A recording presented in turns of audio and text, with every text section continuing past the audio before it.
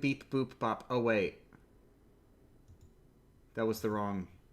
That's the wrong... That's the wrong... What? Oh. Is this the wrong? This can't be the wrong. I'm confused. I'm very confused. There we go, I found it!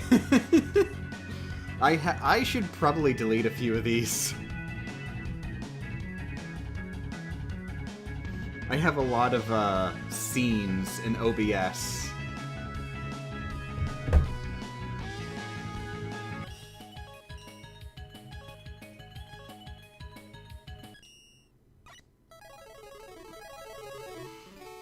Okay, good morning everybody. Just give me some technical moments. Seems like the game's too loud. The game is way too loud right now. The game is way too loud right now, right?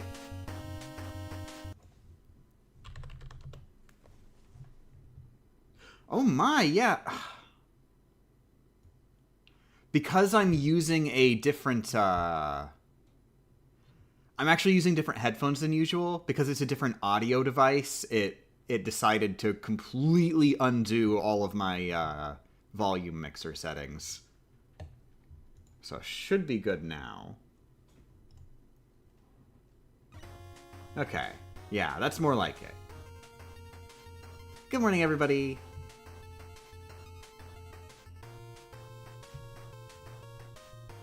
Allow me to continue having technical difficulties, pretty please.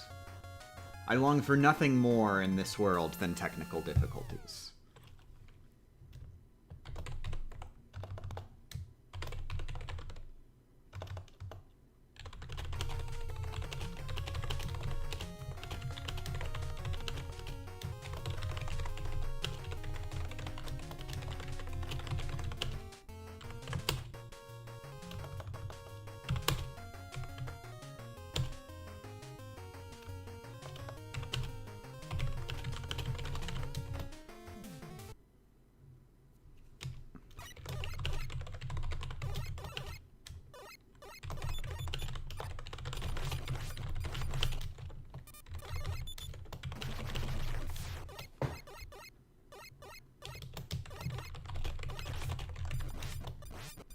Wait, what is password for?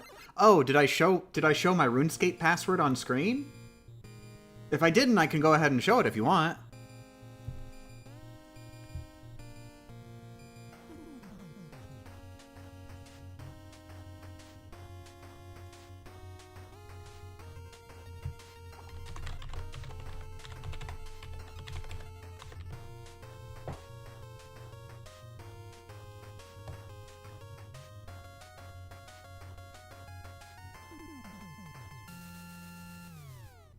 Oh, were you asking literally what is the password mechanic in this video game for? It's your save file.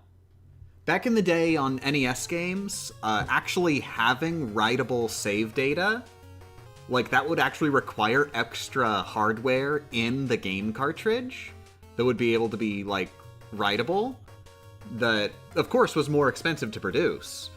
So a lot of games would get away with not having any save data, like in the way that modern games have them. Rather than writing to the cartridge anything, it would just like give you a password, which the password is functionally just encoded save data. And you just write down the password and then put it in when you boot the game up again so that you could continue where you left off. But that doesn't matter for us because we're beating the entire game in one go. So, the password may as well not exist.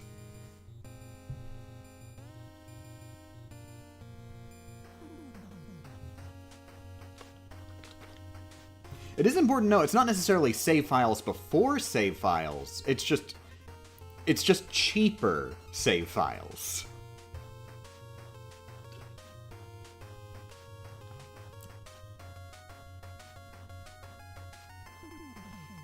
I knew a lot of NES games did not have proper saves, but never encountered that feature. You gotta play more NES games. All the good ones have password saves. Opinion on the Chao Garden from Sonic Adventure 2. It's wonderful. I just wish they stopped forcing me to play all these platforming stages. Just let me get to the good parts in the garden, okay? I would like to raise babies. I would like to make my babies fight each other in the karate arena, please.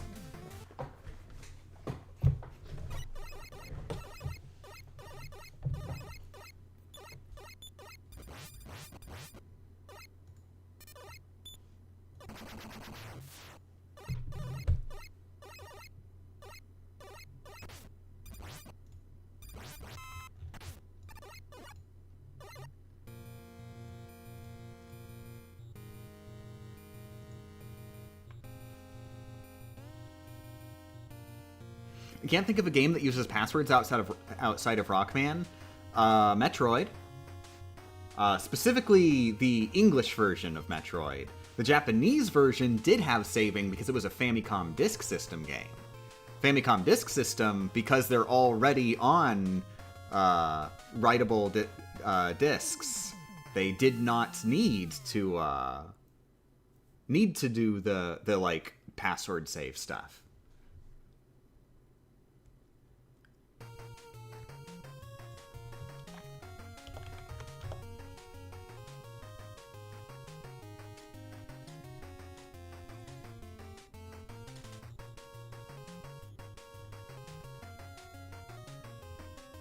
Why is it in Japanese? Because I'm playing the Japanese version.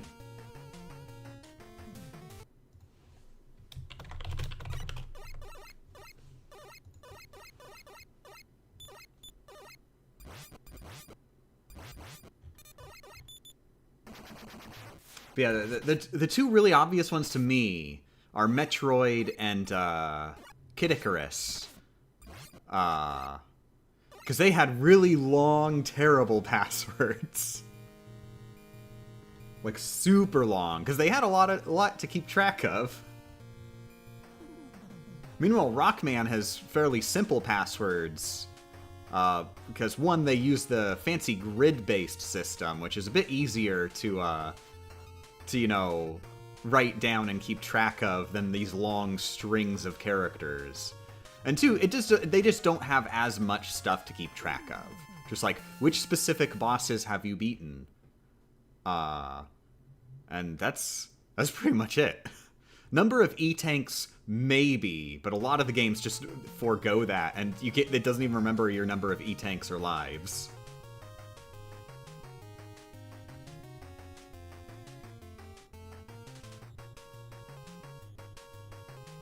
Dragon Quest has passwords? Only the English version. Japanese Dragon Quest has save files. Wait.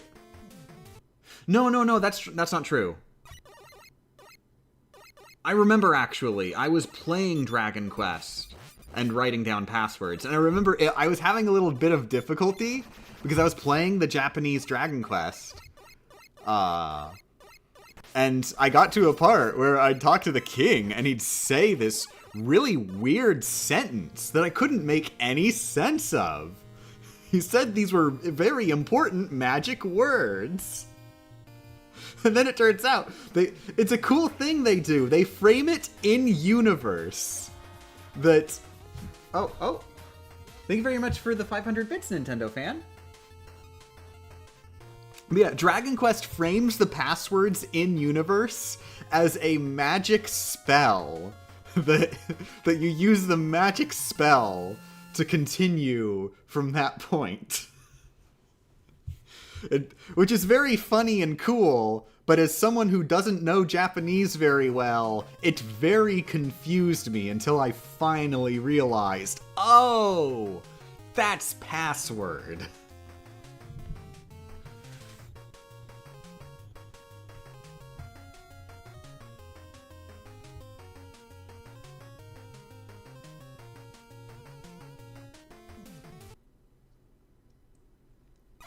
I guess you could use passwords in this run if you had to leave in the middle of it and you could come back.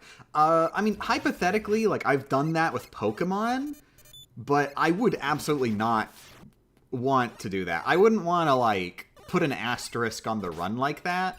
Pokemon, it was kind of just required because of how long the run is.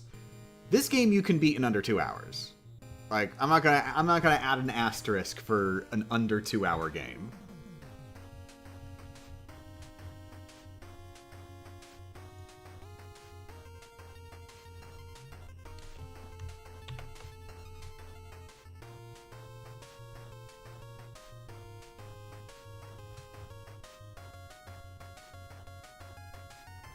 Okay, I have officially advertised the stream on www.tweet.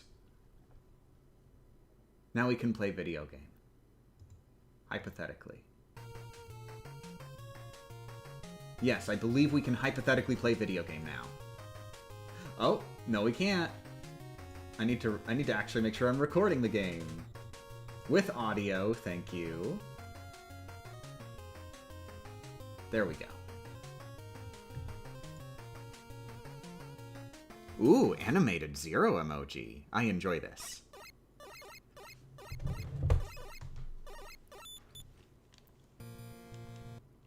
Okay, real quick, before we actually get into a run...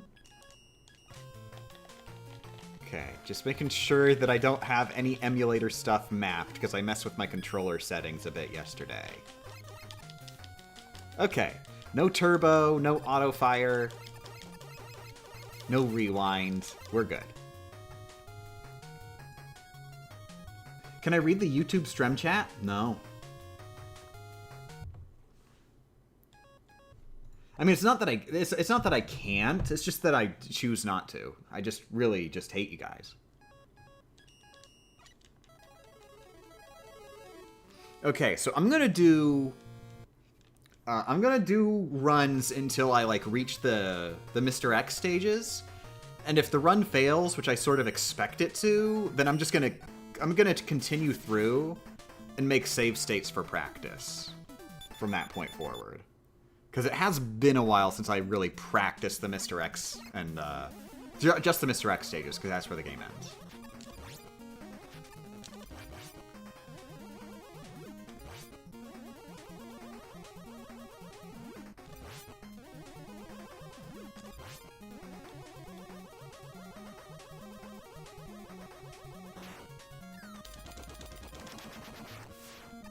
How's it going? Any opinions on Dragon Ball Sparking Zero? So I really, really, really want to play every single Dragon Ball game in release order. I've so far on that journey, where I am in that journey of playing every single Dragon Ball game in release order is that I haven't read the manga yet. So I'll get back to you on that.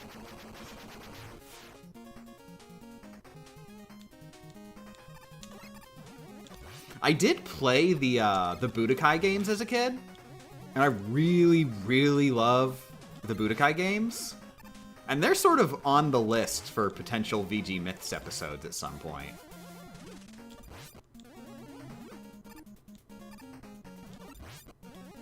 I might just go ahead and jump forward and play the Budokai games.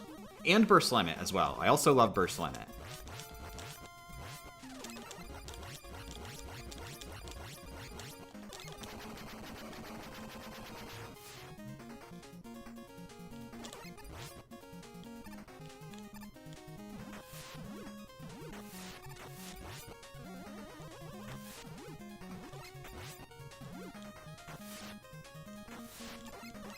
Did Tears of the Kingdom pauseless ever cross your mind? Yes, it crossed my mind when the game was announced. I haven't played Tears of the Kingdom yet, though. So, end of conversation, please.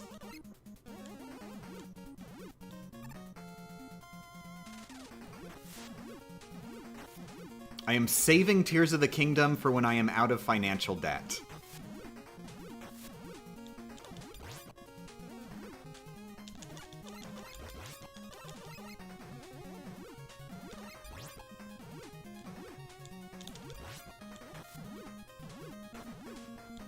Where in this journey is watching all of Dragon Ball, Dragon Ball Z, Dragon Ball GT, Dragon Ball Super, and all of the Dragon Ball movies? Release order.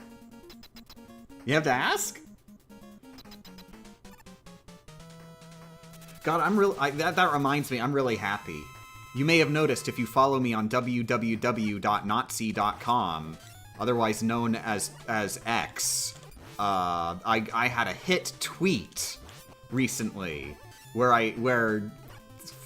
Ace Attorney, friggin' the official Ace Attorney YouTube said it's actually totally okay to play the Ace Attorney games in whatever order you please.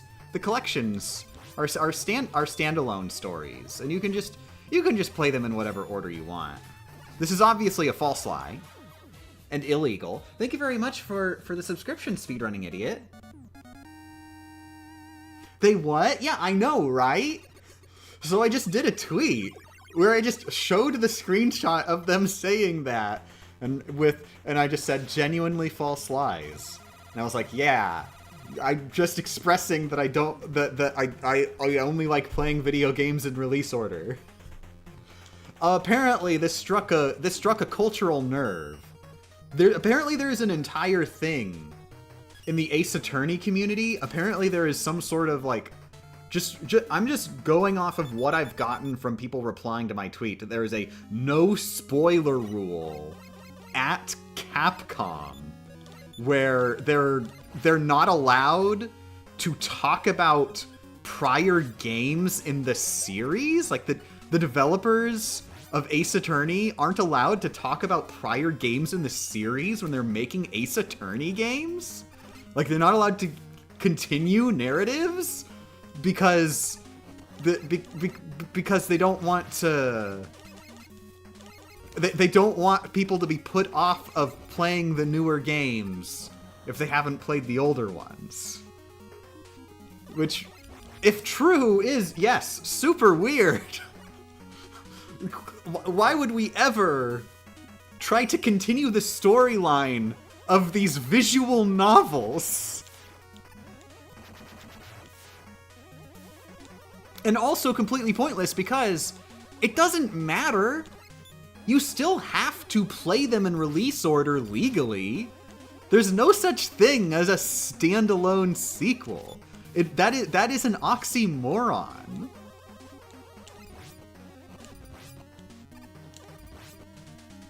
But yeah, apparently I struck a big nerve there because there is some sort of controversy in the Ace Attorney community, which I was completely unaware of.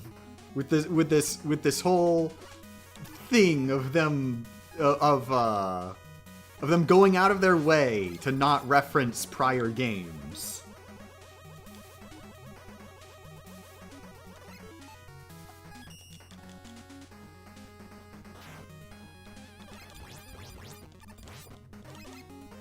But that's not what I was talking about. My tweet has exploded for exactly incorrect reasons. I wasn't trying to say that Capcom is evilly trying to get you to play later games before the earlier ones. I'm saying, no, it's evil to play video games out of release order, period, in any context whatsoever. I'm just saying that I am running a cult here, where you have to play video games in release order, okay? It's much simpler than you're making it out to be.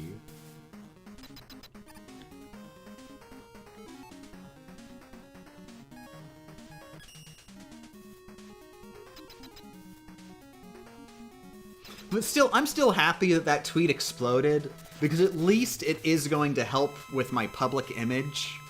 Because, I'm known as the challenge YouTuber. I do stupid challenge runs of video games, and everyone's always like, haha, can you punch without jumping? Dark Souls without jumping, haha. Minecraft without jumping, haha. And that's my whole identity. And I don't want to be that. I want to be the crazy cat lady who plays video games in release order. I want to be the crazy cat lady who pets the cats in release order. That's who I really truly am deep inside.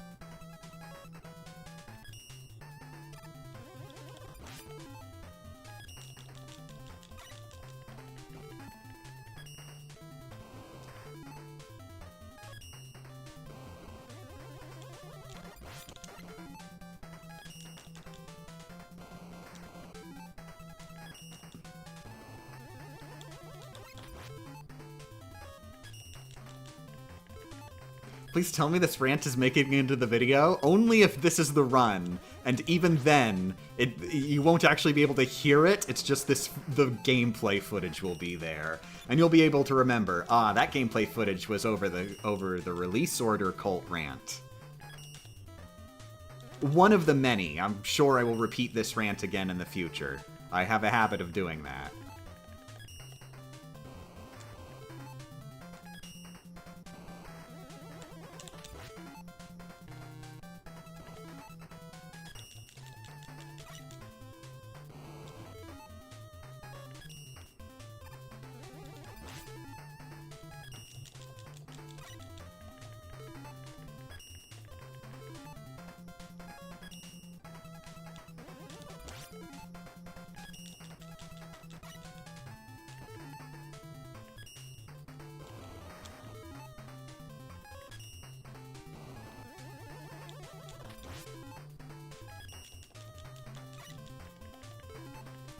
Okay, to be clear, I mean the idea of taking care of your cats in release order is funny.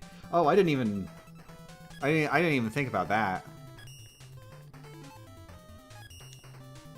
I also like to take. I don't think it's funny, actually. I don't think it's funny. I think it's very offensive that you find my cult funny. These are very personally held beliefs. I'm gonna tell my cats about this.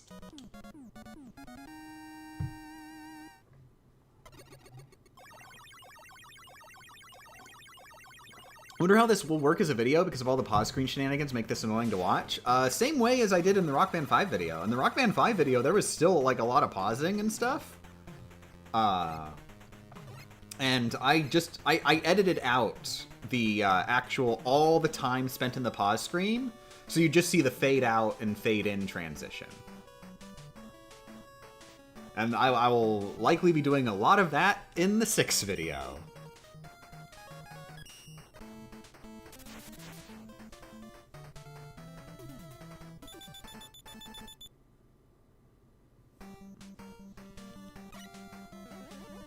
Lady, having a cult is illegal to begin with. Cults aren't illegal. It is not illegal to have a cult. I mean, like, cults tend to do illegal things, but, like, you can have a cult. Like, friggin', that's not illegal. Like, friggin' cult is just a fancy name for a religion that's not as popular.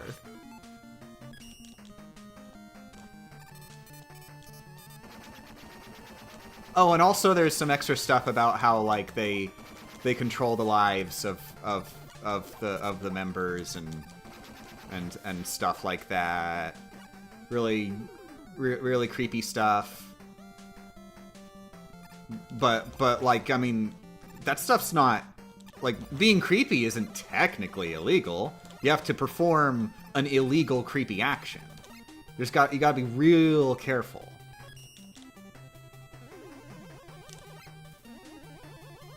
Look, the point is, please, join my release order cult. I pinky swear that it's not a cult. I am very bad at this.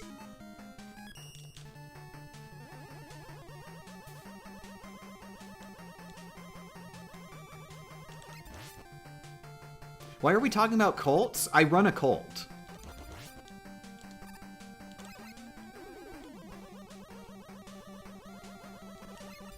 The cult is the Kingdom Hearts play order.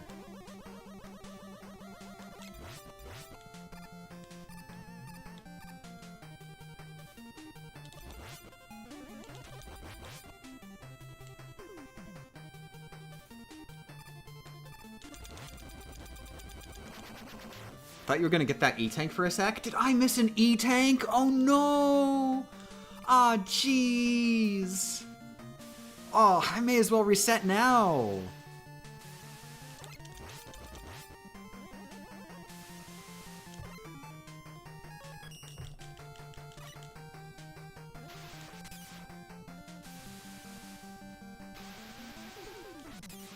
What if release order and canon order are different? There's a reason I say release order and not canon order. Like that, zero role. Canon order plays zero role in the decision of what order to do things in. Because there is no such thing as a prequel that is not inherently a sequel. Every single prequel that is out there, you cannot safely watch, read, play without having watched, read, played the original. Because every single time, there's always a scene in which a character goes, gosh, future events sure are gonna happen, and turns to the camera and winks, as if you're supposed to know what they're talking about. Every time. There's not a single prequel that does not do this. If they didn't do that, it wouldn't be a prequel anymore.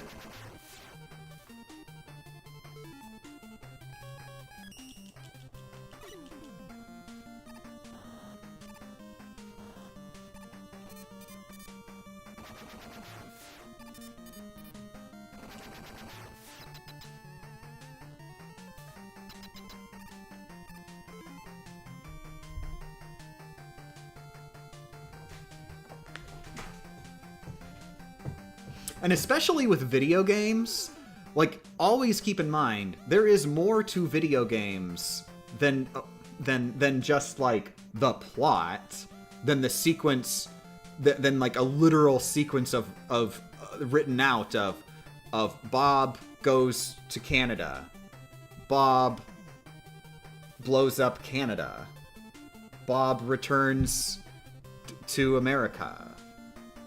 And then the prequel says Bob was born in Canada. Bob moved to America. Like, if that's all you're looking at, then I guess the story might make more sense if you start from Bob being born in Canada. But like, that is only like a sequence of events removed from all narrative. There is only events. There is no story there. And two, if you're playing a video game, well, you see, in the story of Bob is in America, Bob goes to Canada, blows up Canada, moves back to America. In that scenario, well, if this is a video game, Bob is incapable of throwing bombs diagonally.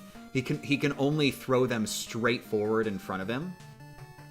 But then you go to the prequel, which is Bob's origin story, where he was born in Canada, and he can actually throw bombs in whatever direction, and the entire game is built around omnidirectional throwing bombs. So that's like that is a direct sequel to the first story, even if it takes place beforehand. Gameplay-wise, that omnidirectional grenade throwing, that's a sequel. It is a sequel. You really do not see in video games a prequel mechanically very often. We've seen it in Rockman, I guess, actually, come to think of it. Rockman 9 is, in some ways, a mechanical prequel to, like, the series as a whole, because they rolled back the mechanics on purpose. But even then, it's still a sequel in so many other ways.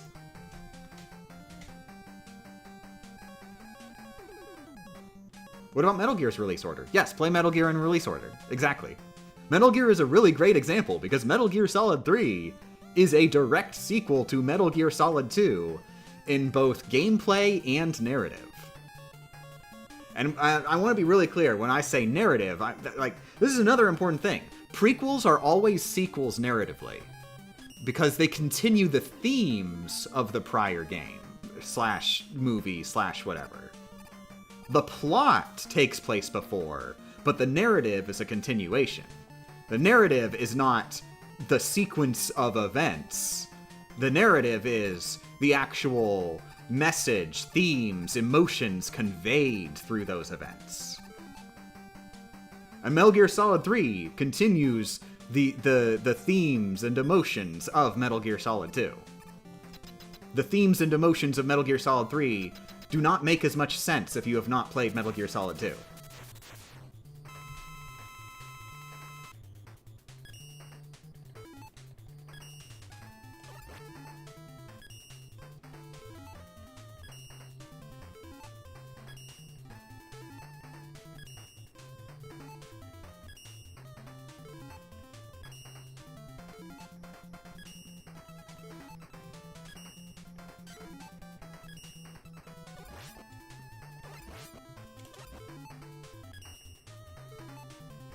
Please roll.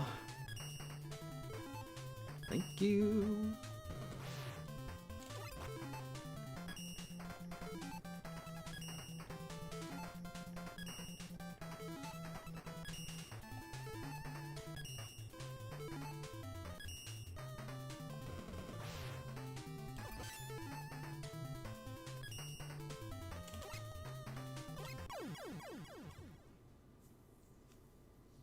What about spiritual sequels like Yooka-Laylee? I mean, I don't know what is the question? What about them? Would I play them in release order? Yes. I would not play Yooka-Laylee without playing Donkey Kong 64, if that's what you're asking.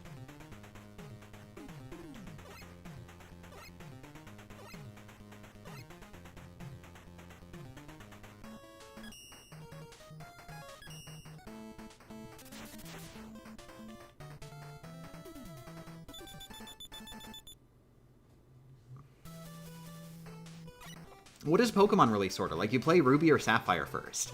It is game-specific, unfortunately, and very complicated.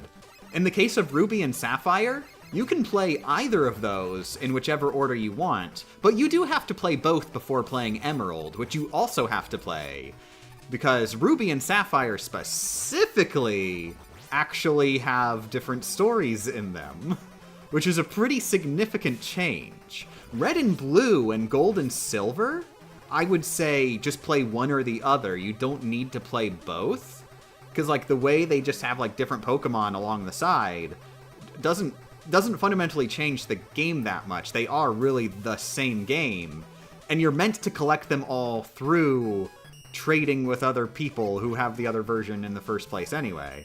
I'm not sure what to do about Yellow version. I'm not sure what to do about Crystal version. Things get a bit more complicated there, but it's far less complicated with Ruby and Sapphire, because Ruby and Sapphire just make it easy by saying you must play them all. They're different enough that you must play them all.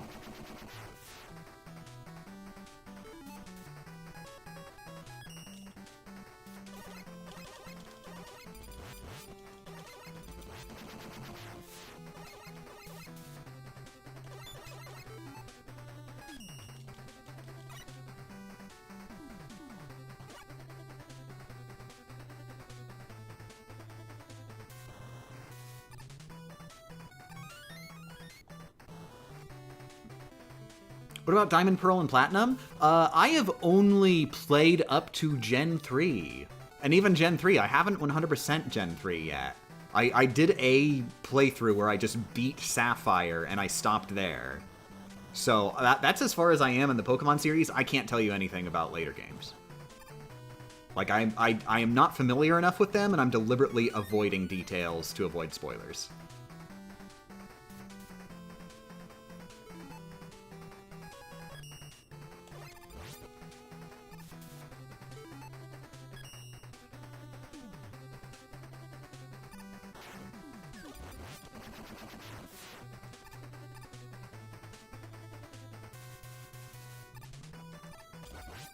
I'm the kind of person where I like to include spin-offs in my release order. Oh, me too.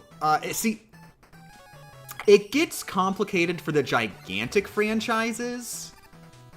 The long and short of it is, yes, realistically, it would be a good idea to play every single franchise in release order, and don't even consider the concept of spin-offs. If it's a game in the franchise, it's a game in the franchise. No excuses. You don't get to be like, but Pokemon Pinball has pinball in it. Pokemon doesn't have pinball in it. Well, you don't get to make that decision. Clearly, Pokemon has pinball in it because Pokemon Pinball is right there. But that was a bad example because I was about to say, like, if it's a really small franchise, like that's just got like 3 games, like the Max Payne series, there's like 3 games. What are you gonna do? Are you gonna say that Max Payne Pinball doesn't count? There's Max Payne 1, Max Payne 2, and Max Payne Pinball, and then Max Payne 3. Why bother even having the debate? Just play Max Payne Pinball. Don't take any risks. But then if it's something like Mario, where there's Mario 1, 2, 3, 4, 5, 6, 7, 8, 9, 10, 11, 12, 13, 14, 15, 16, 17, 18, 19, 20, and then there's Mario Party, Mario Pinball, Mario Kart, Mario Smash, Mario, all those, well, then it gets really, really complicated. And I think you are forgiven for skipping some spin-offs along the way. It's not that you don't need to play the spin-offs. It's more that it is a sin, but it's one of those sins where it's sort of like, I mean, it's like, what are you gonna do? Not sin?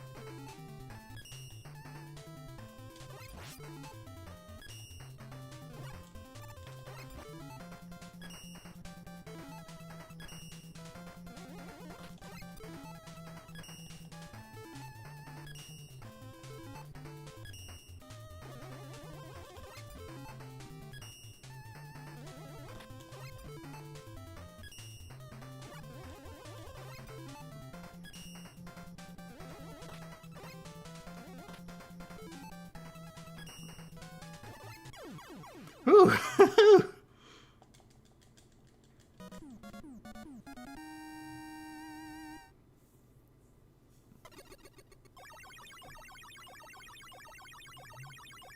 Wait, you could avoid the feathers with a slide all this time? Yep. Yeah, the feathers are... The way the feathers work, the top feather can be walked under, and then the middle and last one have to be dodged with a slide.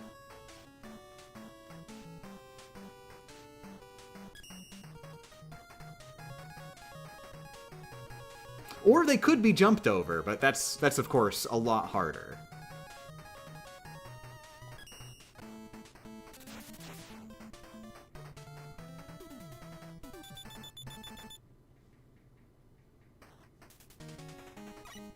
Also, sorry, I am sort of stopping the whole release order discussion a bit, because I do have to pay attention to this game somewhat. I've just realized, attempting to beat a entire video game without getting damaged at all in any way capacity, and having conversations during it is difficulter. I would like this to be easy.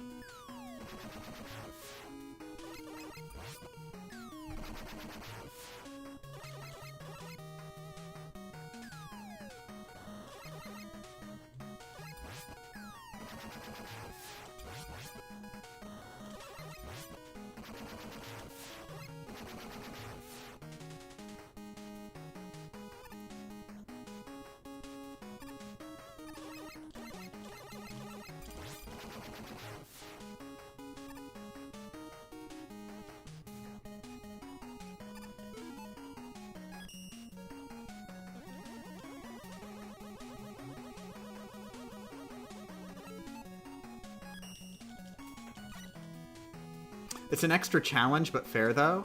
Well, see, I don't want there to be an extra challenge. I want this to be as easy as possible. My goal when doing challenge runs isn't to, like, do a really hard thing. My goal is to just get it done as easily as possible. Find the path of least resistance. Absolutely try the least.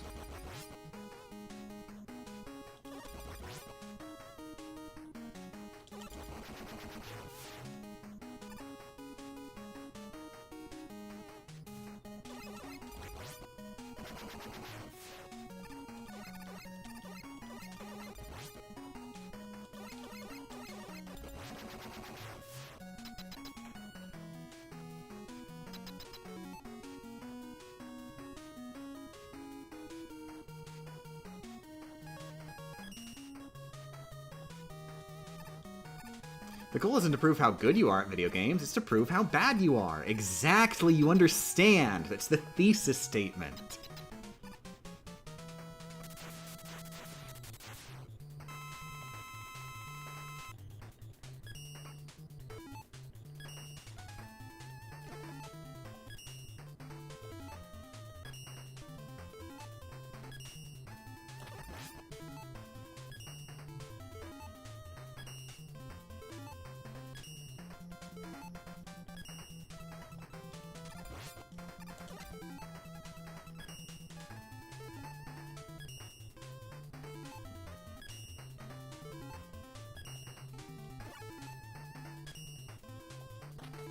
Oh, I'm dead.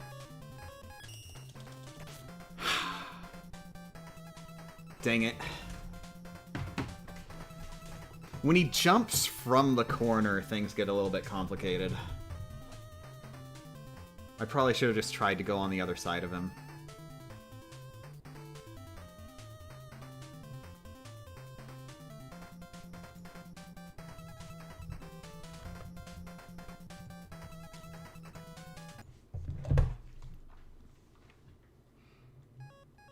Not too disappointed, though, getting to the 5th stage in on my first try after taking a day off.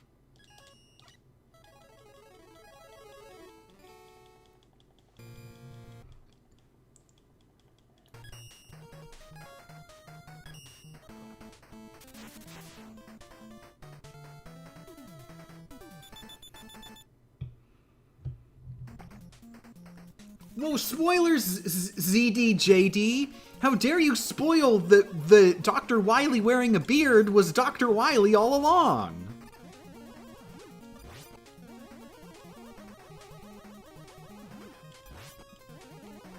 By the way, preview of the video. I am never in the video going to refer to Mr. X as Mr. X. His name, canonically, in the video is going to be Dr. Wily with a beard. And then at the end of the video, you will find out Dr. Wily with a beard's true identity. It will be a shocker.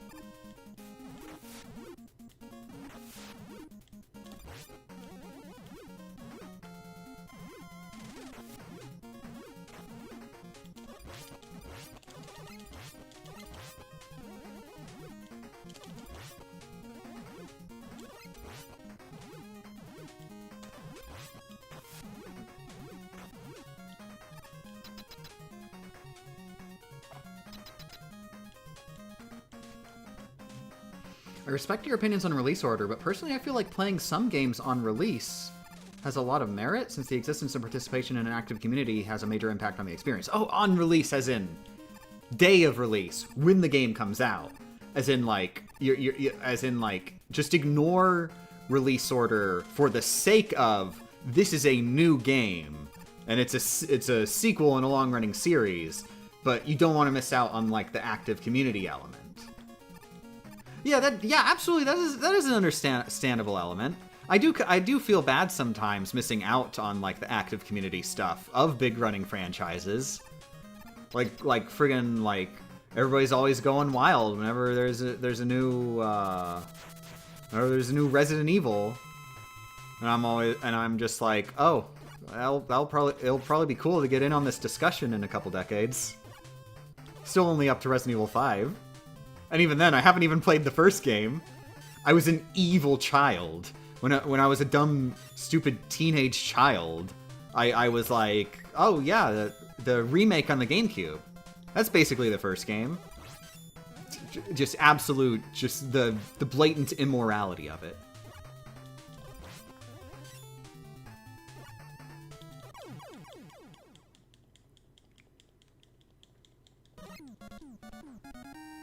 Like, I still personally care more about actually going in release order. I'm not as big on getting into the community stuff, is probably a big reason on that. I'm a loner. I stand alone. I game alone.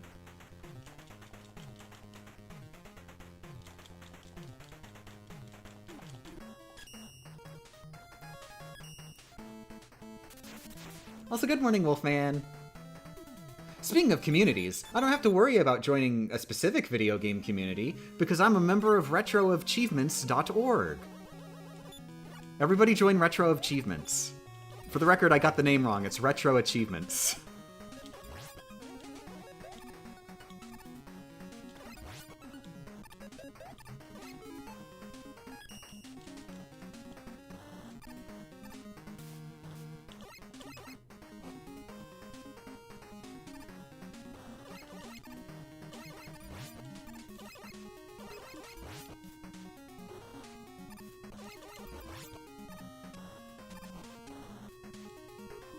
Not putting the full link in because I don't want to risk getting blocked. It's okay. I'm pretty sure it'll allow you if you post retro achievements. Worst case scenario, it will just not post the link. It'll like hold it, but you probably won't get banned. If we never see Wolfman again, then we'll know what happened.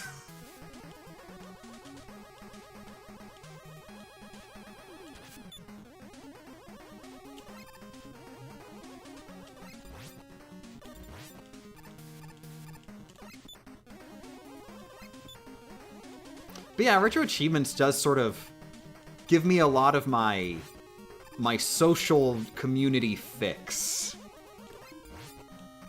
It very much helps that, you know, I don't have to play the big new specific game. I can just play a bunch of old games, and I'm still, like, doing stuff in the community.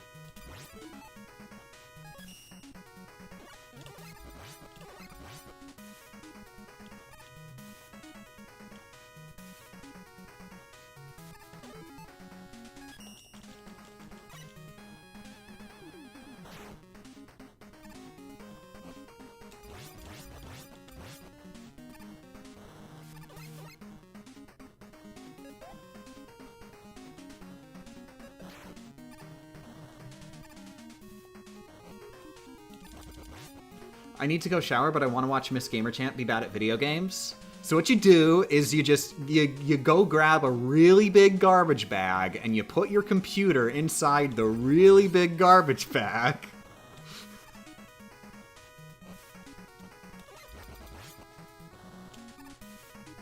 For the record, this is a joke and I'm not going to continue it. Please do not put your computer inside a really big garbage bag and put it in the shower. Dagnabbit.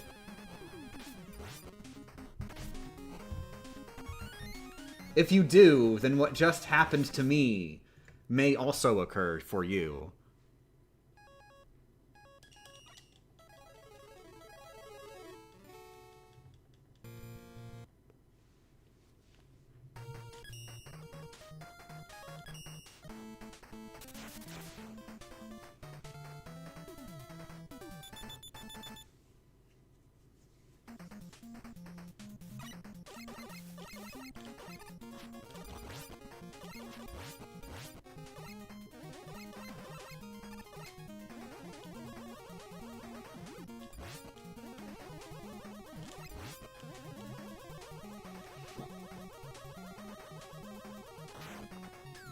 That's weird. I would expect every Rock Band game to have a Mr. Perfect analog. Pretty sure the only Rockman games, at least a classic series that we have right now with Mr. Perfect, are 1, 2, but for PC Engine or something like that.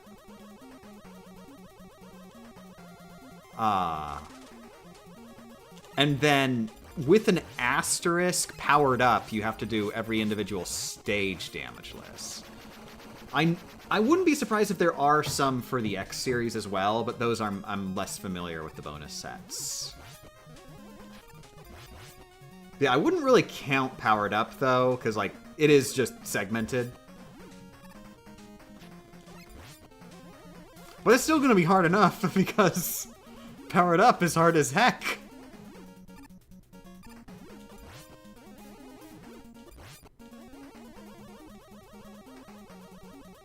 Nine and 10 as an in-game achievement? Well, 9 and 10 aren't on retro achievements yet. Once we get Wii support, though... Ooh.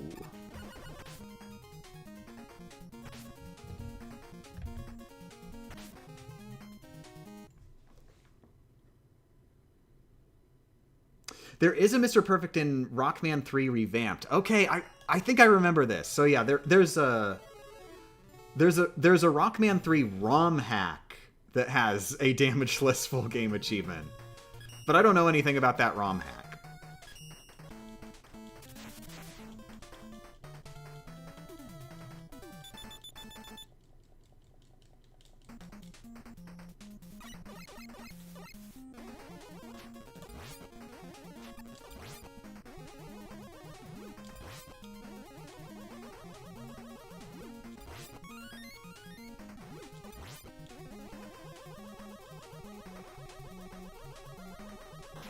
It's worth checking out casually, at least. Oh, of course! Once I finally finish every single Rockman game on the site, I will go through every single Rockman hack on the site. Give me a couple minutes. There's a lot of Rockman games.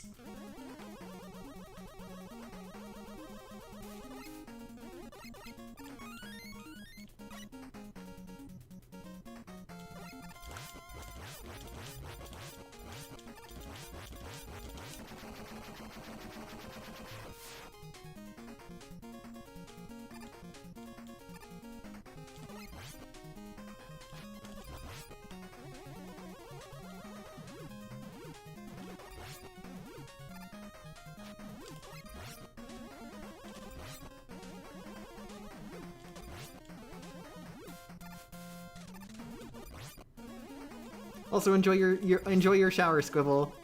Thank you for not bringing your computer in there.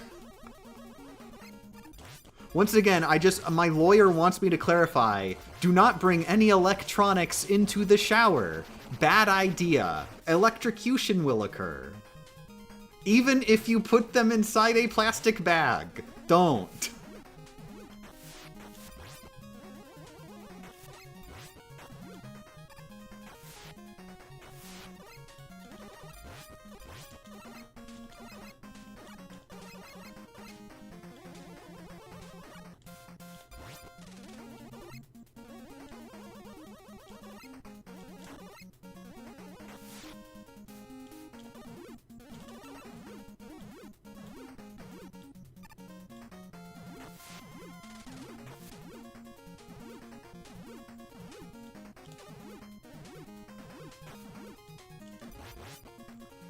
Ooh, yeah!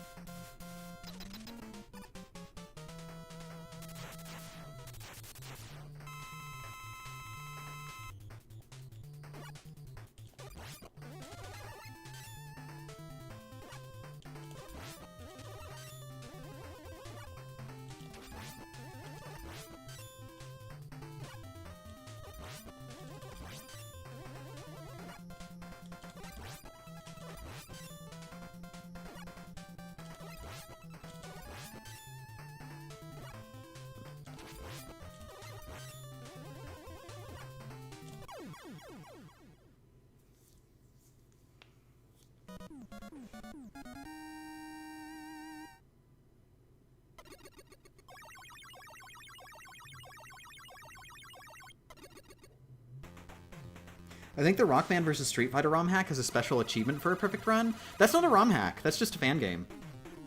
An official fan game. But still, it's not a ROM hack.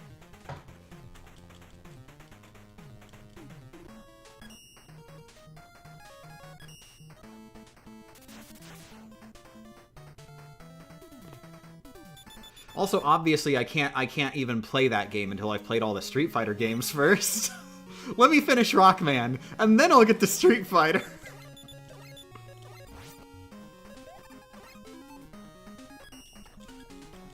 I have played and beaten Street Fighter 1. That is a thing I have done. So I'm further on Street Fighter than I was a couple years ago. Get off my back, okay? I'll do it eventually.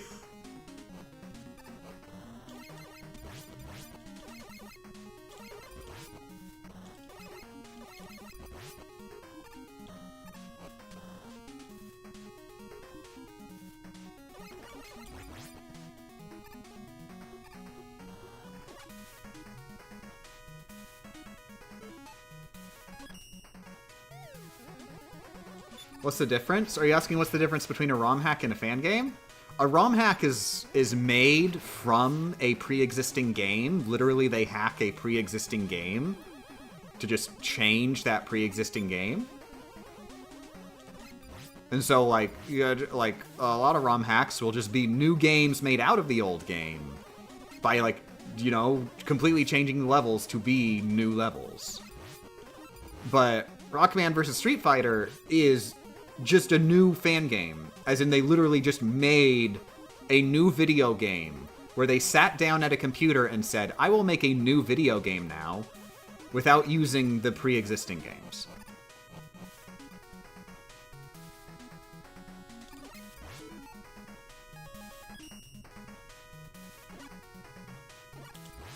It doesn't run in an NES emulator. That's an important distinction. It aesthetically looks like the NES games, but is not an NES game.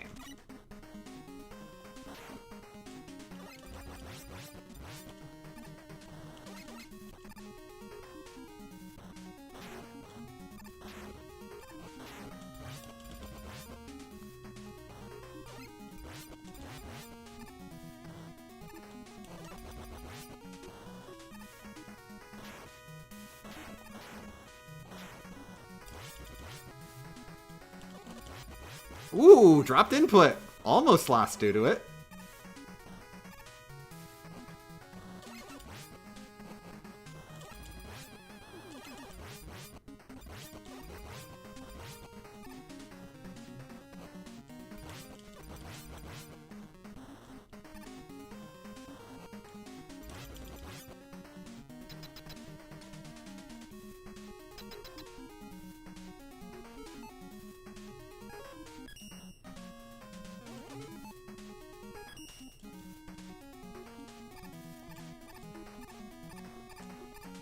Good morning, FLKD. Thanks for joining. Heart emoji.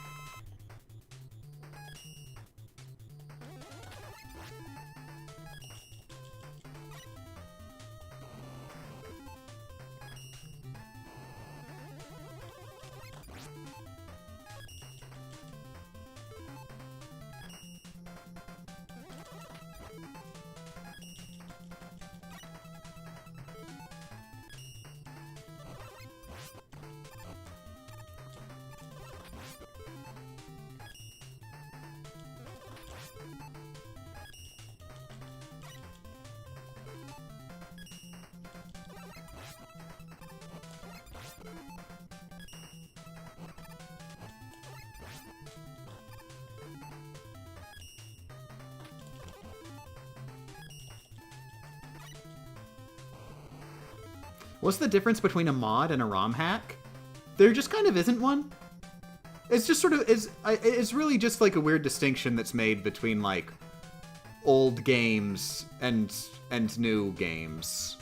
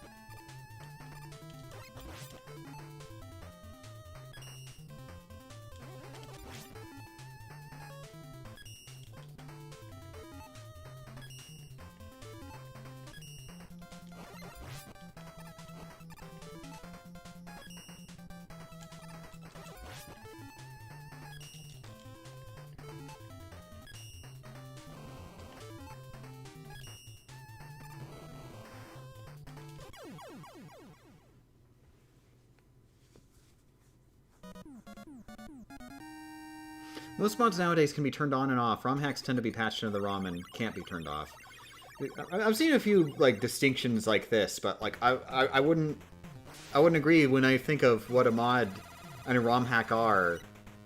Like I can think of exceptions where a mod actually modifies the game file. It is just a new game file. There are mods that do that I would call mods. Like, you can't turn it on and off. It's just a different game file now. Like, I wouldn't... I really do think it is. It's just like a cultural thing that an NES game's mod is called a ROM hack, and a PC game's mod is called a mod. And it's just... It really is just that simple. Like, just people have different words for the same thing, just in slightly different contexts.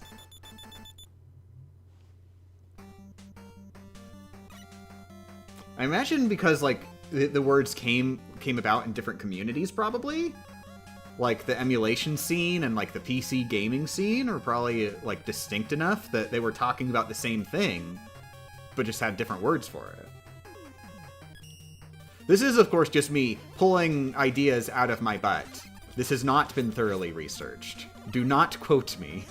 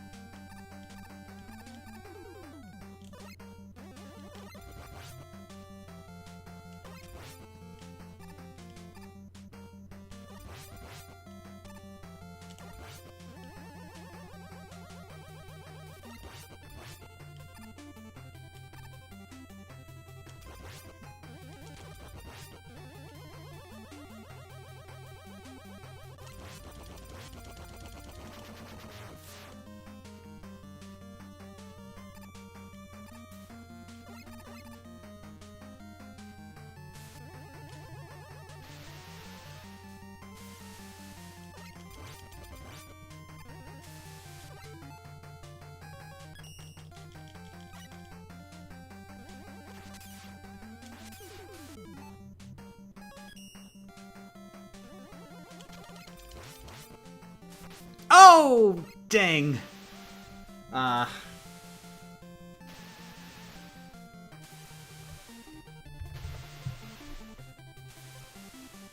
Maybe I should just use Flower Barrier there for a bit of safety.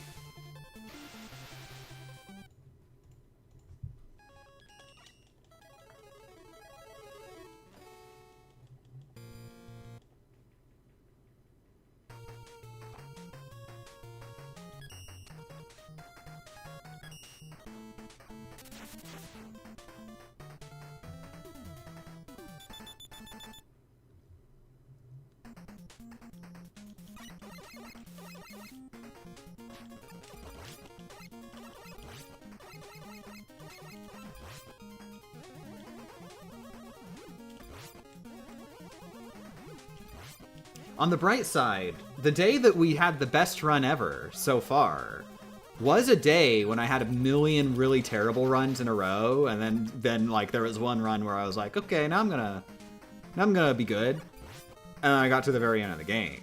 So like, it's pretty good omen that I'm sucking a lot right now.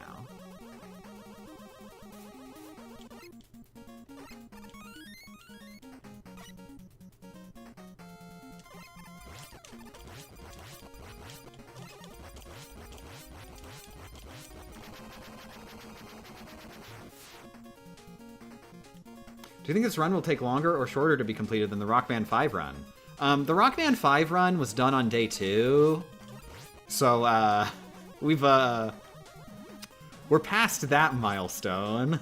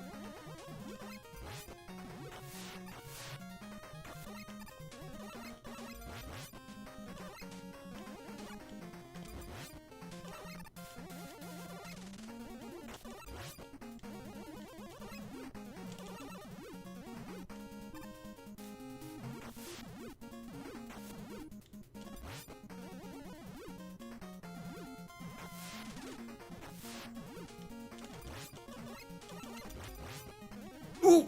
Ooh!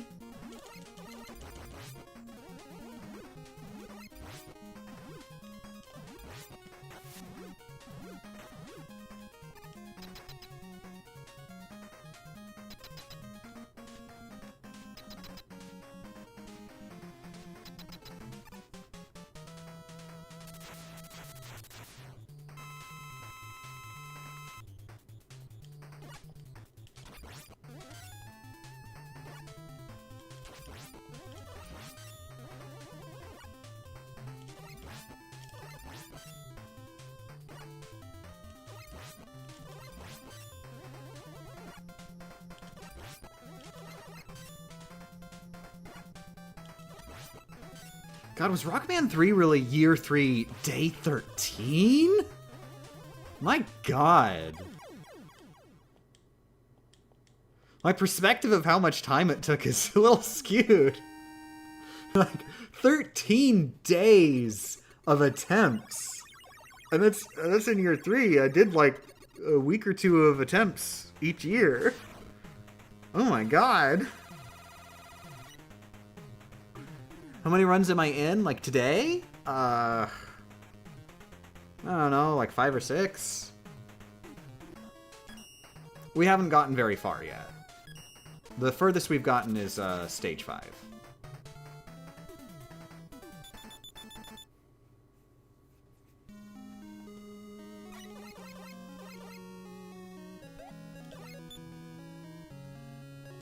Now, cool thing is though, Patreon is now on a monthly schedule, so I don't have to worry as much about oh, this is way too hard and taking too long for me to do this. I've got to stop so I can actually get a video out.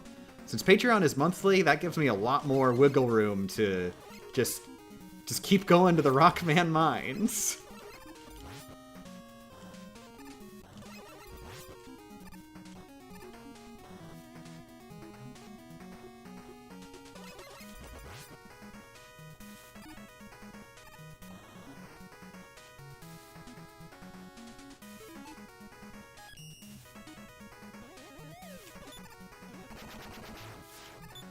For Yamato Man, why not take the shortcut at the beginning of the stage which has like 2 enemies? I have no idea what you're talking about.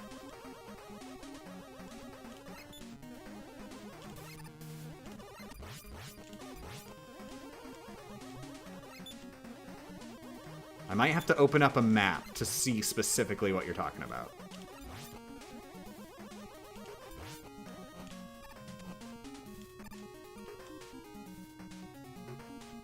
There may be a reason I'm not doing whatever you're talking about, and I may be stupid.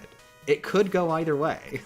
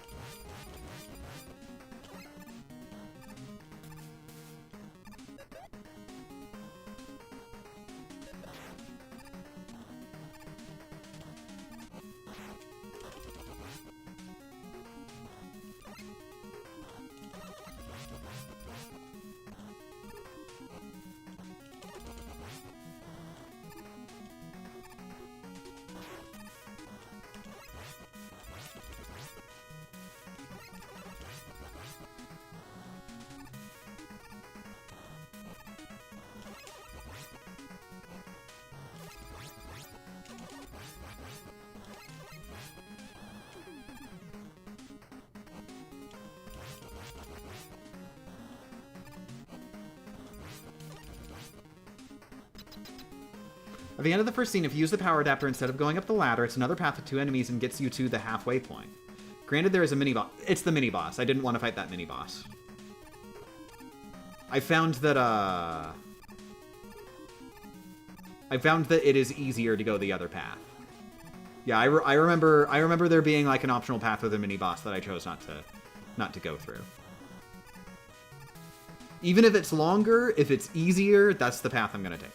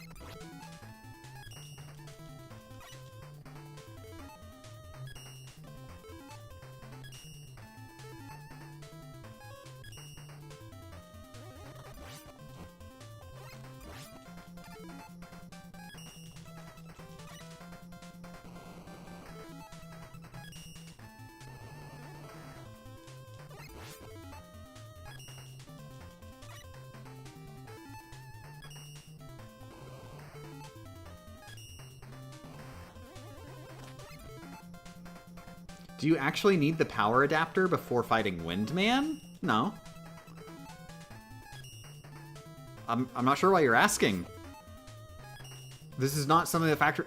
Windman doesn't really factor into to my stage order at all, because Windman 1 is easy to beat, and 2, I don't need his weapon.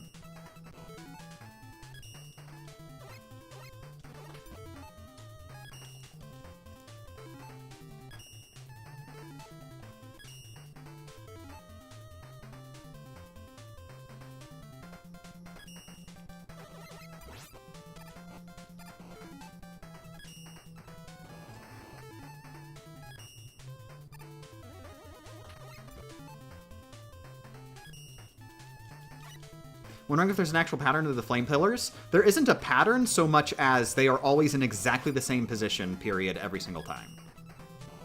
It's just, it's relative to Flame Man. So, I don't want to take the risk of, like, judging the exact positioning myself. Because I'm not very good at that. That's why I always use Jet, to give me the ability to just reorient myself where I know is safe.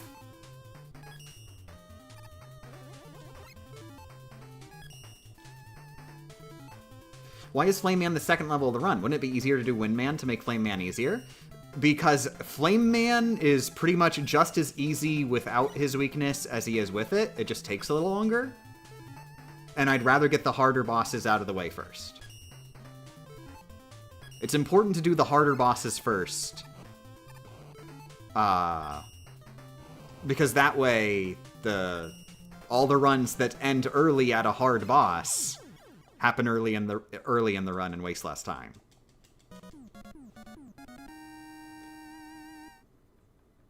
And also for Windman stage, I'm pretty sure I use other weapons a lot. I use Blizzard Attack, definitely. I definitely need Blizzard Attack before I go to Windman stage. And I'm not fighting Blizzard Man without Fire Blast. So there you go. There's a pretty good reason.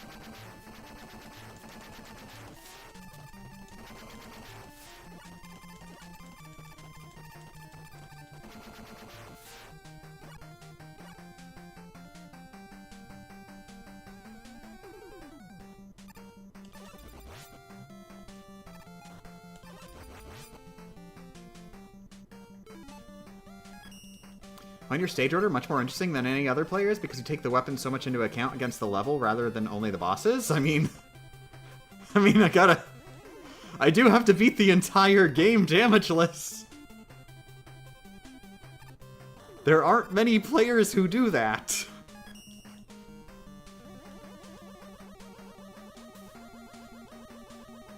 I wouldn't factor it in if I was doing segmented. If I was doing segmented, like, I beat every single level of this game damageless segmented years ago without having to do any strategizing. Like, you don't need to strategize that much if it's just individual levels.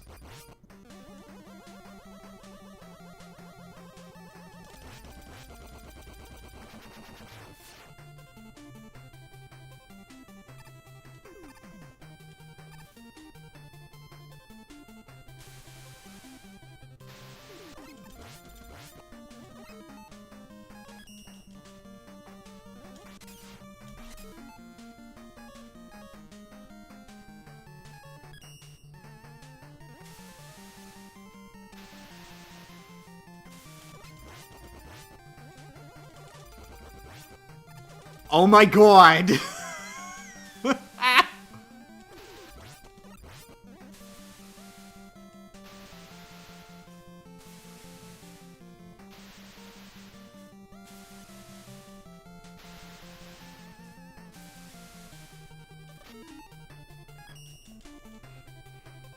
Good. The run around waving my hands in the air strat worked.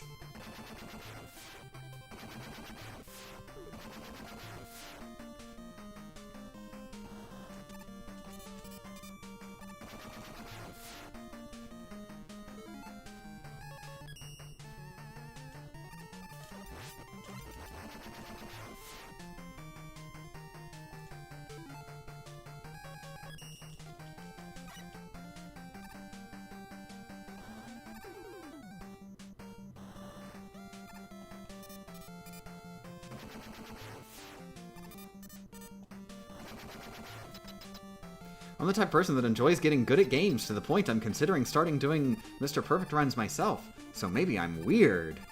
That is the most normal thing anybody has ever said. No, only normal people try to beat entire video games without getting hit a single time.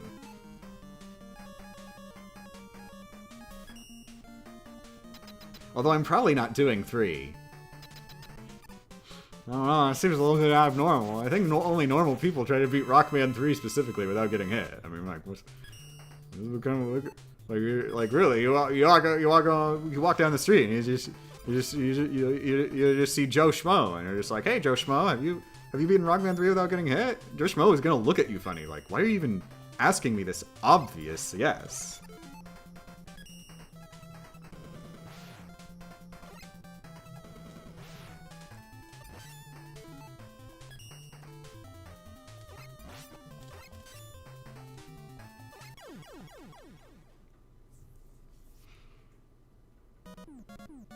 What about getting all achievements in a game? Is that normal?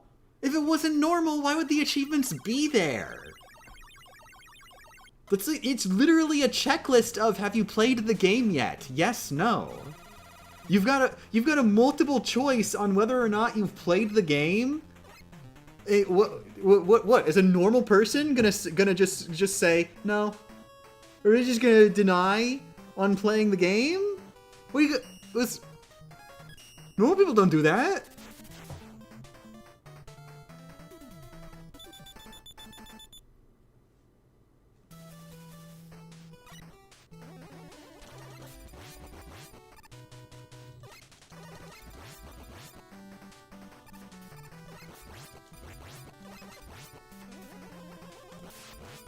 Oh my god!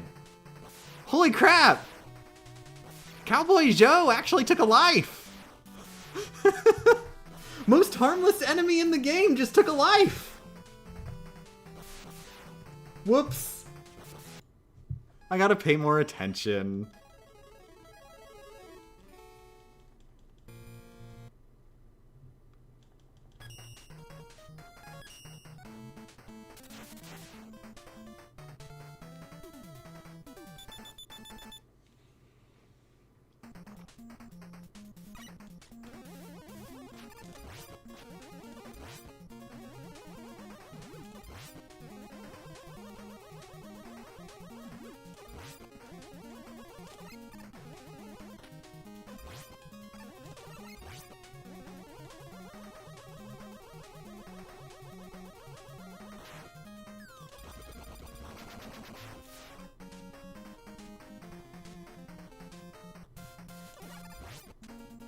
You enjoyed your shower. Oh, thank God. Congratulations. I should do a challenge run in Placid Plastic Duck Simulator. Unfortunately, I haven't done a casual playthrough of that, nor have I heard of it. Is it good? Does it have game mechanics? Like, is it an actual video game? Because, like, when I see something with simulator at the end, half the time, 90% of the time, 95, 99% of the time, anything with simulator at the end of the name isn't actually a video game, it's just YouTuber bait. It's just like, hello, here is my weird, wacky, zany video game for Game Grumps to play and advertise for me.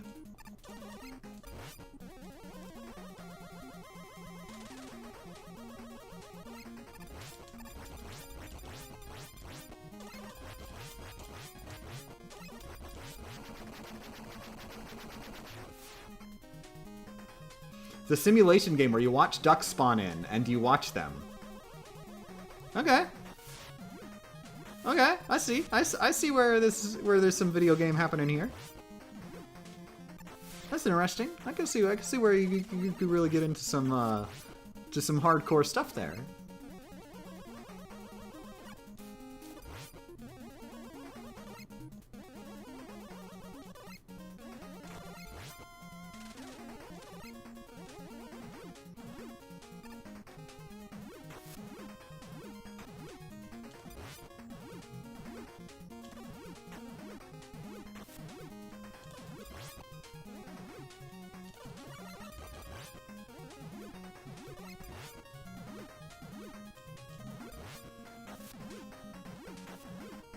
Please do not mention the unholy name of Game Grumps. The Game Grumps, basically Aaron, is responsible for an impressive amount of bad takes about video games.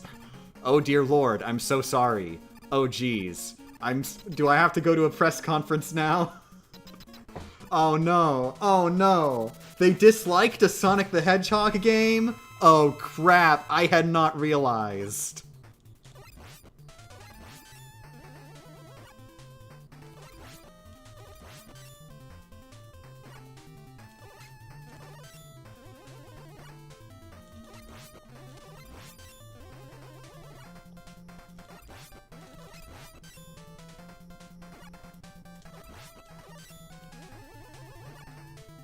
Truly, JonTron will go down in history as that guy who was friends with that guy who disliked a Sonic the Hedgehog game.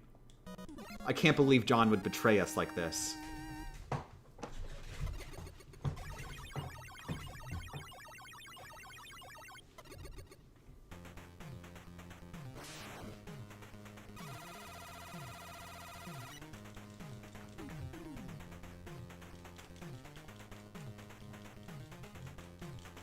Game Grumps are just boring. Yeah, I watched way back when I watched some of their early episodes. I was watching them for a bit, and I did get a bit tired when, like, it became clear that they wouldn't talk about the game very much, and they just keep going like butts, butts, butts. And, like, I was just like, you know, for a little while, I was like, yeah, butts! Butts! Ah, butts! And then I started, you know, I was like, I kept tuning in the videos going, okay, what's next? Are you going to advance this discourse? And they just kept going with butts. And eventually I was just like, all right, you know what? I understand butts. I need to expand my horizons, and you're just not doing that for me.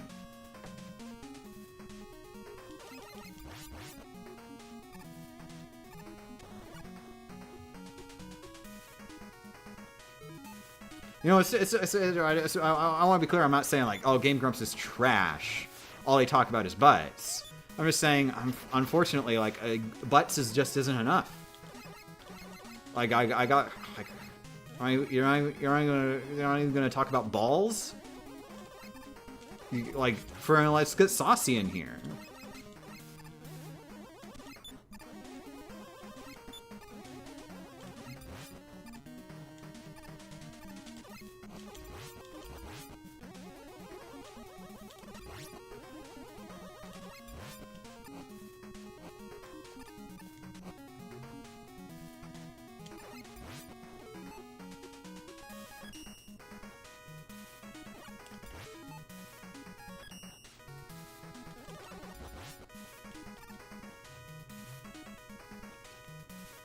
In more recent Game Grumps, Aaron actually does talk about balls. Look, you know, okay, maybe they finally started talking about balls. It's too late. Like, the time has passed. Like, I am already out. I'm just sort of not interested. Like, it's just we're so far beyond the please talk about balls.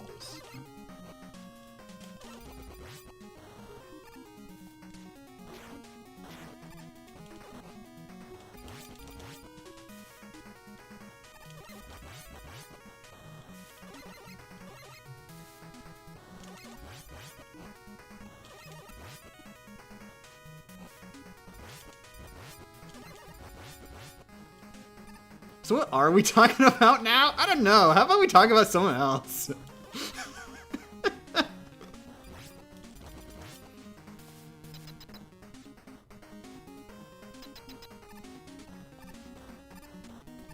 Now, as an actual take, the main problem with Game Grumps is that show gets stale really fast and they end up over relying and making Aaron play games he is bad at to get him to rage. Which independently, okay, I can't read that much while I'm trying to beat Rockman without getting hit, but interesting take. I wonder what the end of the sentence is. I guess I'll never know.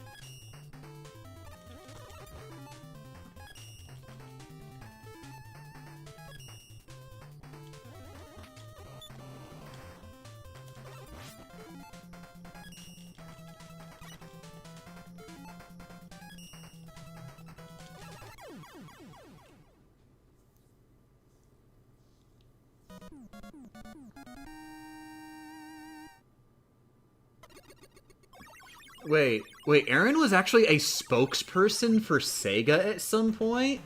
Like, Aaron was literally, like, on Sega payroll to talk about how much he hates Sonic the Hedgehog? Is this an actual thing?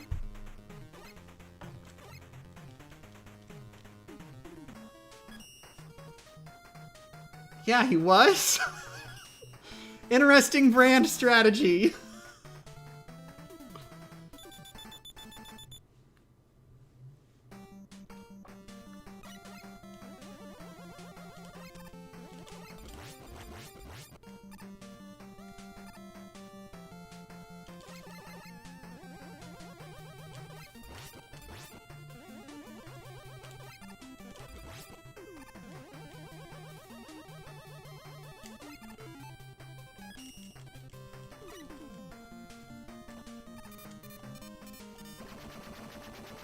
Aaron was the Sonic ambassador from 2020 to 2022, and he was featured in a special thanks to Sonic Mania.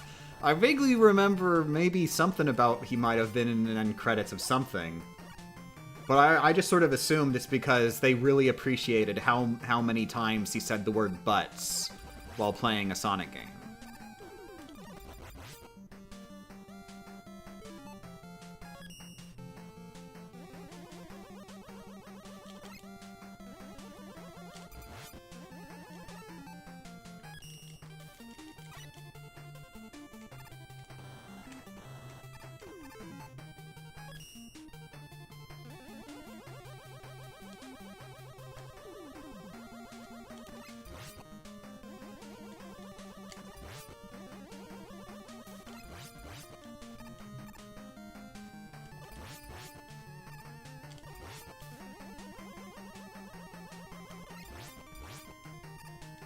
They fortunately learned that positivity is a lot more fun for video game marketing than self-loathing.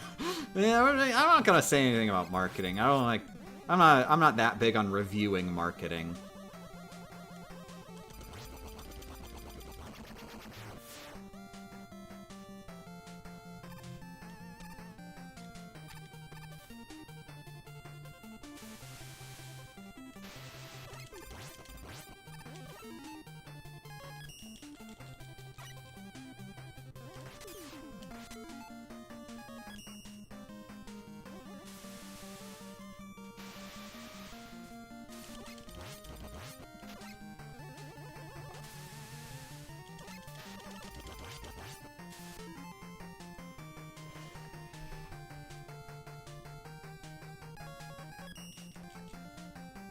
Aaron is comically bad at Sonic games, so for him the game was just a frustration generator. Tiba, I'm fine with Aaron's takes until he tried to say you had this experience, that's where I had the line I say that's just BS. Yeah, I don't like the same video games as him. But I mean, he's entitled to his opinions. If Sega hears a person's opinions and says, this is the opinions that we're gonna make a video game out of, that has nothing to do with Aaron whatsoever. Like, Aaron is literally uninvolved in them making video games out of his opinions.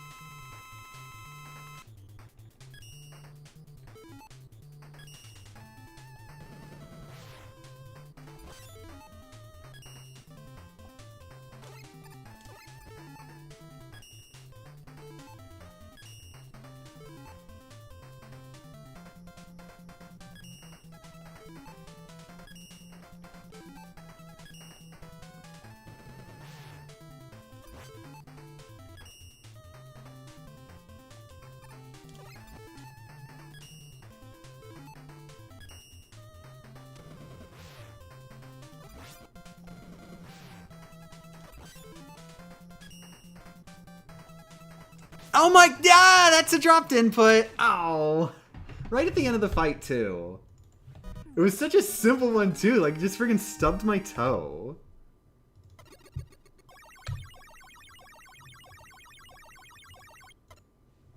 But yeah, that was a dropped input. I tried to jump, and Rockman was just like, I feel like stubbing my toe.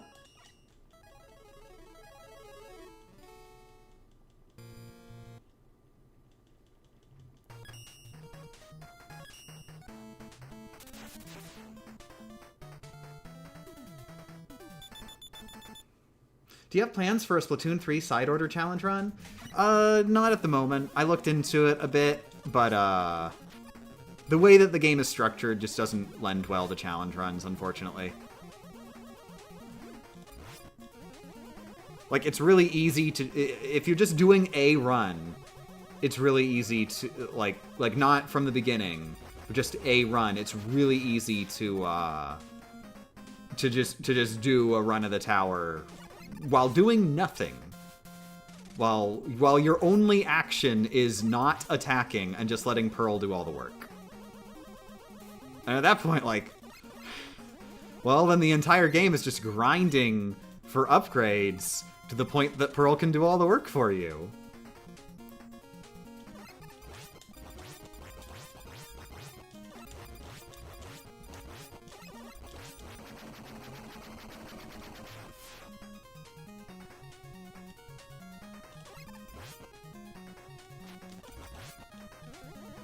Any Digimon games you enjoy, even casually?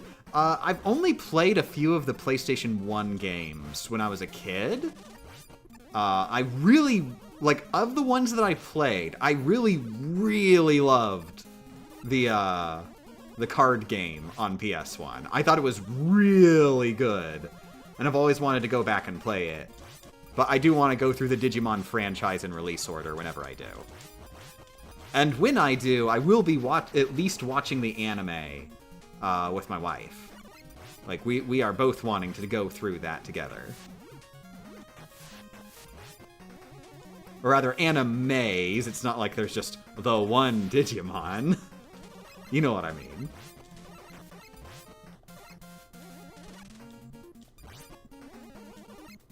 But yeah, the ones I played as a kid were Digimon World, which I didn't get very far in, but I did like it.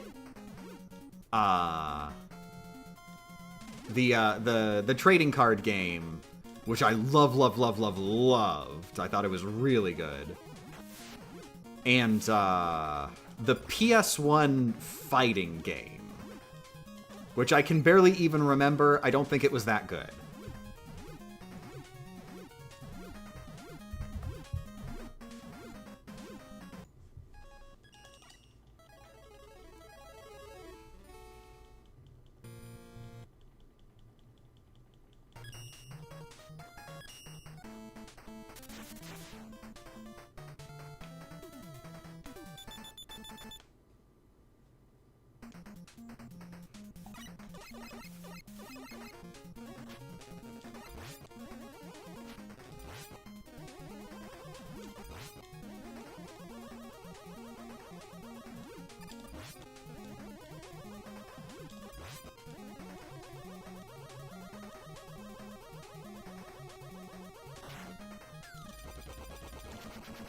Digimon is technically a Tamagotchi spin-off, which is kind of hilarious to think about. Yeah, fun thing that I didn't realize, but that makes so much sense in retrospect, is that Digimon World is the first Digimon video game.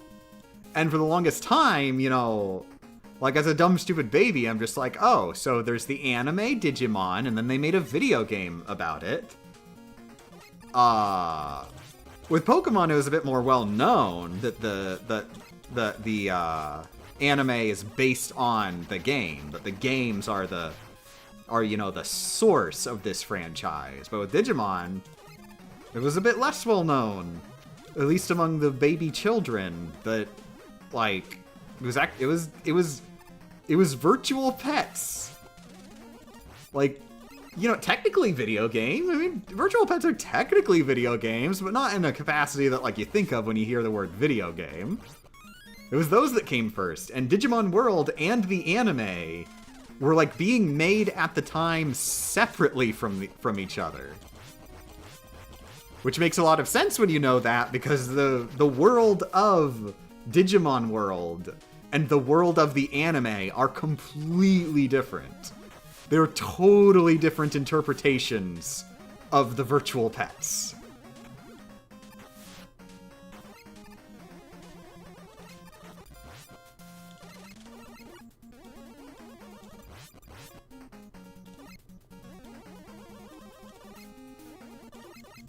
I forget where I was going with that thought. It was just an interesting experience as a kid playing Digimon World after watching a bit of the anime and being like, where's all the anime stuff?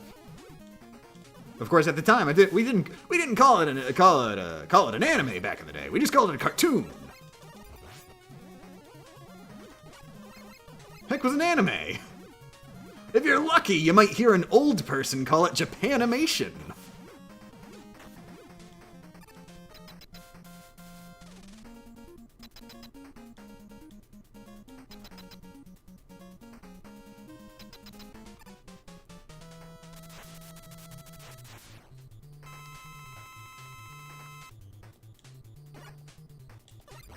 When I was a kid, everyone called anything animated Mickey Mouse. You know, it's like how you call your Sega a Nintendo, but you just look at you just look at Avatar: The Last Airbender, and you're just like, oh, the kids are enjoying their Mickey Mouse.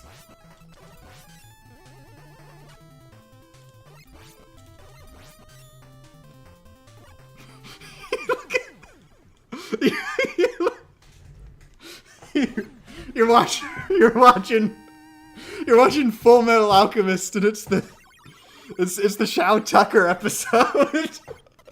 And you walk out of the room saying, "Are you enjoying your Mickey Mouse, son?"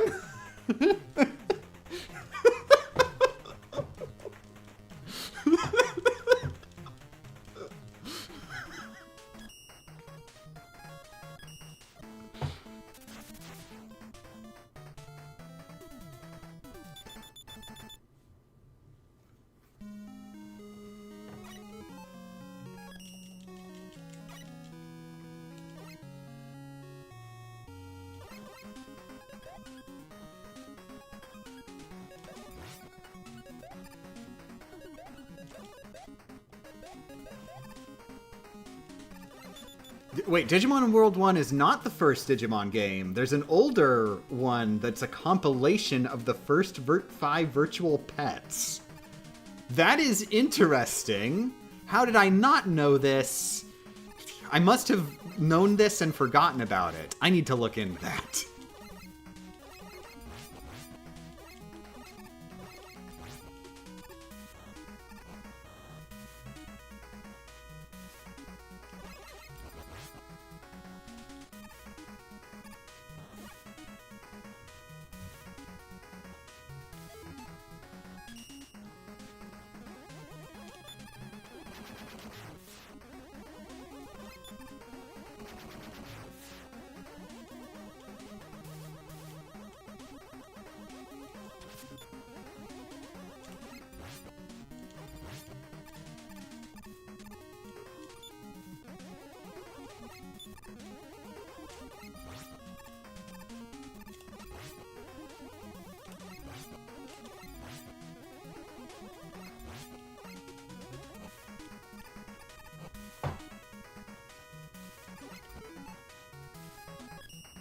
It was a Saturn game, Digital Monster Ver S, and this definitely came out before Digimon World.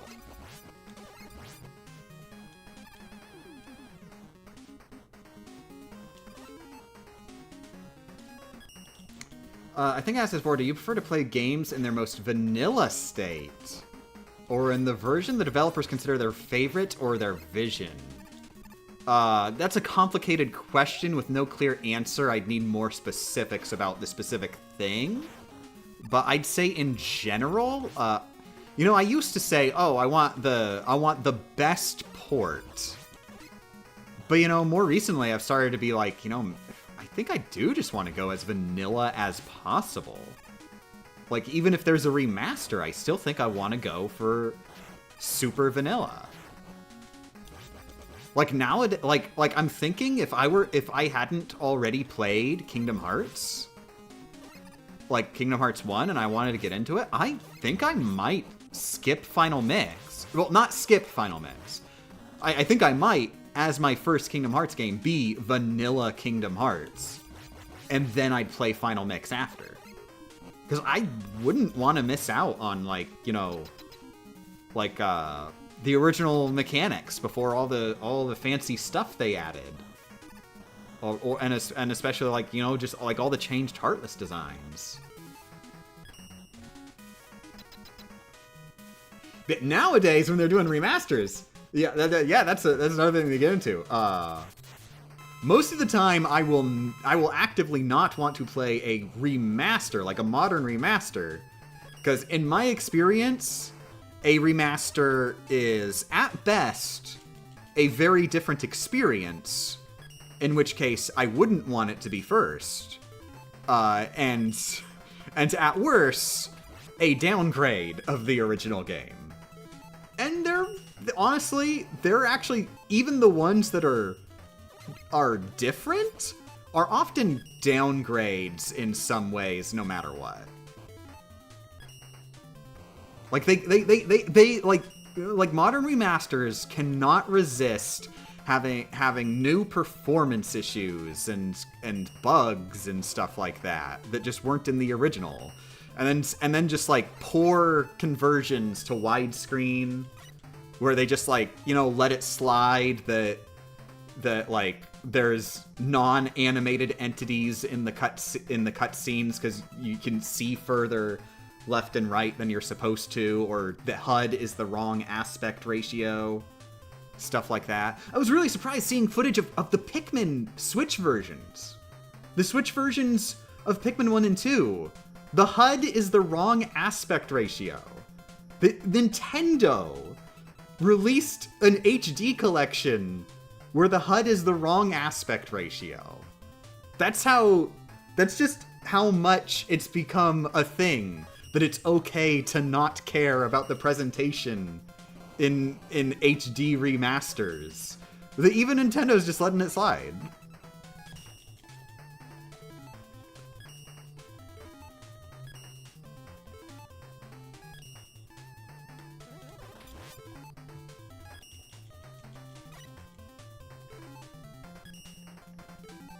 I want to ask because, for example, Legacy Collection has the NES versions, but the developers have stated multiple times their fave or the version that fits their vision is the PS1 re-releases with mixed music, fast weapon switching, and no lag. Yeah, in that scenario, I would absolutely never, under any case, play PS1 Rockman games first, because they make changes to the games substantial enough that I want to play the original versions first, to understand what the PS1 versions are doing differently.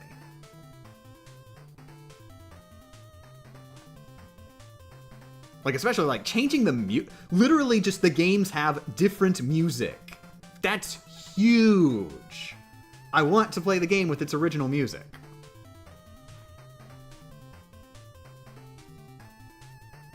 Oh, and yeah, if a modern remaster, like, changes the art style, like, that's an automatic, well, I can't play that version first.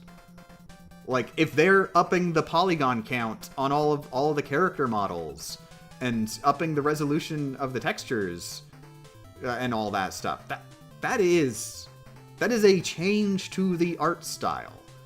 A lot of the language about it, people call it improved, but I would hesitate to ever say that something can be visually, quote unquote, improved. It is a change, never an improvement.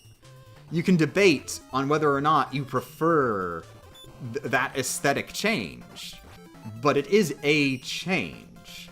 And even if I'm thinking like, wow, this remaster looks so much more aesthetically pleasing than the original, even in that scenario, I still want to play the original first. Like, I think a really good example, Ocarina of Time 3D is a way, way, way prettier game than Ocarina of Time N64. I love the way Ocarina of Time 3D looks. Like, I think all the character models, like look just way more aesthetically pleasing. All of everything about that game's visual identity is more pleasing on 3DS than it is on N64, I still would absolutely never, ever recommend somebody play 3DS before N64. Why would I want somebody to play a better Ocarina of Time when Ocarina of Time is such an important video game in video game history? Why would I want them to have a skewed idea of what the game looks like?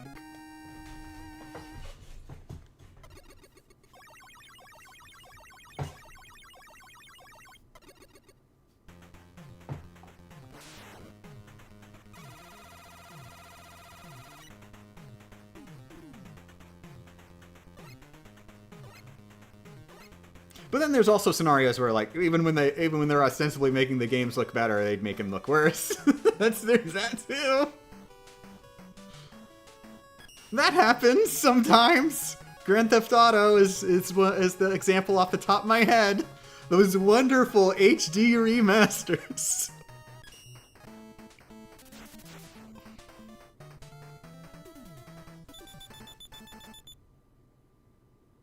I didn't know the Pikmin releases kept the old aspect ratio. It's not... No, it's, it is... The games are in 16:9. And the graphics... Like, they actually... The graphics are the proper aspect ratio. Like, of the 3D models and everything. Like, that works. It's the HUD. Specifically, like, you know, the health bars and all... And, like, the day counter at the top of the screen and all that stuff.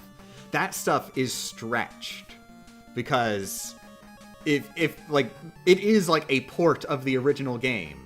They didn't remake it from scratch. It is a port of the original.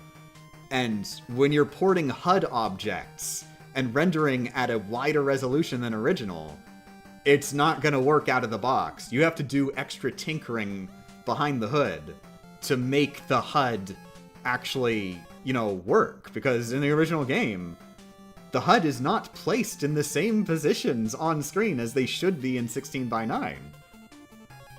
Like, it doesn't work that way, the way the original game was programmed to be 4:3. And, well, they didn't. They didn't do the tinkering behind the hood to make the HUD actually work properly in the HD remasters. They just left them stretched and said it was good enough. They were like, nobody's gonna notice that it's stretched.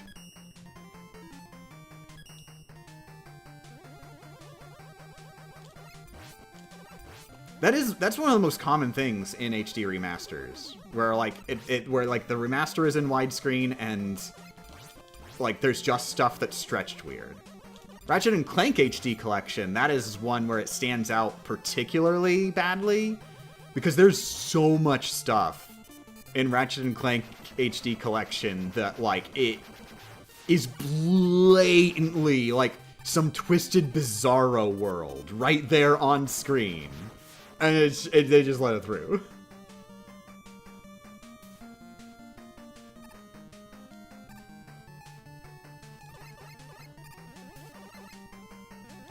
Like the shops in Ratchet and Clank 1 in particular. The shops in Ratchet and Clank 1 have like 3D models of the shopkeep and all of the weapons. And those 3D models are stretched. In a way that looks really weird. They're not stretched, actually. I think I recall they're thinner than they're supposed to be in a really weird way. They're scrunched. Something bizarro happened in the porting process.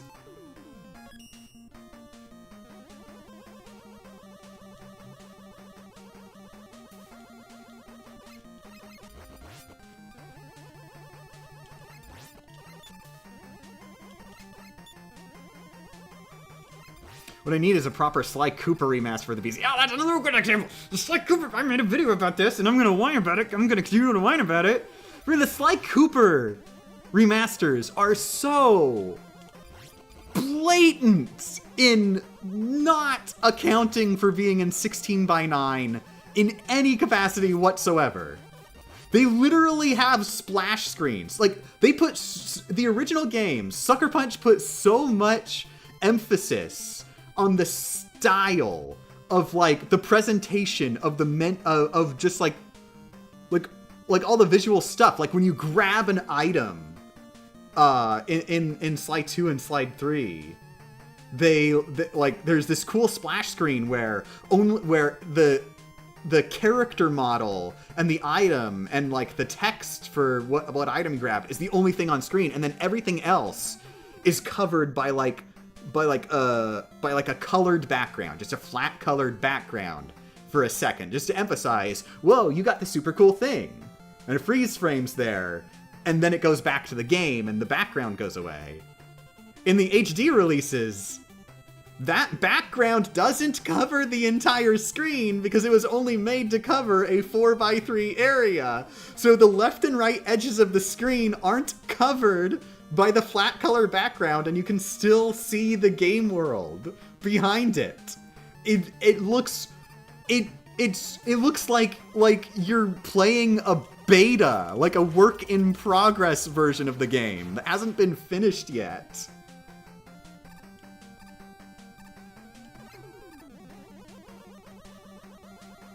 The same thing happens with when you're using like the first person view. It works for some characters, but not for others. Where the first person view, you can see, like, the first person view only covers a 4x3 area of the screen, like where they have like a HUD around it, sort of like Metroid Prime style, where you're seeing from Samus's helmet view. Imagine seeing from Samus's helmet view in Metroid Prime, but at the left and right edges of the screen, the helmet just ends, and there's no helmet there anymore, and you still see the game world on the left and right.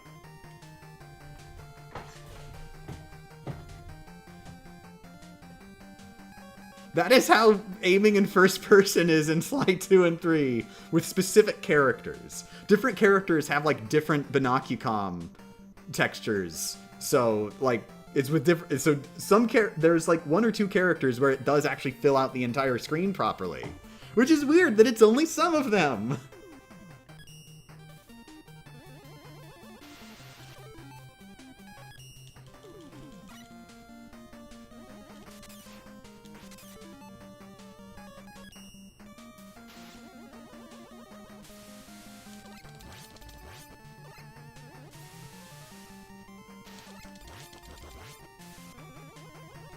I shouldn't have mentioned Sly Cooper in 2024, now I'm sad? Why?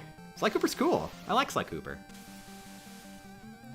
I don't feel bad much about Sly Cooper just, like, not getting games anymore, because, like, the series had a really great definitive conclusion in Sly 3, where, like we don't need any more Sly games now. It was just such a good, it's over now, go outside ending. The fact that we got Thieves in Time doesn't really change that. The fact they were like, okay, here's the sequel to the definitive ending. I don't think that really changes much. Like, I still think of Sly 3 as the ending. We don't need any more. I'm appreciative that we got Thieves in Time. I like Thieves in Time, but, like, you know, it's not like it's canon. It's not like it ends the series any more than Sly 3 did, or any less than Sly 3 did.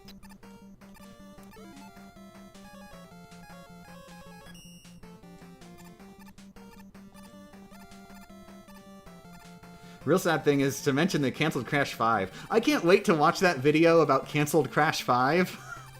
I haven't played Crash 4 yet, is the thing. See, here's the thing. I can't be as sad as people are about Crash 5 getting canceled. Because, like, oh no, we could have gotten a whole new Crash Bandicoot game. Ah, jeez. That would have been really cool if we got a whole new Crash Bandicoot game. I am in the scenario where I'm really, really super excited to play Crash Purple. Crash Purple is a game I'm super excited to play. Holy crap, a whole new Crash Bandicoot game.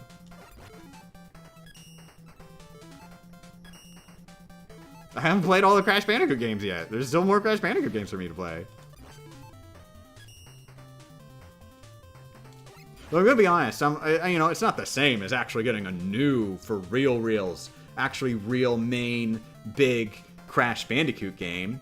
I'm really excited to play Crash Bandicoot 4, a new big Crash Bandicoot game that I have never played before.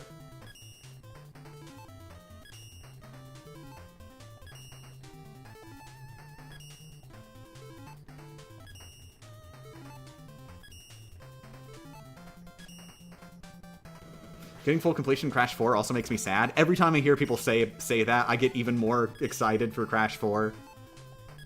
Like, I am so used to games being way too easy to complete, or not really rewarding you for completion. And from what I've heard, Crash 4, 1, actually is really hard to complete, and 2, actually genuinely rewards you for going for 100% completion. And I keep hearing these things as negatives.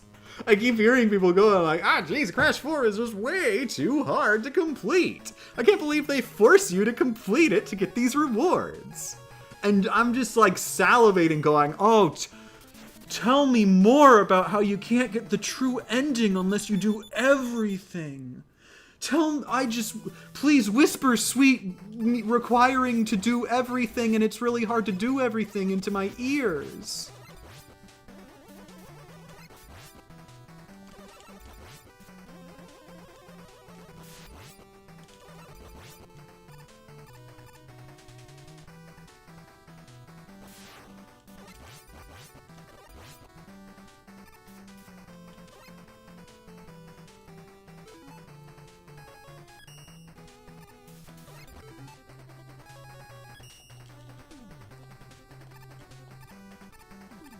Yeah, I feel like there's another side to, this sort of ties into, like, the difficulty debate. With difficulties. Like, it's no problem if a game has an easy mode. That doesn't affect you. Like, you can just play on your hard mode. I'm not sure where exactly I'm going. It's not exactly 100% related. Give me a second to regather my thoughts. What I'm trying to say is, I personally do not find that many games have a level of difficulty that satisfies me. They're like there's an opposite end of the spectrum of, a game being too hard and a game being too easy. For me, a lot of games are just too easy and not rewarding. Even doing it on hardest difficulty. Because they'll do things like say Kingdom Hearts has really cool completion rewards, but also the harder difficulty you play on, the less that you have to do, to the point that doing critical mode, if you want the true secret ending, all you have to do is beat the game. A lot of the time, it's just beat the game and you'll just get the true ending. Who even cares? You don't have to actually 100% the game, and that means that 100%ing the game is less satisfying. Like, I don't get a reward for 100%ing the game other than the base satisfaction of having pressed the buttons. I wish there were more games where I really did actually have to try to get cool rewards. I am starving for actually genuinely having to try to get cool rewards, because I am so used to games just I just press the A button and the game is like, you did it! Oh my god, you pressed the A button! Here, have all this ice cream! Have all this reward victory ice cream! And then I look over there and I'm like, hey, over there, there's a bunch of stuff to do over there where I have to press the A button 500 times over there? What do I get for doing that? And they're just like, oh no, don't worry about it. You don't get any ice cream for doing that. You don't have to feel obligated to go press the A button 500 times. All the ice cream's right here for pressing it once.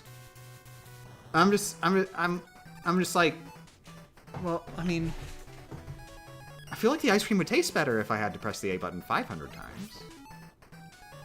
I don't enjoy this ice cream as much. Like, technically, I'm getting the same things as everybody else, but I don't feel rewarded as much as everybody else. Because I didn't have to try for the ice cream. I want to try for my ice cream.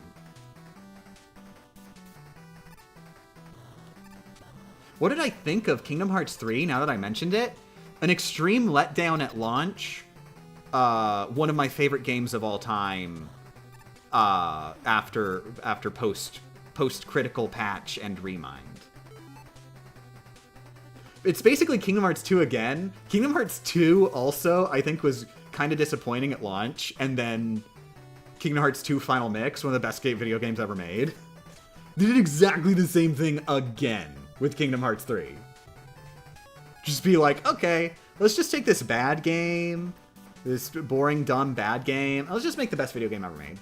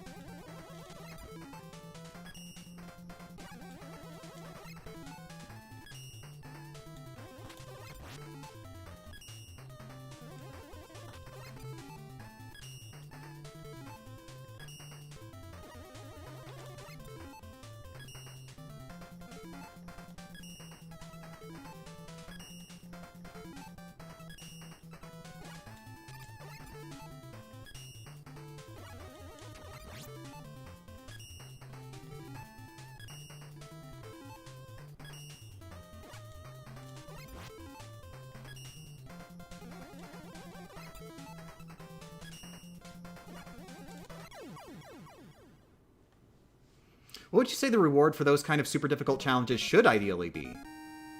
The ice cream? Look, there's plenty of games where you can just press the A button and get the ice cream. There are games for people who just want to press the A button once and get the ice cream. I would like a game for me. I want a game for me where the game is just like, you don't get the ice cream unless you press the A button 500 times. Now, of course, obviously it'd be more complicated than that. It's not press the A button 500 times. It's like, do a bunch of kicky flips. Go woo waha on your skateboard and whip yippee skippy gameplay kind of stuff. I want there to actually be yippee skippy gameplay that's really hard and intense and cool. And then when you do it, you get the ice cream.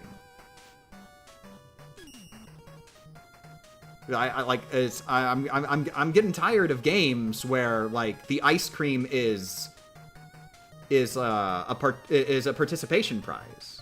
Like I want to be really clear. I am not trying to say no. You should have to work for your ice cream. I am saying I want to work for my ice cream. I'm not saying you don't deserve ice cream without working. I'm saying I want to work for my ice cream. I want a game that makes me work for my ice cream.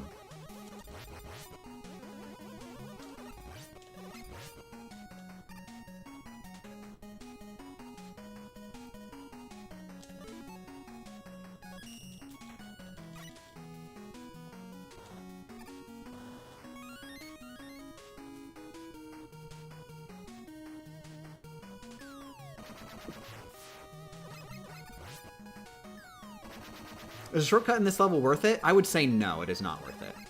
Like, I mean, like, look at this. Look at this screen. This screen is 100% free. This screen does not functionally exist in a damageless run.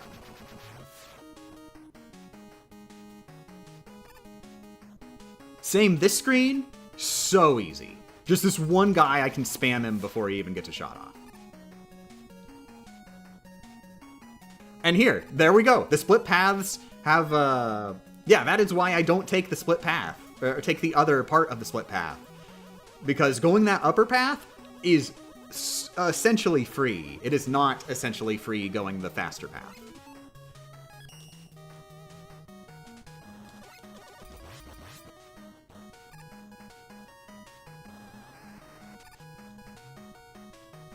Isn't UFO 50 perfect for you because all the games are in order? God, I'm gonna have to play UFO 50, ain't I? I know there's people gonna spoil it. I already got some UFO 50 spoilers. I was just talking about the game. I'm not going to say exactly what the spoiler was, but I was just talking about the game and jokingly said a thing about it. And then somebody said, oh no, yeah, they do that as a plot twist. I was just like, dagnabbit.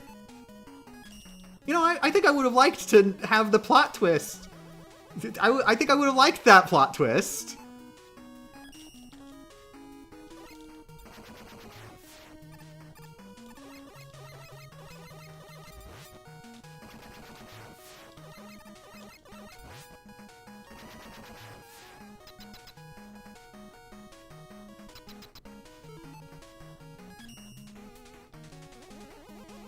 For like just like talking about you're just talking about Star Wars.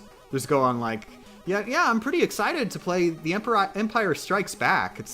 But you know, I'm looking at all these trailers. I can't help but think that it's a really missed opportunity that that Luke doesn't decapitate Han Solo at the end. And then somebody just comes in and says, well, I'm not going to say anything, but you're going to be real happy when you watch the movie. You basically already told me.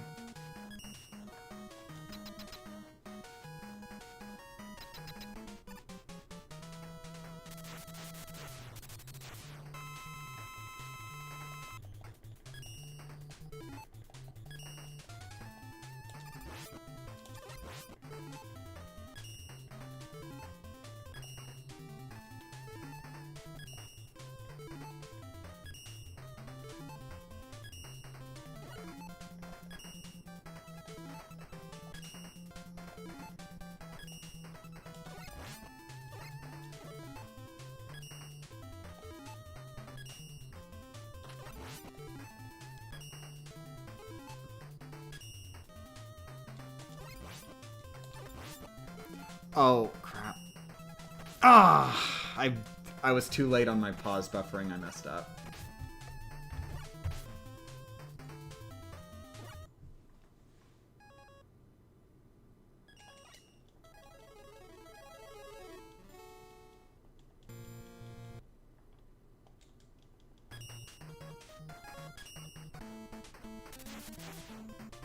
Imagine they do the well, I won't spoil, but, and then it actually doesn't happen. There is genuinely a video game that it was a pretty like highly anticipated game, and so and like everybody was, you know, a lot of people were trying to avoid spoilers, and there was somebody who made like a forum post where people were just talking about anticipating the game, but then like the game had just come out, and somebody just made a forum post there where we were discussing, you know, being about to play this game that just came out, and they just post like the how the game ends, the actual genuine how the game ends, biggest possible spoilers, spoil the friggin' whole thing as thoroughly as possible. And I saw that post and genuinely did not believe it, because the way that game ends is so bonkers, ludicrous cool that I genuinely did not believe that could possibly be how it ended. I thought it was a joke post where somebody was just posting obviously fake spoilers. And funnily, it actually enhanced the game.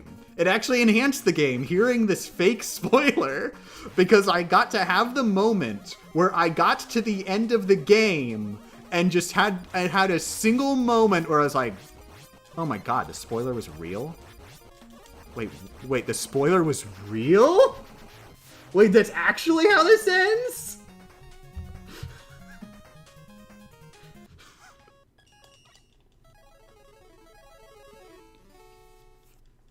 Which game? I'll never tell, because I feel like that would be too much information and might spoil it.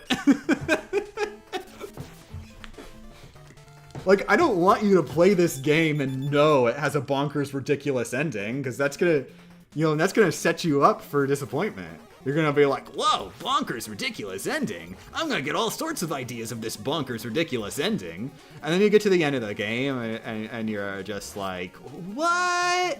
You mean you only find out that the true murderer all along was the main character's consciousness teleported into the future, living out their entire life in the future from when they were a child, and then they commit the murder as their childhood self. And then they realize that they can actually stop the murder because, in fact, it isn't actually happening right now. They're actually traveling through space-time into the other dimension of unreality that is, in fact, their thoughts on their experiences growing up in the land of dinosaurs in space. I didn't think of a fake spoiler in advance, so I had to just put together a word salad.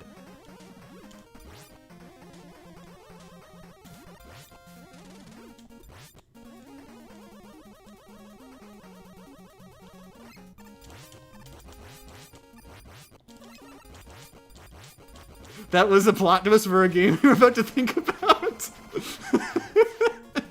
I'm sure it was. I've played a few games where the big twist is time traveling consciousness. It's a popular one.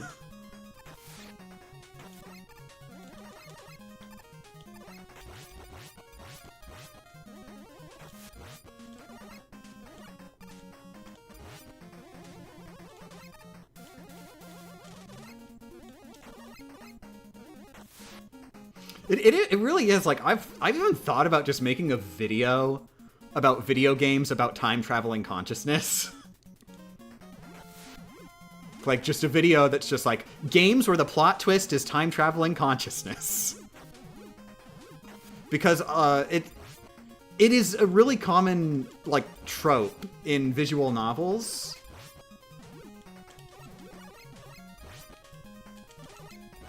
Because visual novels, the gameplay of visual novels generally is you have to replay the events over and over, and then just reset the game when you get a bad ending, and just keep doing that over and over, and that's how you get the true ending. That's the only way to get the true ending. And, like, so it's just a thing that there's a lot of visual novels where they're like, okay, what if we just make that canon? What if we make the gameplay canon?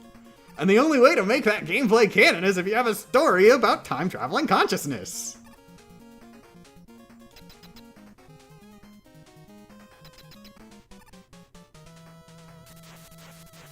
Don't say any games. Nobody give any examples, okay? This is one of those things where even talking about the idea is a giant spoiler. You can't talk about any specific games without spoiling them. But there's so many! I know the game Game Champ is talking about. I'm genuinely thinking of multiple different games right now. I'm thinking, like, friggin' there's that one, and then there's that one that I played later, and then there's that one that I also played later. There's this small indie one. There's this other small indie one. There are several Flash games that are just like, it's just a short little, like, 30-minute story, and it's the big twist is time traveling consciousness.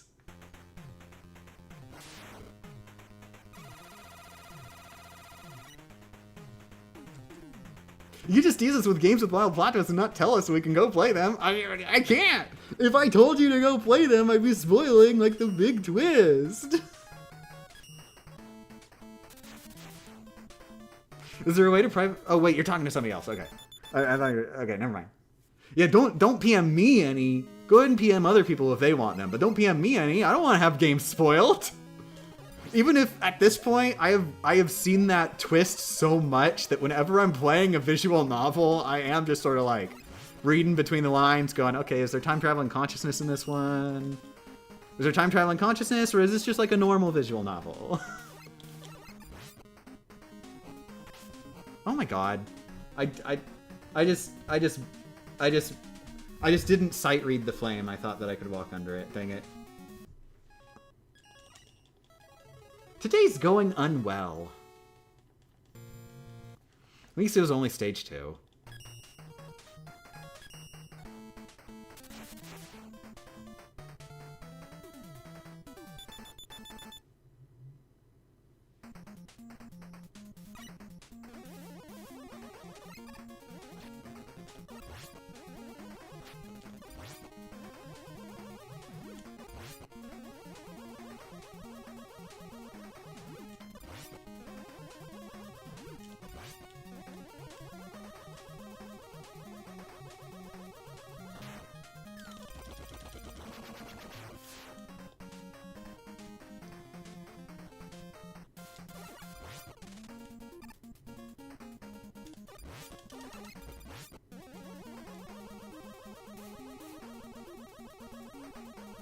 I do worry, though, if I do make a video about games with plot twists, where the plot twist is time-traveling consciousness. If I do try to make that video, like, what is the thumbnail gonna be without spoiling any of them? Because I'd like to have a big warning, like, at the beginning of the video saying, even knowing a game is on this list is a spoiler. You must tread here knowing you will have games spoiled for you. There's no way around it. But, like, how do I do the thumbnail? Because, like, people just navigating YouTube didn't sign up for that. I don't want to spoil it in the thumbnail.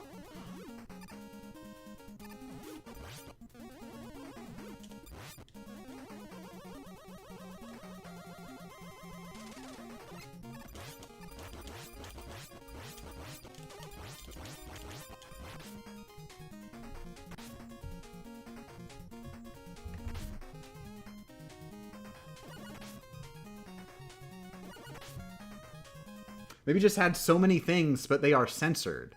Well, I mean, the only way that that's going to be a visually appealing thumbnail I can think of is if there's still enough recognizable in the in the censored thing to recognize what game it's from. In which case, you know, that's not going to help. Add games that don't have time traveling consciousness to the thumbnail. Well, that is a clever idea. One, having the games that are about time traveling consciousness in there. I think the fact that they're in there, like, if people don't realize that there's fake ones in there, like, even if people do realize there's fake ones in there, they're still gonna have that thought in their heads. And I want to say, fake spoilers, if the person believes that they are real spoilers, can still be spoilers. The effect of a spoiler isn't just in being robbed of that moment of finding out the thing, as it also is in having to live through everything prior in the work, thinking about the spoiler. Like, even if the spoiler is fake, if somebody tells you that Mario gets decapitated at the end of Super Mario Odyssey, you are going to be going through Super Mario Odyssey and reading every scene with the knowledge that this all is culminating in Mario's decapitation. You are going to be reading the game as a Mario decapitated game. And even if that doesn't end up happening in the end, the damage will have been done. That is how you will have read the game.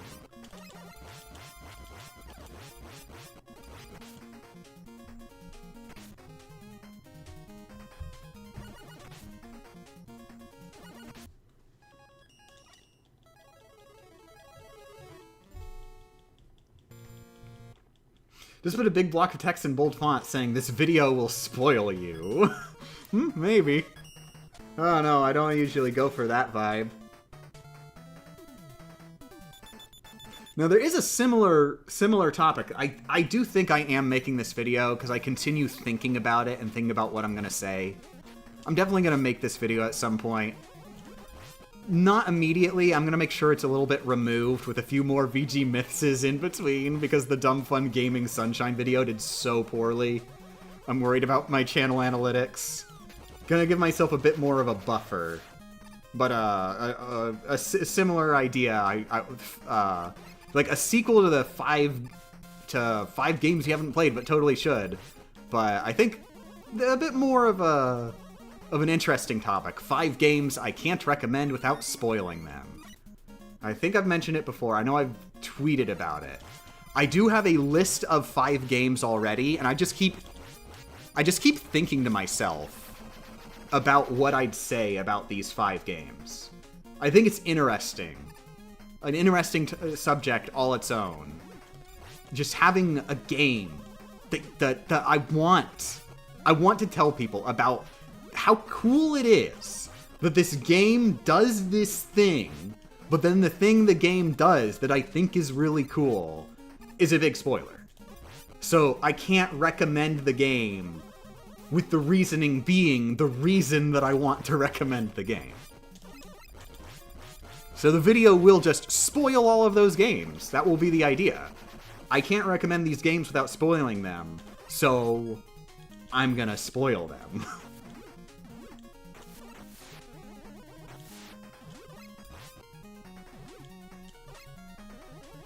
And there are some ones that you may not expect there. Games that you wouldn't think could even be spoiled.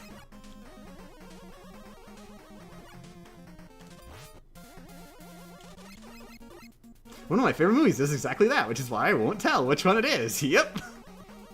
Now, the thing, luckily, this 5 games I can't recommend without spoiling them video, I can include them in the thumbnail.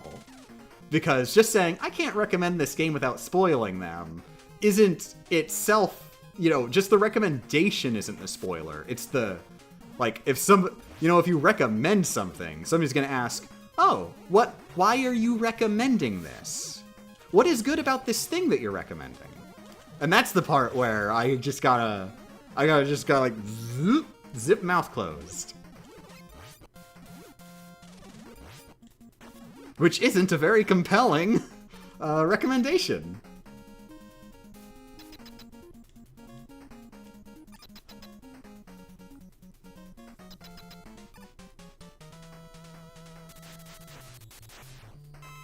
Saying there's something to spoil is inherently a spoiler.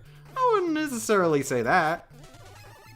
I think it does sort of depend on context. If you do say, oh, there's a big plot twist that makes you rethink everything, that is more spoilery information, definitely. That kind of context makes it into a spoiler, because then you are going to be looking for a plot twist when, like, you know, if it's a big twist that changes everything, you probably weren't going to be thinking to look for that, or if you didn't know about that.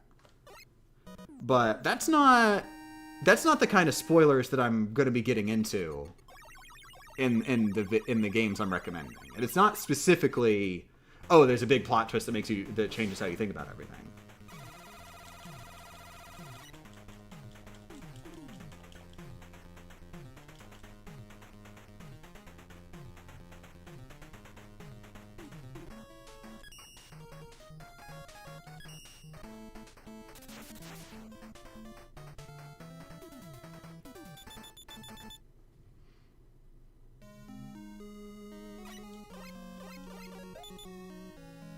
Someone suggests a Tetris game has a spoiler. It might change how you view it. No, it wouldn't. I think all Tetris games do have spoilers. I do like to try to avoid spoilers of Tetris games. I don't know, I think I might be diseased. I think even games that are focused entirely on gameplay can still be spoiled, because I find the moment to moment, like, finding out what the game is to be like a fun experience all its own.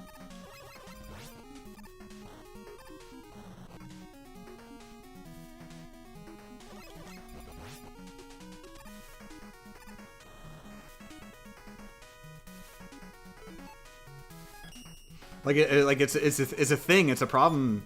It is a problem I have with, like, Backseat Gaming in the Twitch chat. I do get very much more angry than I should.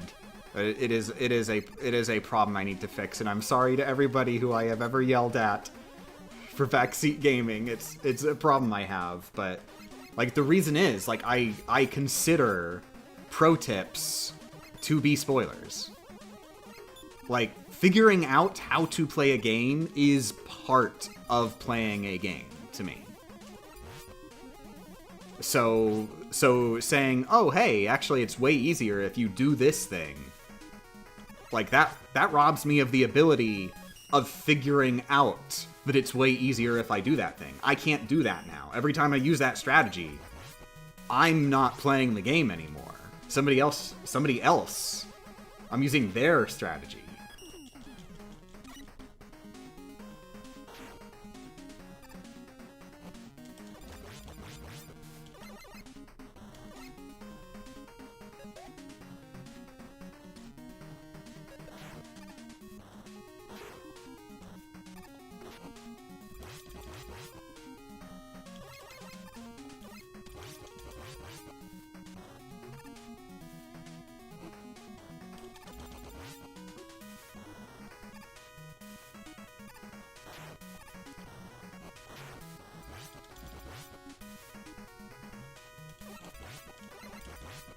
What about Twitch chat trying to figure something out without knowing themselves?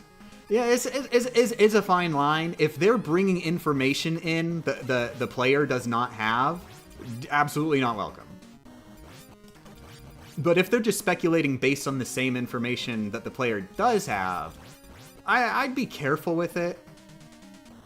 But, you know, there is ways to speculate on the gameplay without ruining things for the person playing. But if you're just straight up talking about mechanics that the player does not know about, that's just straight up spoiler territory.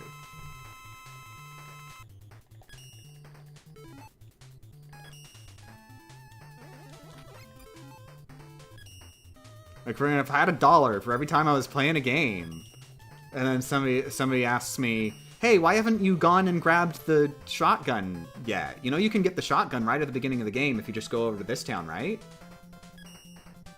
Like, for him, like, it would have been really fun if I found the shotgun. I would have really enjoyed finding the shotgun. Now I can't.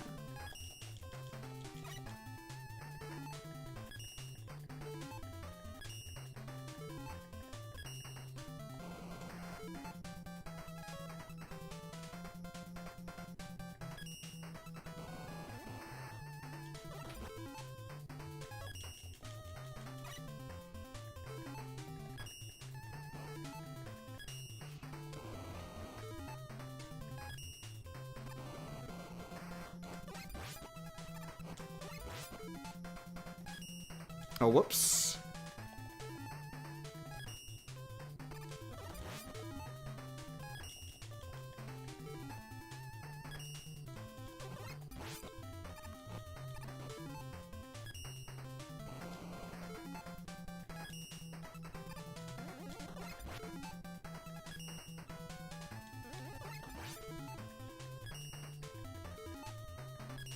But yeah, even like the smaller stuff, like, oh, did you know that if you that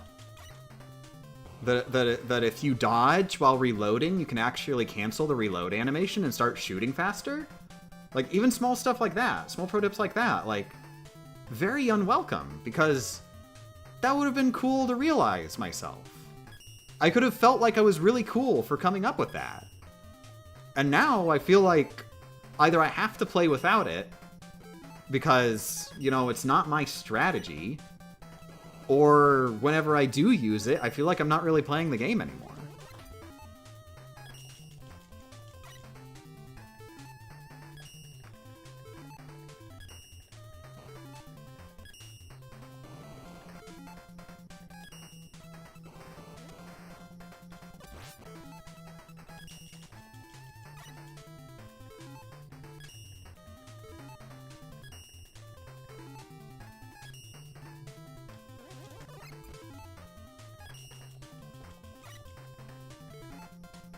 What if there is a secret mechanic that is never tutorialized, it's not obvious, yet it makes the game way more fun if you know about it? Then I do not want to know, because that sounds so fun to find out on your own. That's the kind of thing I really want to find out on my own. Absolutely. Do not tell me about it.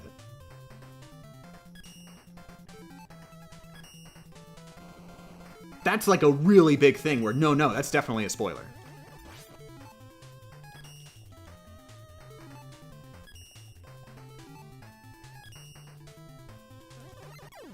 I would rather risk not enjoying the game than guarantee that I can't figure out how to play it on my own.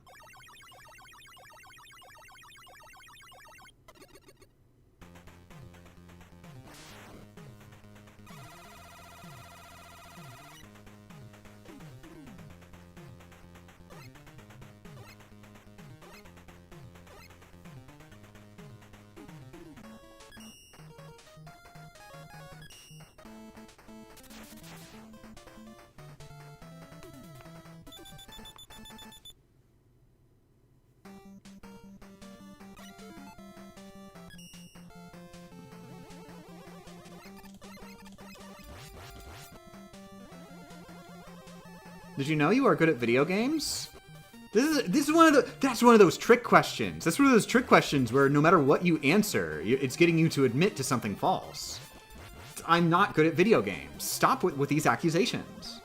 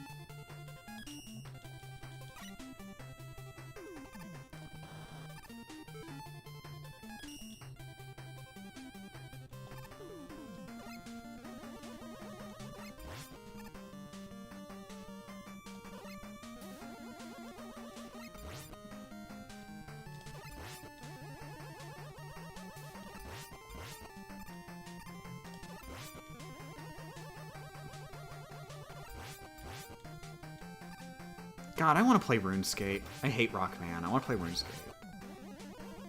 Can't believe you've done this to me, chat. You've made me so bad at Rockman that I can't play RuneScape.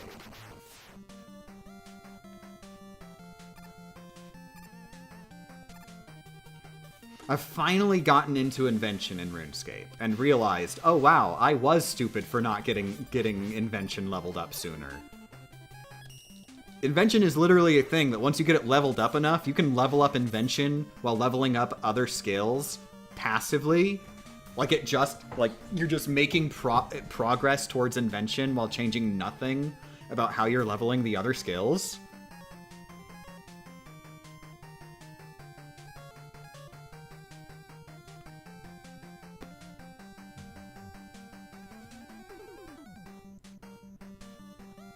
What's my favorite Splatoon single-player mode? I can see why RuneScape would make you think of this. Octo Expansion. Easy, do not have to ask. Octo Expansion is one of my favorite video games ever made. I consider it a standalone video game. It is so good.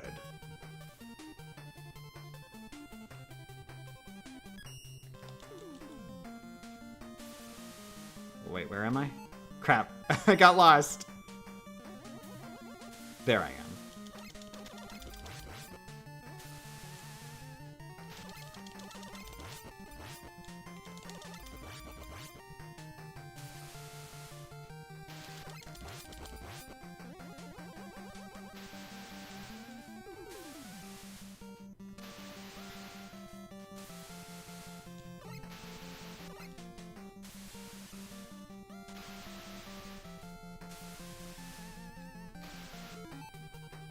Okay, I'm sorry. We're like 3 levels in. I've been having fun with the conversation, but that's probably why we're still only 3 levels in, and the stream's almost 3 hours long. I'm gonna take a little bit away from talking. I'm sorry.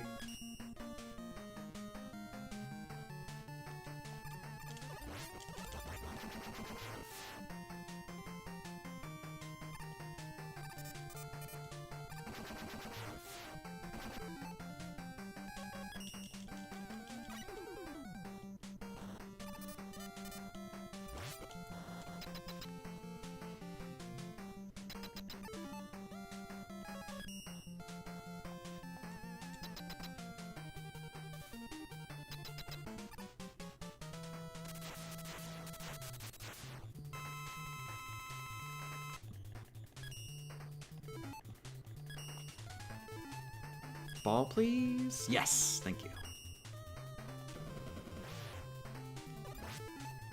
Ball again?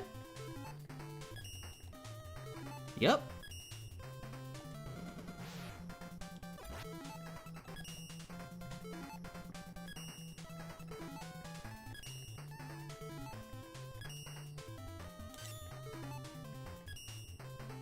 Oh, dang! God! Ugh.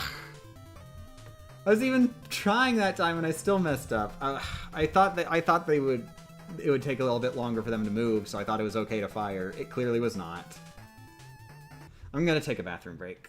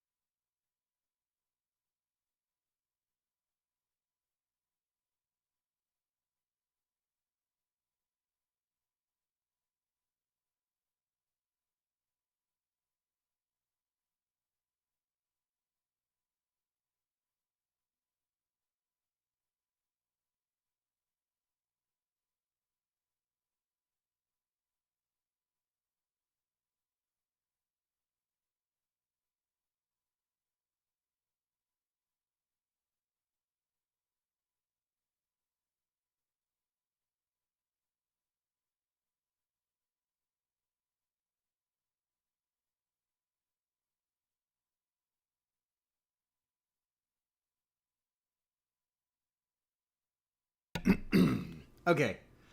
Good morning. For this run, I'm gonna do a bit of brain off, just focus on trying to be good at video game. So, no saying words at me. You say words at me, I'm gonna permaban you. Please talk amongst yourselves, though.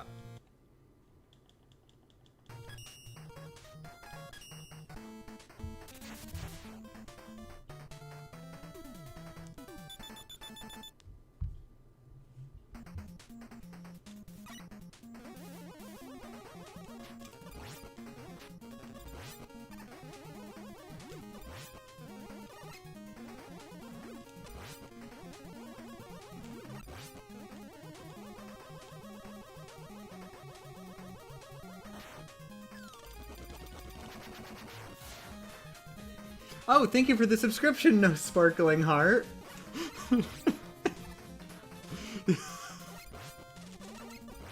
Dagnabbit, you did that on purpose.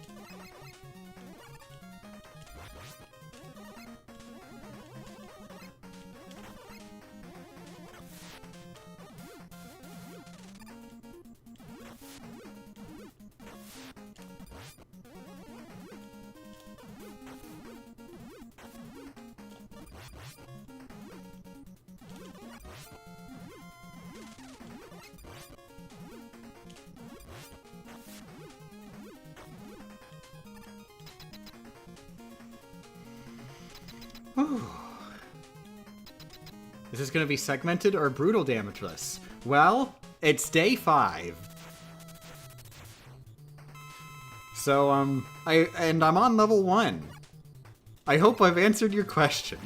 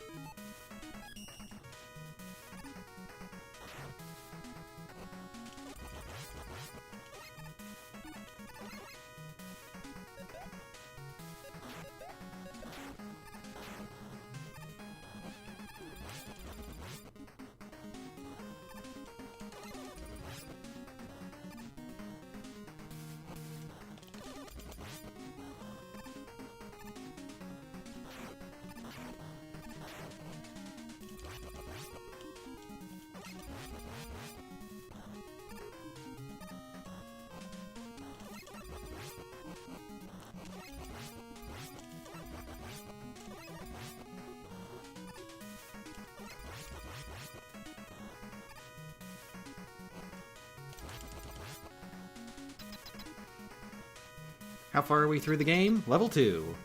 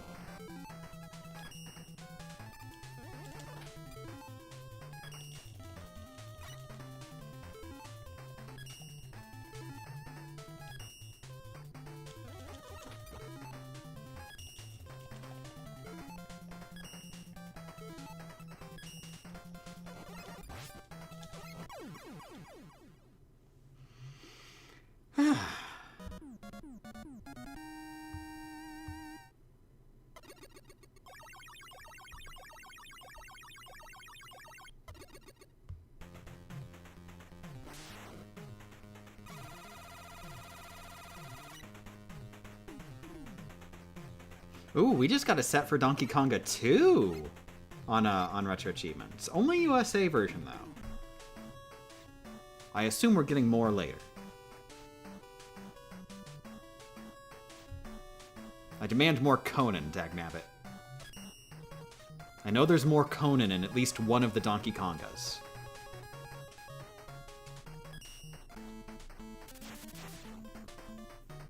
I'm amazed the bouncer got a set. I'm amazed it took this long for the bouncer to get a set.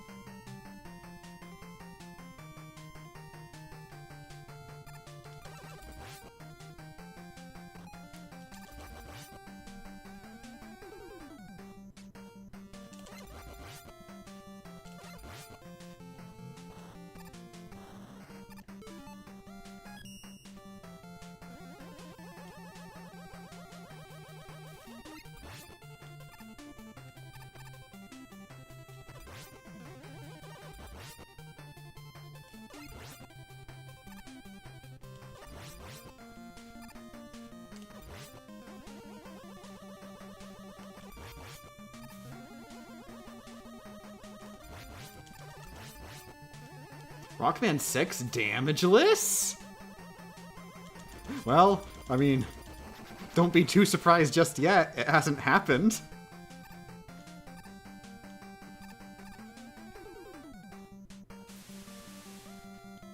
Also, good morning.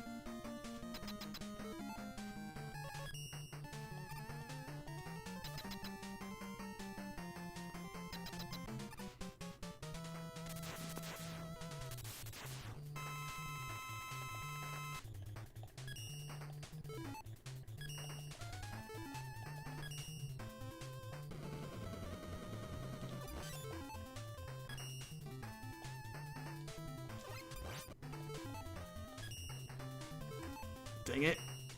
I don't like that. I really don't like that.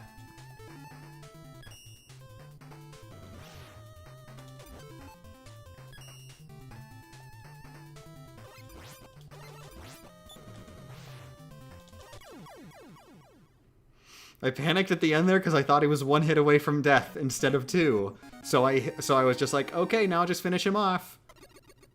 Why is he still alive?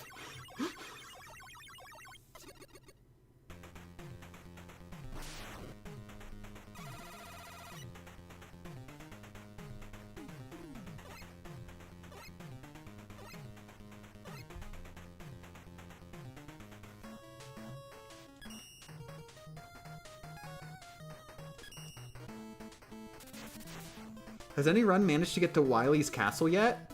Spoilers! Oh my god! Oh, now everybody knows Dr. Wily is in this game! No, the farthest we've gotten is, Yamato Man, stage 5. I haven't managed to beat him. I have been sucking a lot, because, like, he's not even one of the hard ones. Like, he's not a comfortable boss to fight, but he's not, like, hard.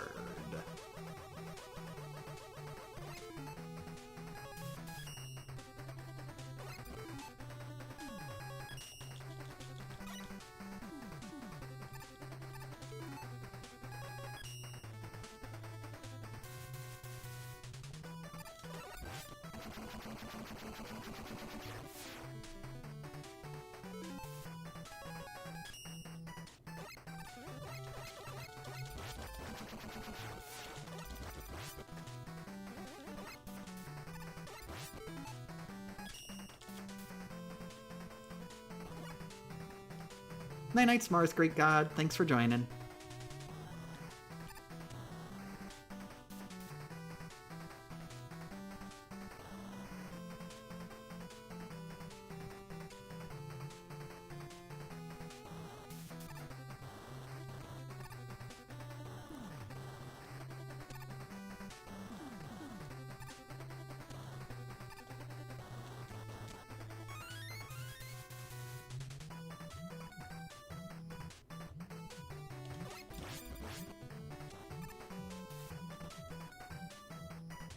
Oh, what's that noise? What's that noise?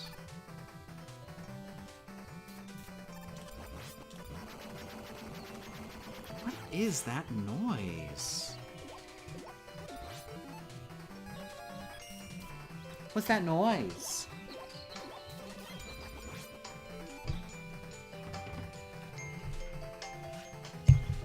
What's that noise? What's that noise, hon? Are you hungry? Meow. Are you hungry? Oh my, hello. Oh, come on right up to me, such a good boy. I love you. I love you too. I love you so much. Let's get some cat food. Are you hungry for cat food, hon? I am hungry for cat food. I want so much cat food. I'm just gonna eat a whole bag of cat food, and it's all mine. You can have it. Okay, hon? Is that okay? Is it okay if I don't give you any cat food? Okay, I'm just gonna assume it's okay that you don't get any cat food. And I'm just gonna have all the cat food. Oh, it's gonna be such good cat food. Oh my god.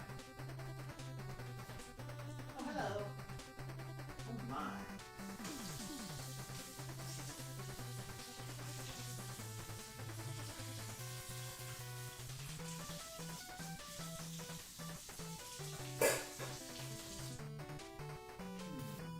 Now, should I give you the cat food that you love so much?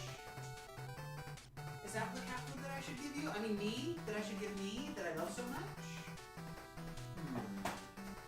I don't know. I don't know if I should have the cat food that you love so much. Should I put it in the cat food bowl? Should I put the cat food that you love so much in the cat food bowl? Do you think this is a good idea? Do I love you so much? Oh my! Hello! Is cat food real or fictional? Han, is cat food fictional?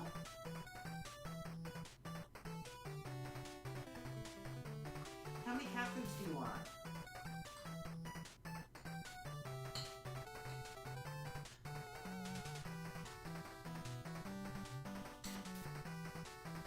Okay, I'm getting 70,000 cat foods all for myself, and I'm not sharing.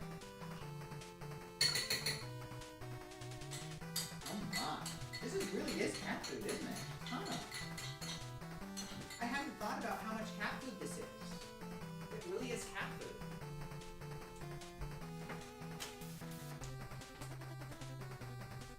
Are you hungry? Let's get some cat food and mix it in the cat food. I know you like cat food. Don't try and tell me you don't like cat food, because I know you like cat food. You eat cat food all the time, and you're always telling me, meow.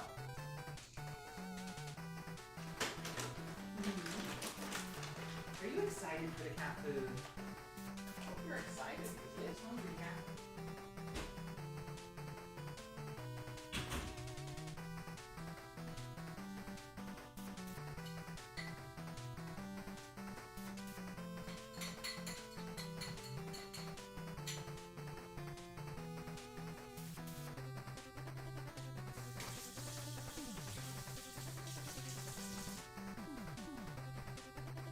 Okay, Han, like I said, this is all my cat food. It's all mine. I'm just gonna go ahead and put it on the floor so I can eat it on the floor like some kind of cat. There it is on the floor. It's my cat food.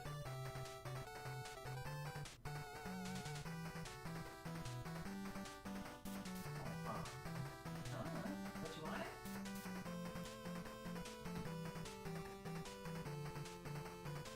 There you go. There you go, eating my cat food. Such a rude boy. I love you.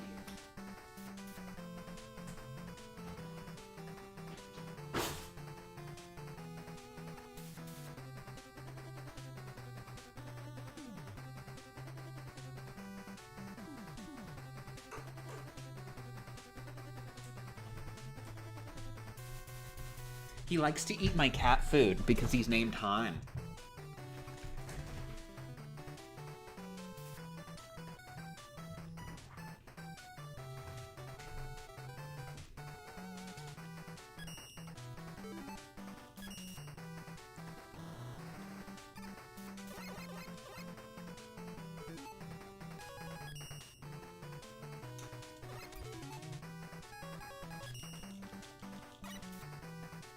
Oh, by the way, good morning, I'm back, in case you didn't notice.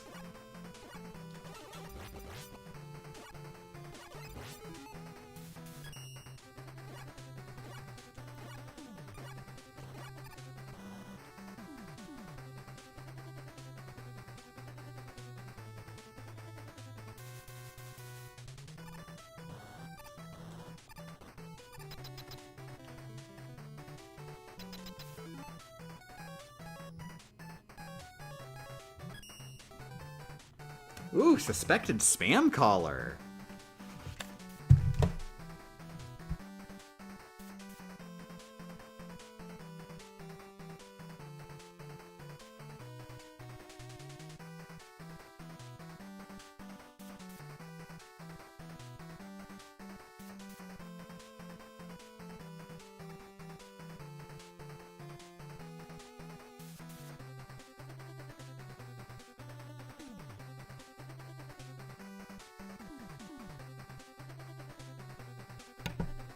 Good thing I didn't, like, actually put it on speaker, like I was sort of thinking, oh, maybe put it on stream, it's fun to have spam callers on stream. It was not technically a spam caller. It was a business who keeps calling me and asking me to do stuff with them.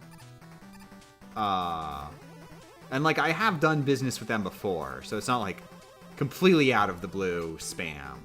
Though it is kind of basically just advertising to me their prior customer. But still, you know, it's not something where I'd be comfortable going like, look at this loser, trying to call me to advertise. I guess we really owned them.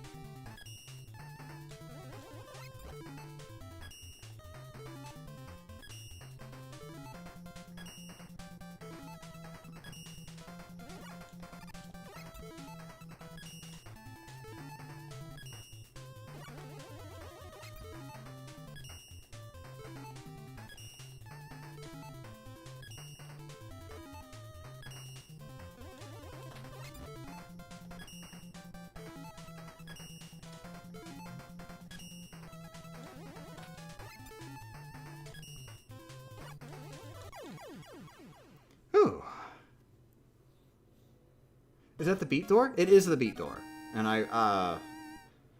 and yeah, I don't grab the energy balancer because I'd have to go out of my way for it, and it doesn't serve that much of a purpose in the Damageless run. Like, it might be convenient to have, so I don't have to switch away from Jet, stuff like that. But for the most part, if I'm trying to refill weapon energy, I do want to refill specific weapons strategically. And the energy balancer just always prioritizes the lowest weapon.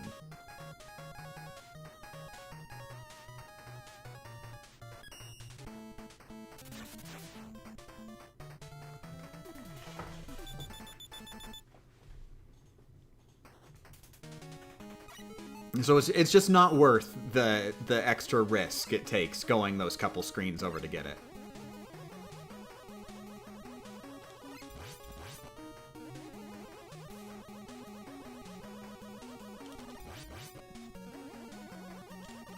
Oh my god. Oh, this is... Well, at least I set a new record for the day. Jesus.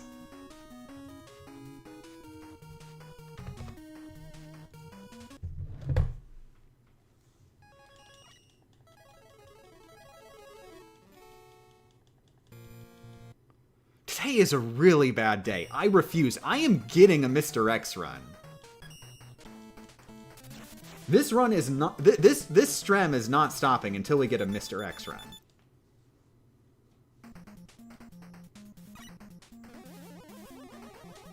Didn't you die at the Oh, that was the Yamato Man stage? Oh, I'm sorry. I lost track. It wasn't a new record.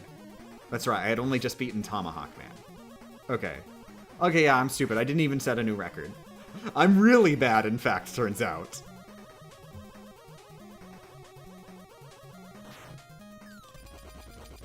Would I have picked up the energy balancer if it was in the same path towards the beat door? Honestly, probably not. Even then, even if that area was on the path, doing that little spike block jump is just a little bit too scary for like such a low reward. Energy balancer is something that is convenient to have. It is not necessarily helpful.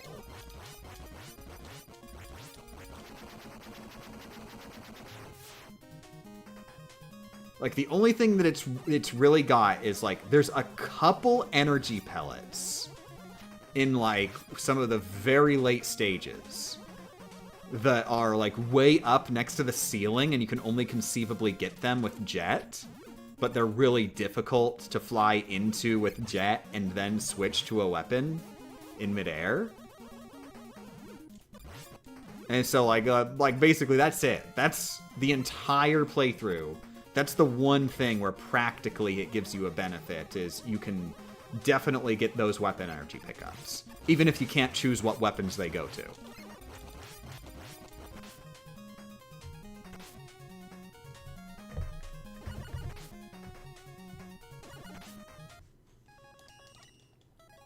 My night's Mega Metal Gamer, thanks for joining. Also, thank you very much for the subscription, Lala. I will enjoy your money.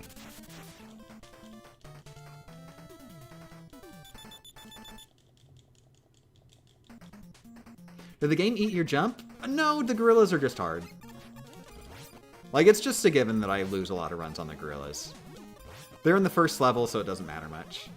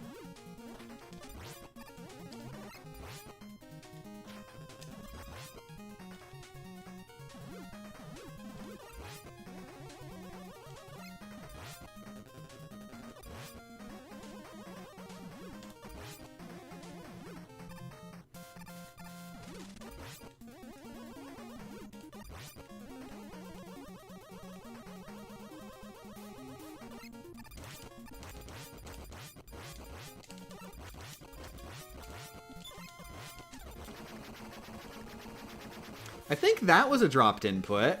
Luckily, the fist wasn't actually far enough to be able to hit me there. But I could have gotten a dropped input lost run there.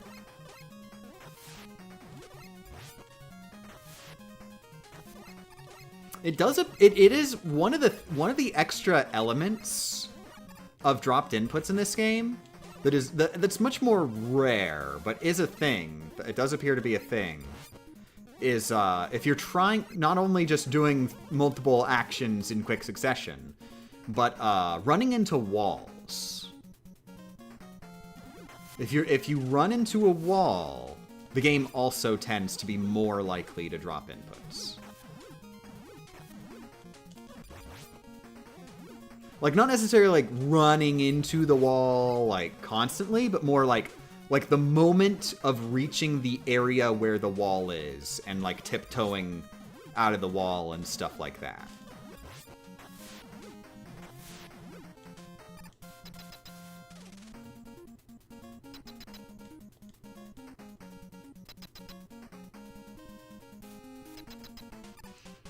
But luckily, because of the way I'm trying to avoid dropped inputs to begin with, like, that sort of also avoids that.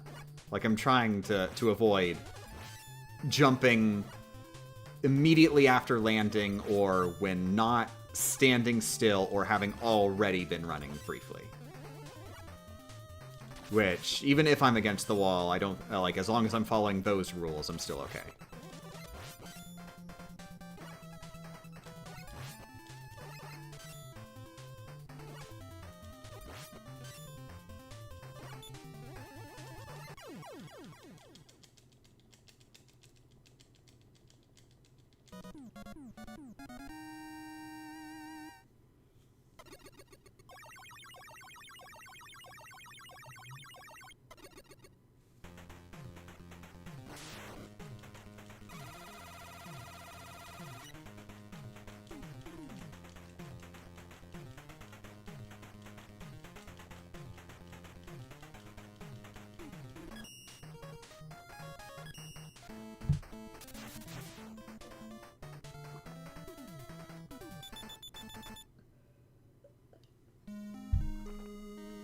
Am I allowed to turn the game off and come back to it another time with my progress intact? No. The game is absolutely short enough that there's no reason to add that kind of asterisk into it.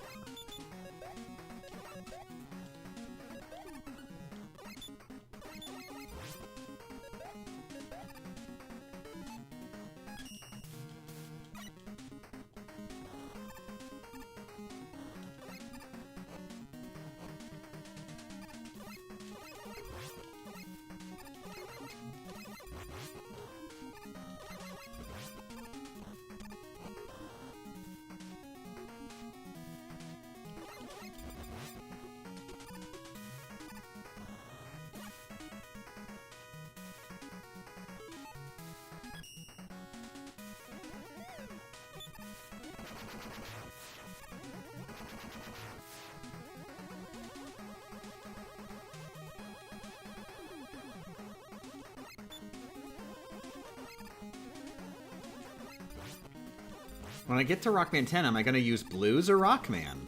I mean, I don't know. I'll handle that when I get to 10.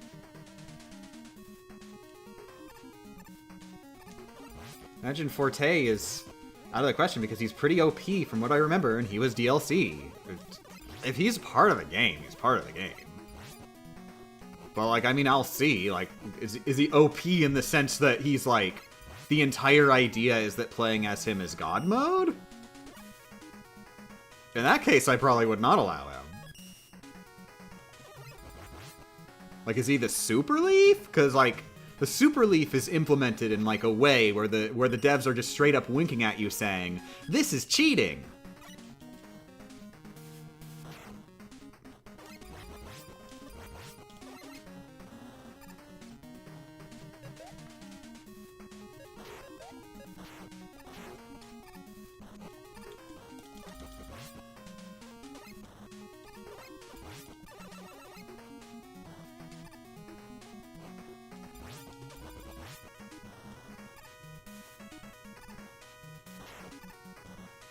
Oh my... Well, that's kind of a new one. That's the,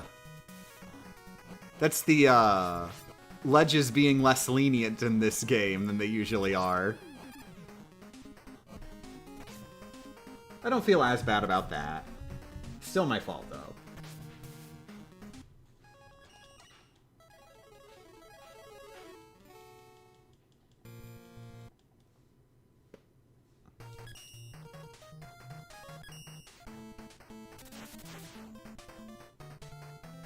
Blues' only downside is taking more damage and extra knockback from attacks.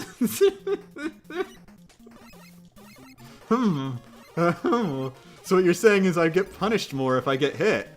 I don't know. Do I want to take that kind of risk in a damageless run?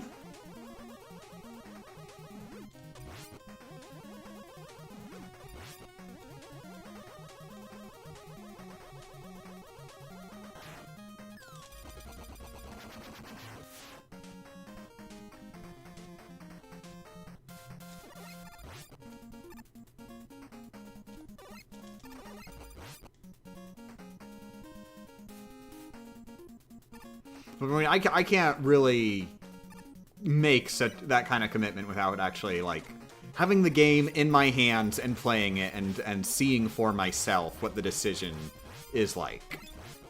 So I can't really say either way on that.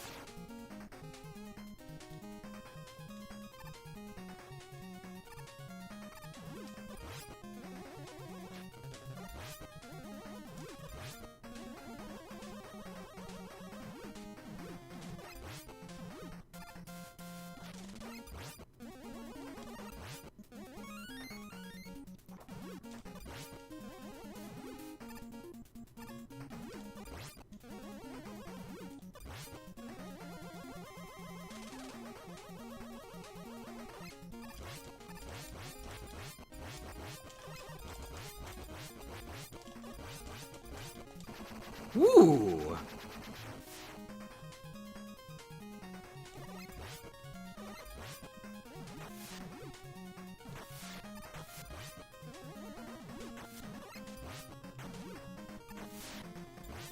Oh, I should know. They don't require you to beat the game before playing as these other characters, do they?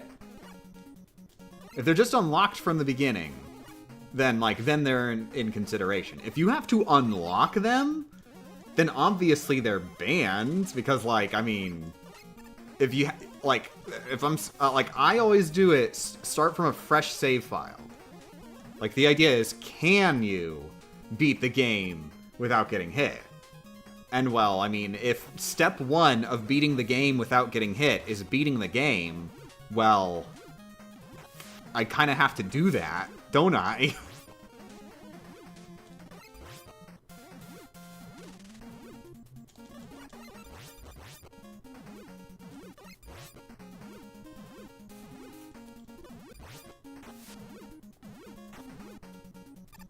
Also, it is worth noting, not necessarily out of the question, if playing as the two characters is different enough, I might do both.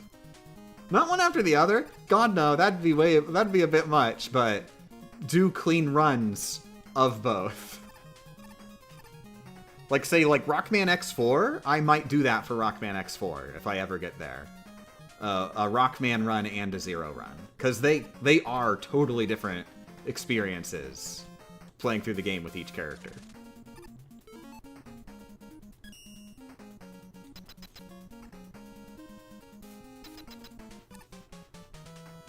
And then there's Rockman. Oh dear, if I ever make a Rockman video, it's gonna be 10 hours long.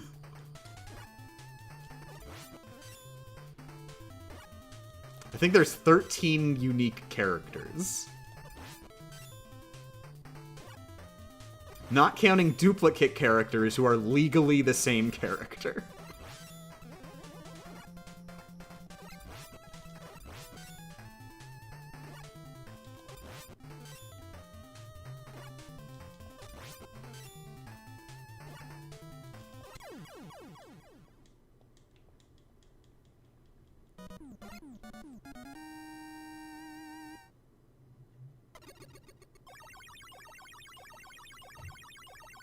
Which game is Rockman? Powered up on the PSP.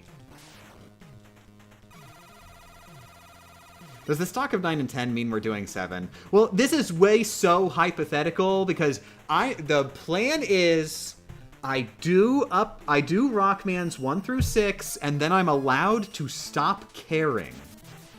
I unlock not caring ability when I beat 6. Remember we were talking about, like, I love unlocking ice cream for doing hard things in games? My ice cream is I don't have to bother planning anymore.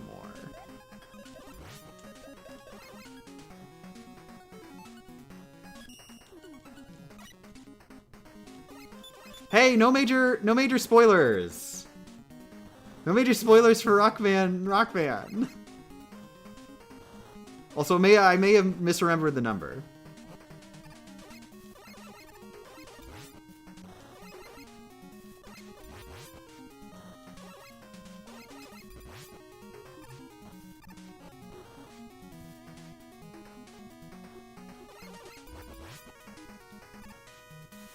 Might have been thinking that the 13th was old style.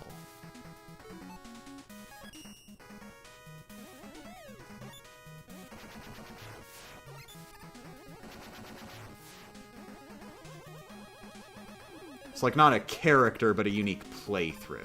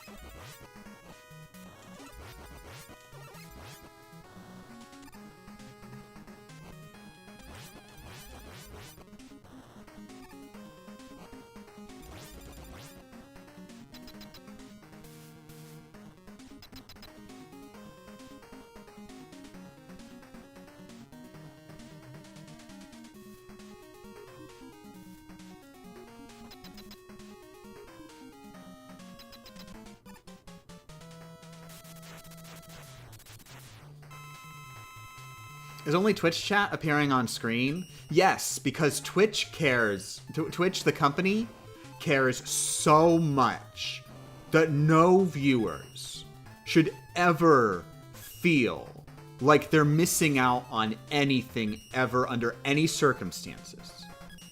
And that's why if you have on-screen chat, only Twitch is allowed and nobody else is allowed. You can't show on-screen chat for anybody else. Because otherwise people would feel like they're missing out if everybody was equal.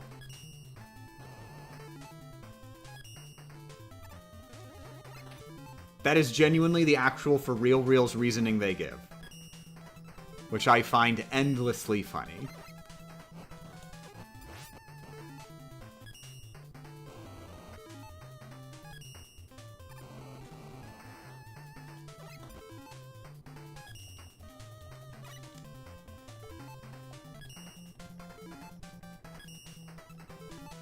There is a way to allow multiple chats?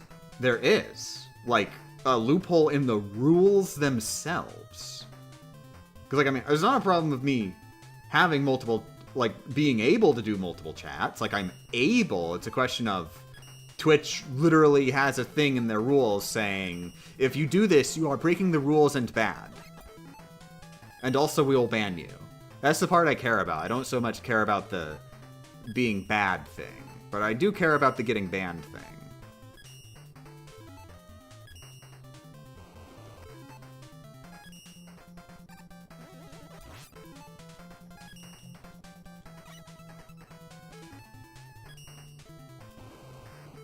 A Twitch partner I know has both. Are you certain that they are actually doing it by the rules? Or are they just, like, doing it? Are they just breaking the rules and just doing it? Because, like, that happens. When I was streaming for years, I was breaking the no restreaming rule. You know, they just recently changed it so that you can restream. But I hadn't realized that there was a no restreaming rule. I had misread that rule in the terms of service.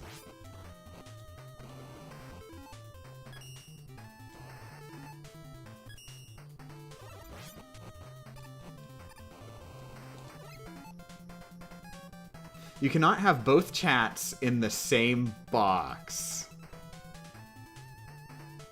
Oh.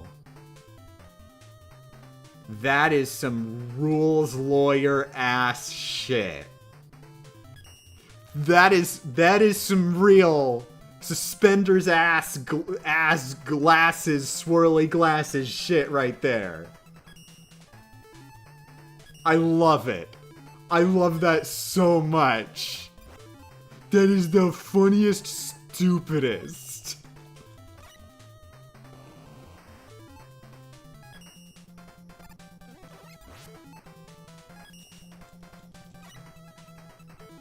Permission to link to the stream in question you can learn from? Not like in the main chat, but go ahead and DM it to me.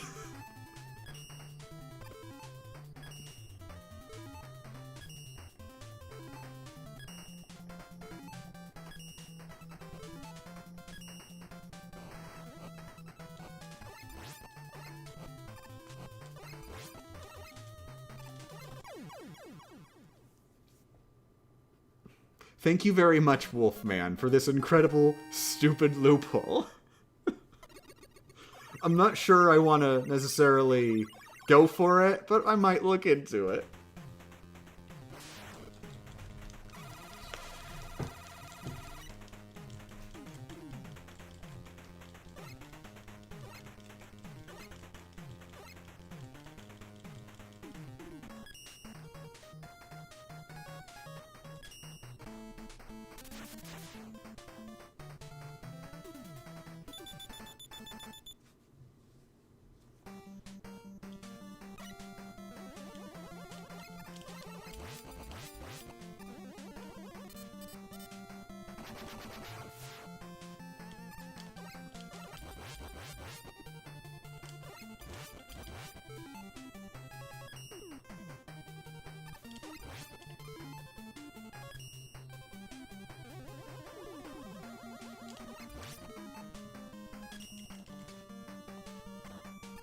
feel like I'm getting better somehow at getting out of the transformation animation screen before any of the animation starts.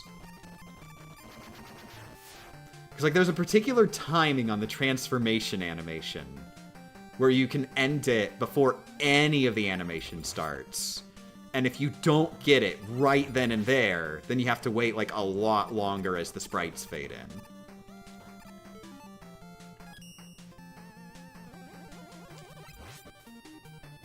That must be the worst for speedruns.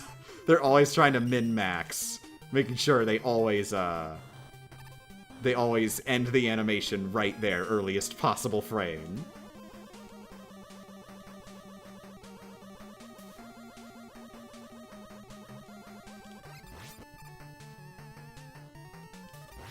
You can just hold the button, can't you? I am going to be so mad if you can just hold the button. We're gonna see if you can just hold the button, and I am going to have a major scenario.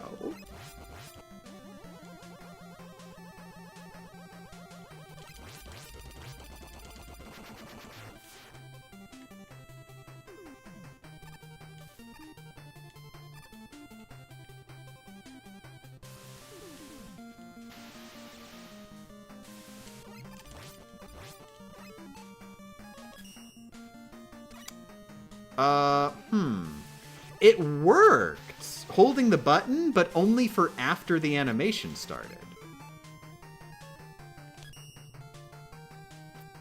That's interesting. Okay, it did it that time. It's doing it. Okay, it did it twice in a row. It's doing it 3 times in a row. Wow, it does kind of just work if you hold the button. I don't know why it didn't do it that first time. Maybe I pressed it late. I don't think I did, but it's working. All right, I'm angry. I'm very angry right now.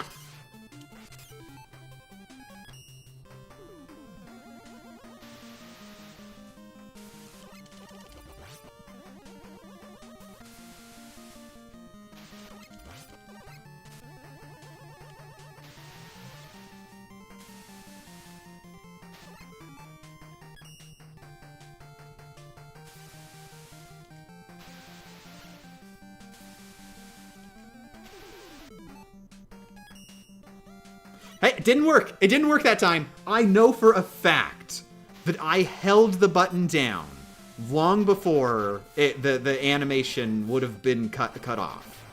And it didn't work. So it's not 100% consistent. You are permabanned for these false slides.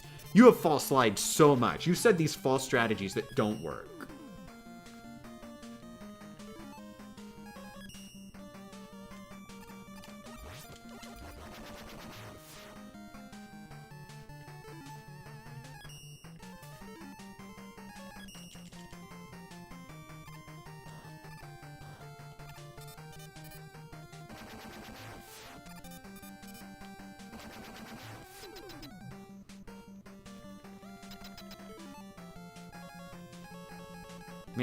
Meh.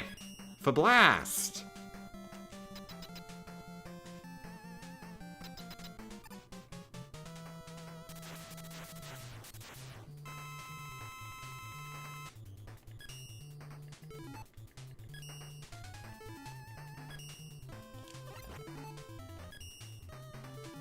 Please don't come that close. Oh my god. Blizzard Man, what is wrong with you? You know, some people don't like being murdered.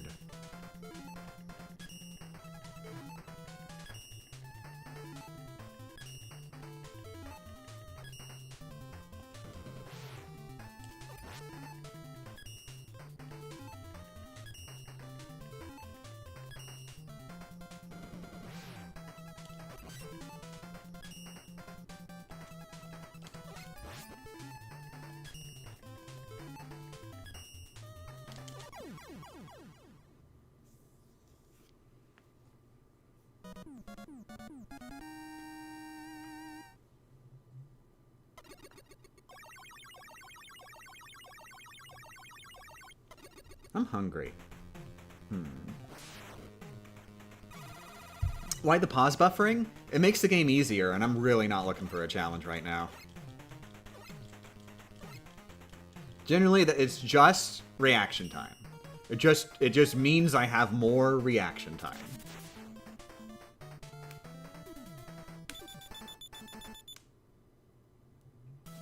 There's no, like, complicated frame-perfect tricks I'm trying to do. It's just, boss does stuff really fast. Hard, brain think. Brain think hard, take time. More time.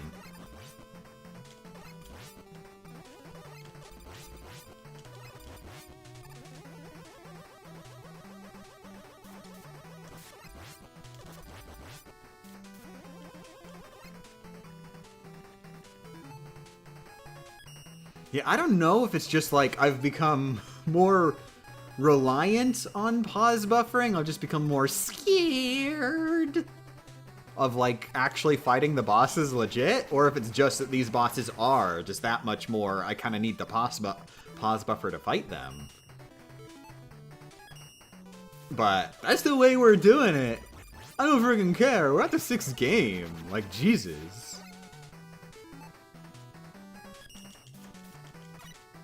But there are actually, like, Mr. X stage bosses who I do not pause buffer against. Because the strat for fighting them, pause buffering would actually, like, be counterproductive. It would make it more difficult to like, time all the dodges on the attacks. So, I think it just is this, the way that these bosses in this game are designed. Like, you just need more reaction time, and that's a cheap way to get more reaction time.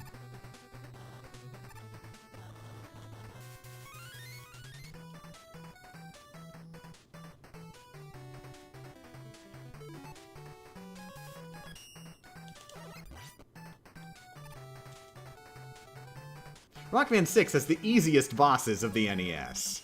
Okay, now you're just fibbing. You're just gonna come up here and be like, oh yeah, Centaur Man is one of the easiest bosses to beat Damageless every single time consistent.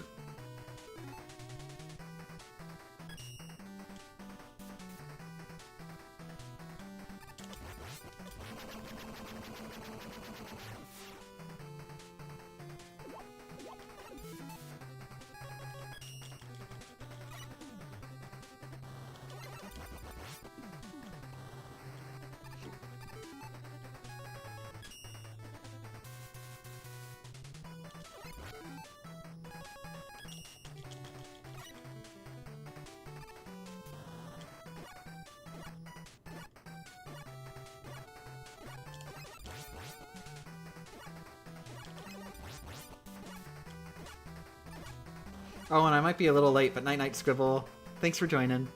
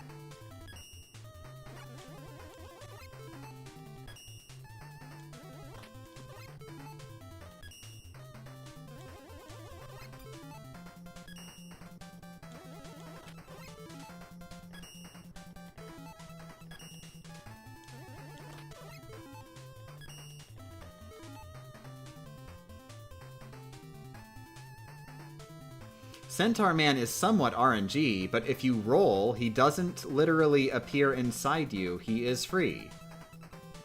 What? If you roll, he doesn't literally appear inside you? You don't know anything about fighting Centaur Man is what I'm getting out of that, because it's not random where he spawns. You are in direct control of where he spawns. That is not a mechanic that RNG is involved with.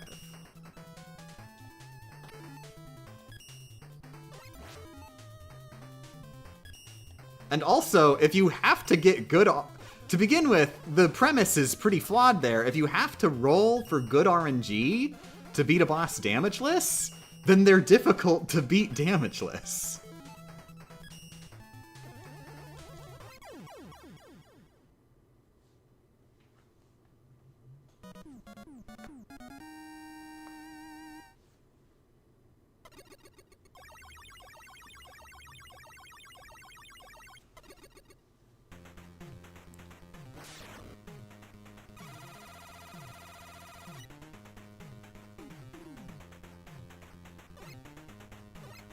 I will note, I think there is technically a little bit of RNG in that.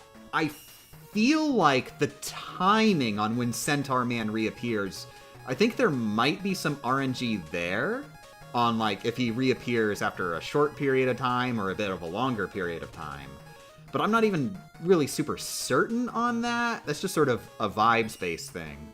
Wouldn't be surprised if you actually timed it and it was actually consistent every time. It just feels different because you're busy dodging.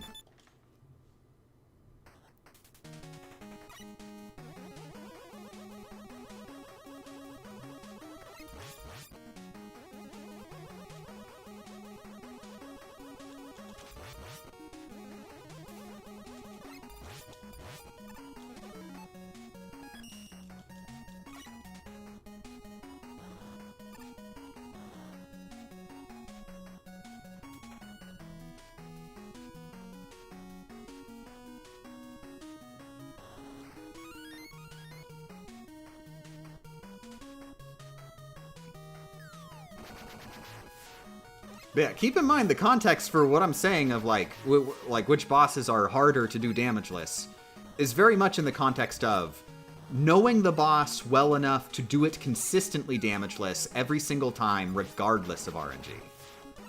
Like you gotta factor in how hard is the boss to do damageless if they want to hit you, if they're really trying to hit you.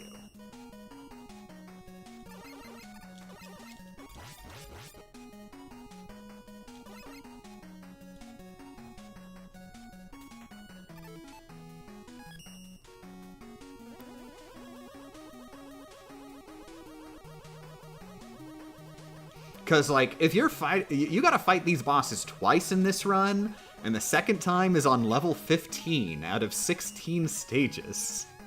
So, like, you can't afford to just, like, if you get good RNG, it's easy. What is the logic of Centaur Man, then? I was sure when he shows up, I just prayed he didn't appear inside. He always spawns in the location you were around the time that he disappeared. I'm not sure the specific timing, though. If it's the precise moment he disappeared, if it's the moment he started flickering, if it's a moment a little bit after he disappeared, or what. Like, when specifically it is, but it's somewhere around that time.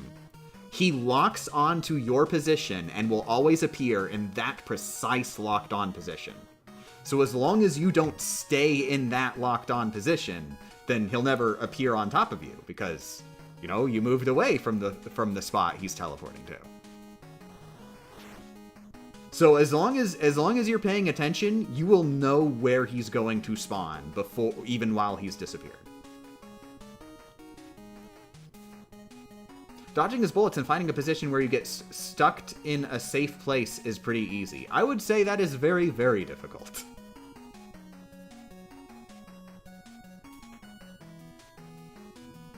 But of course, I am factoring into my strategy, always making sure I have a place to run away to when he disappears.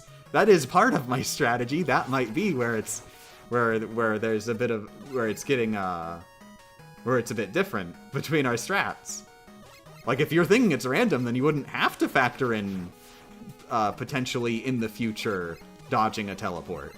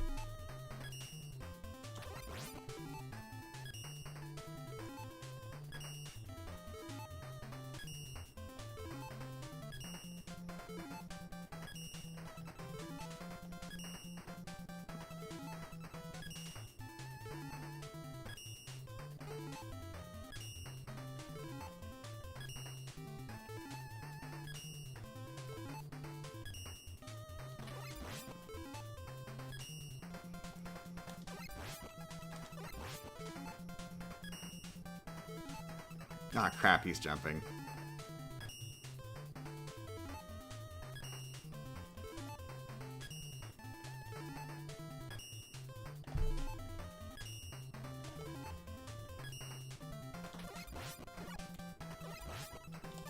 Nice!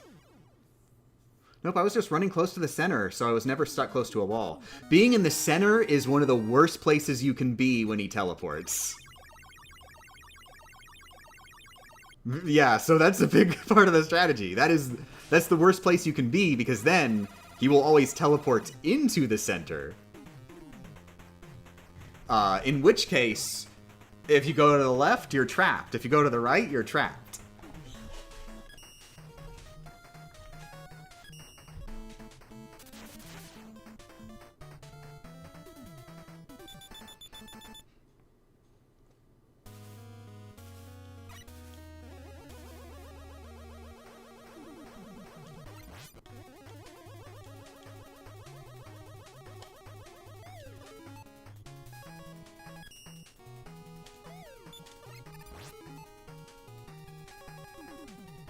I remember, I always switch to Jet for no reason here. I don't switch to Jet.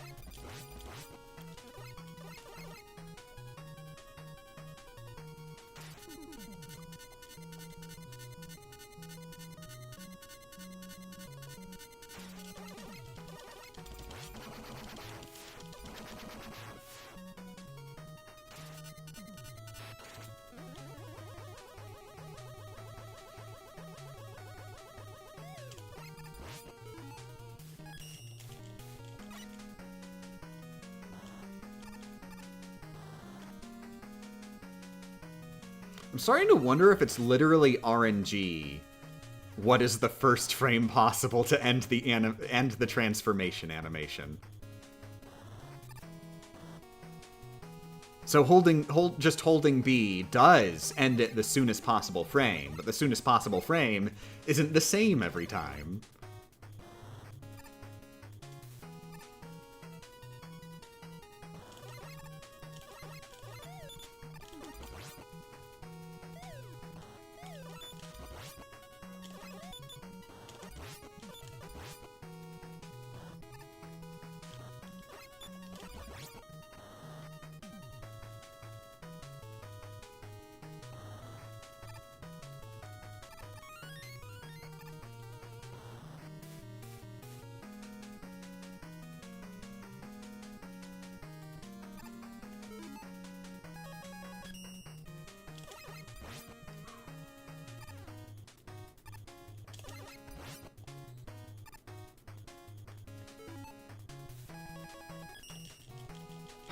Oh, thank God.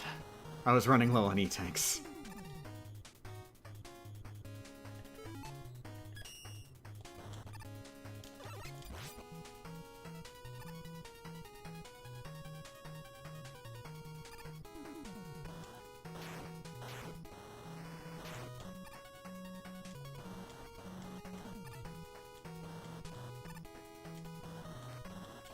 Oh my God!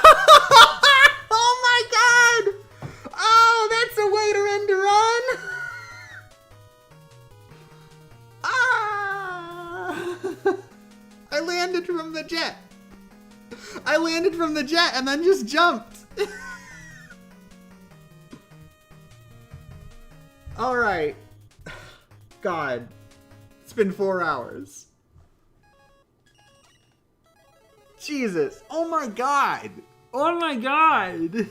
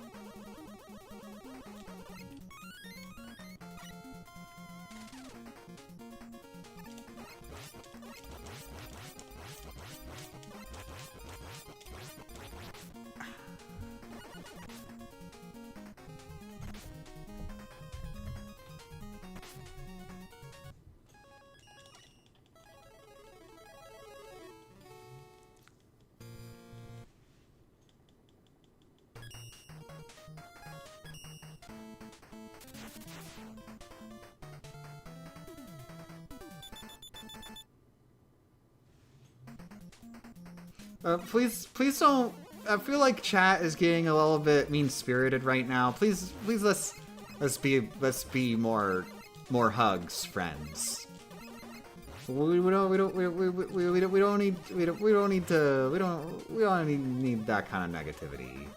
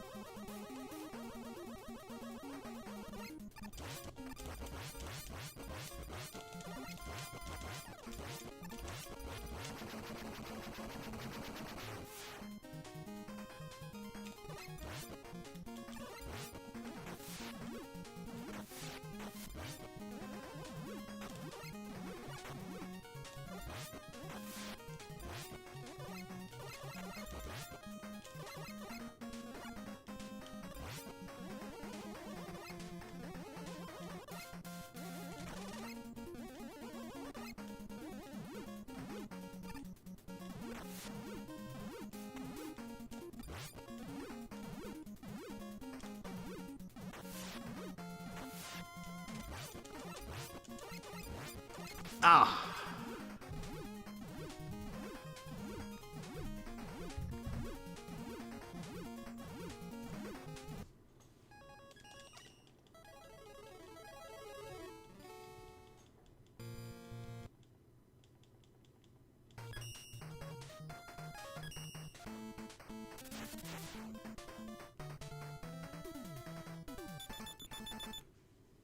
Initially started watching these streams to see you triumph. Now I just enjoy the conversation.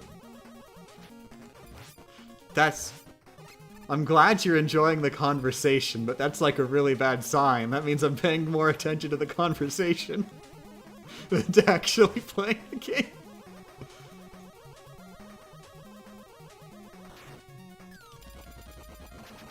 The playing the game part is supposed to be really important. The playing the game part is my job.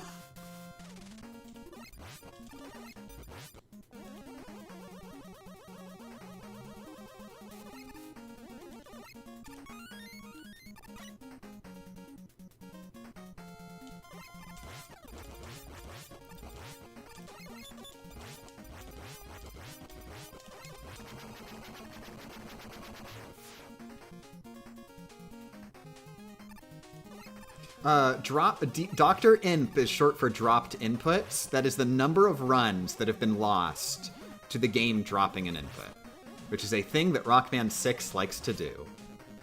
It's only as low as it is because I have learned to some degree how to mitigate dropped inputs.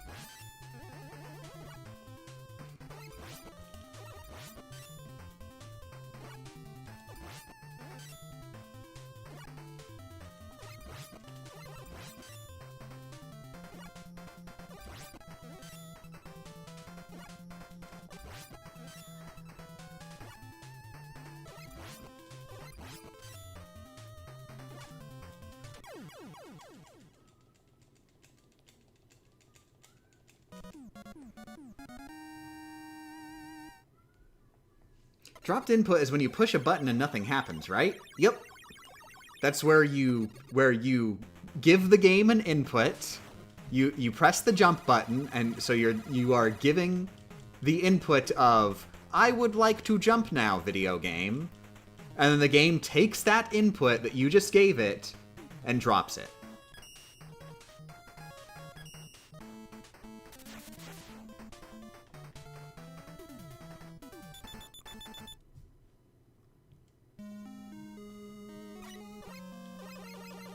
Why Plant Man first? Jet, baby. Jet is just way too useful to not get immediately. Makes every single stage after it easier. And in fact, Plant Man stage, main reason it's so difficult is because you don't have Jet. So no getting around that.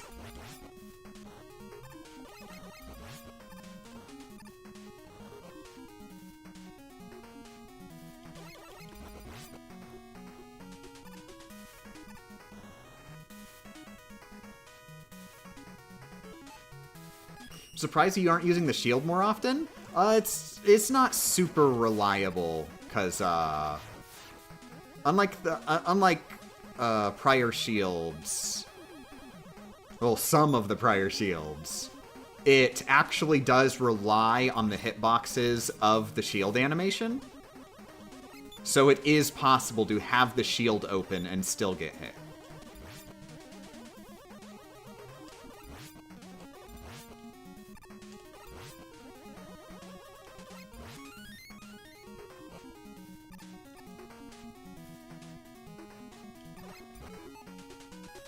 Hey, here's shield.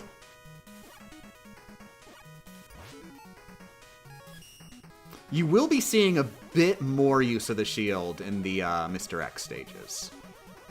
There's one particular boss who the entire strategy relies on the shield.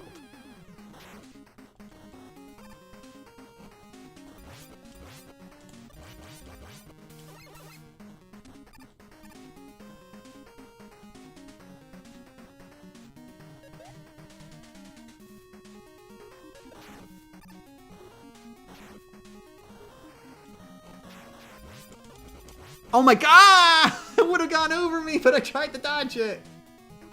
The worst part is I was sort of like in the air, hovering, waiting for him to attack, and he wasn't attacking. So I was like, okay. Then he attacks.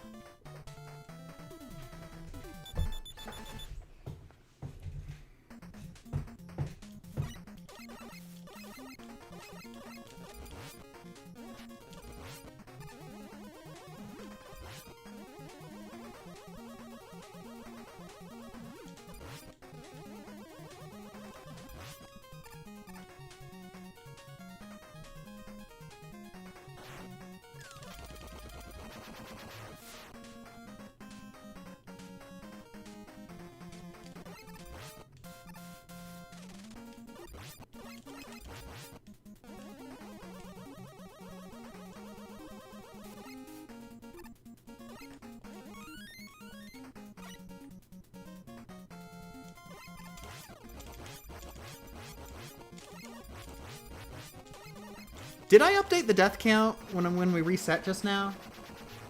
I can't remember. I think I did?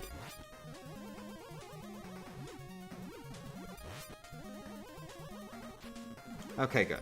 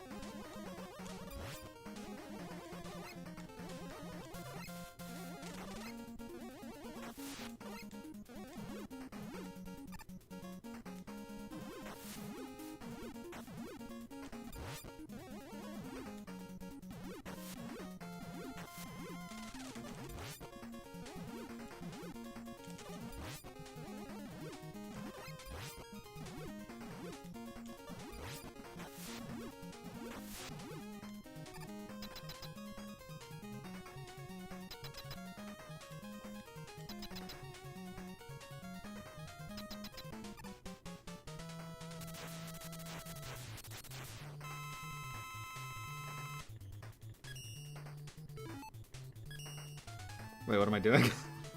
This isn't one of the bosses I do that on.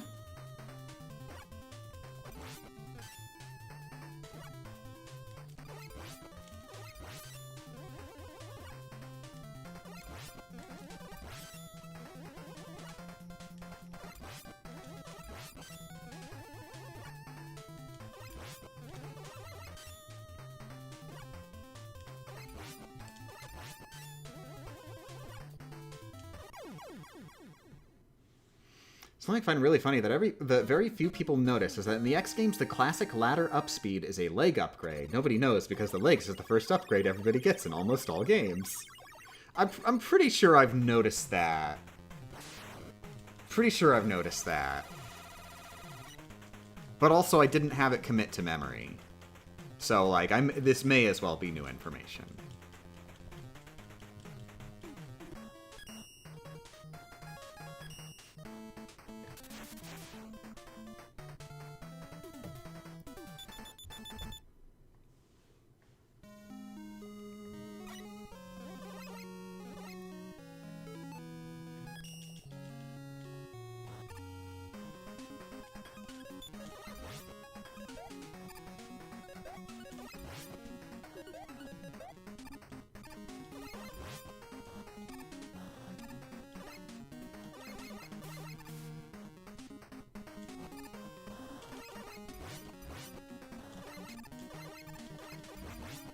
God, after all this Rockman 6, it's gonna be really weird going to a Rockman game where you don't have jet.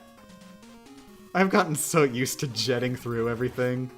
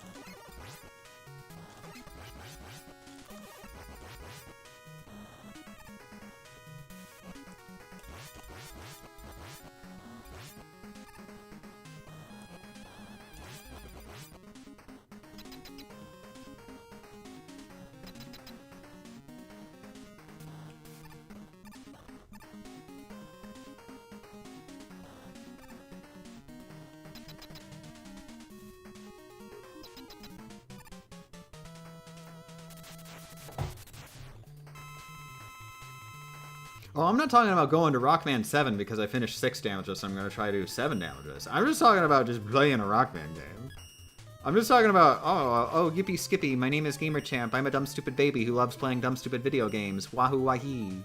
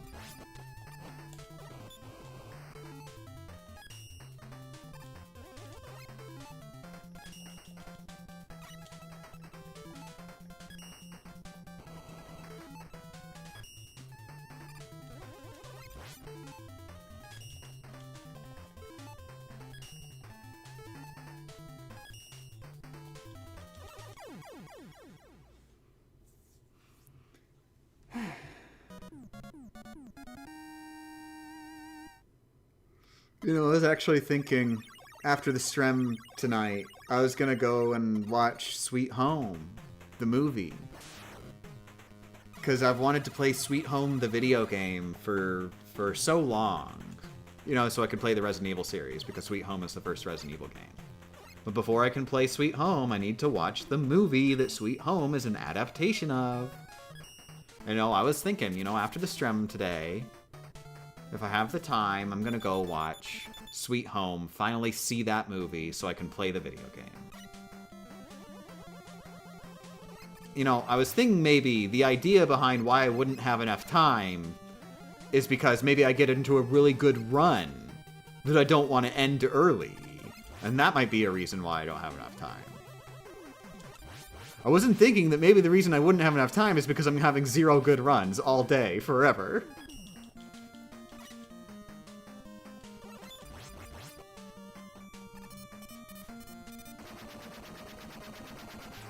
Sweet Home is fun. I wish we could get the theatrical cut. Oh no! Is it one of those things where, like, the theatrical cut is better, but then, like, the only version available is some crappy home version? Or even worse, some crappy edited for TV version?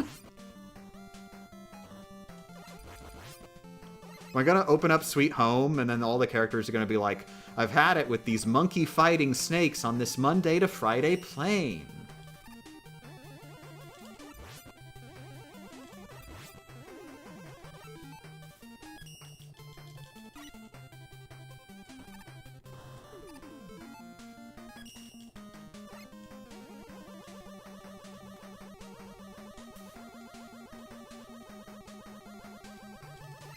I've had it with these monkey fighting ghosts on this Monday to Friday home.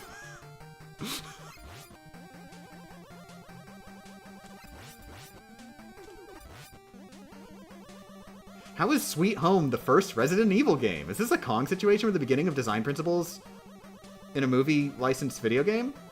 Resident Evil, straight up, is the developers were like, hey, remember when we made that Sweet Home game? What if we made a sequel? And they made a sequel. It is straight up the intention of Resident Evil is, hey, what if we did more Sweet Home?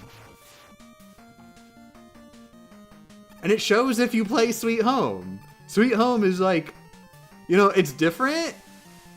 Like, of course, I haven't played it yet, but everything I know of Sweet Home is that, like, you know, it's different. But like there's so much Resident Evil DNA in there. It's like very clear.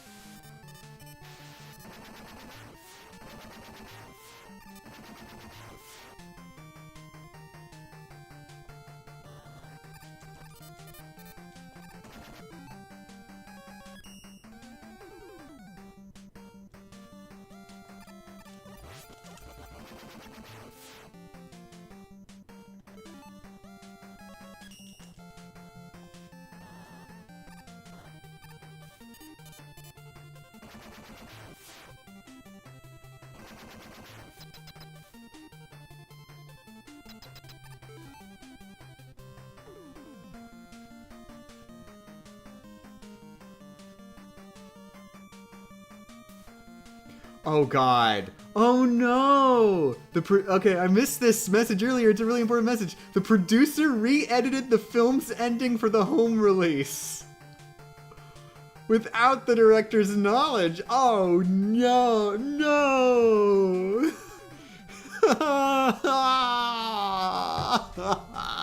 Oh, that always ends poorly. That never goes well. Every time they're all like, we need a different ending for this. I don't know what the people who made the movie were thinking. This Why would you try to tie it into the themes? Just do an explosion or two and have the good guys win.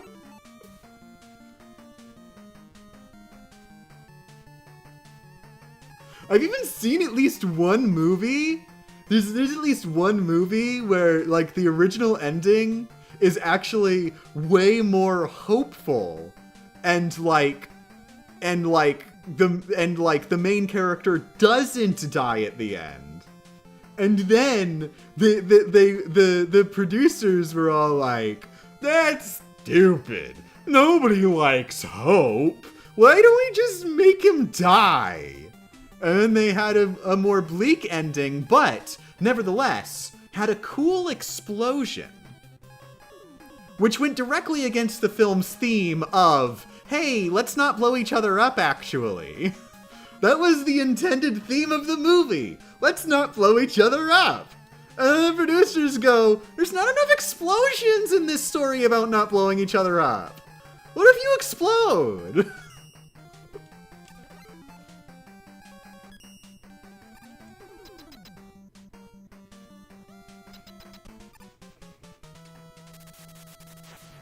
I know exactly what movie you're talking about. Yep.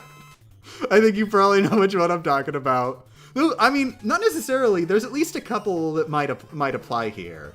But the one I'm thinking of is much more literal in the main character just straight up explodes at the end because they were like, well, I mean, there's not enough explosions.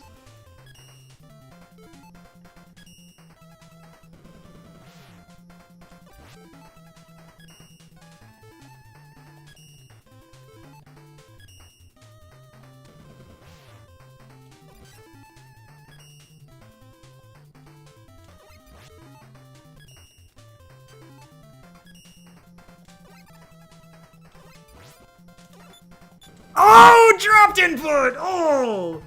That feels really bad because that was a really avoidable one. I didn't need to move there. I was just sort of repositioning myself a little bit. Like, I got flustered because I didn't end up getting the final hit like I wanted to. But it wouldn't have been deadly if not for additional dropped input. A real blizzard of errors there.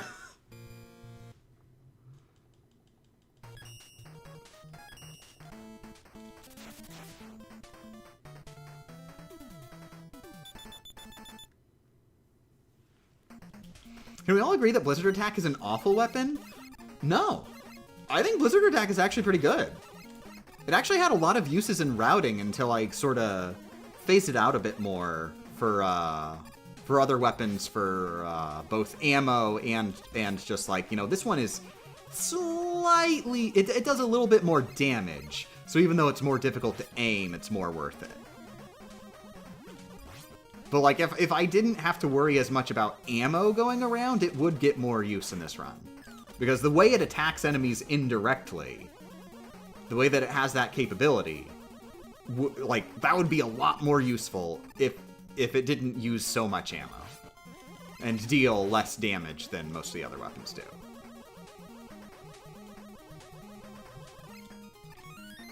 But it does still get use for the simple reason that it is the only weapon other than the power adapter that can destroy the rolling spikes.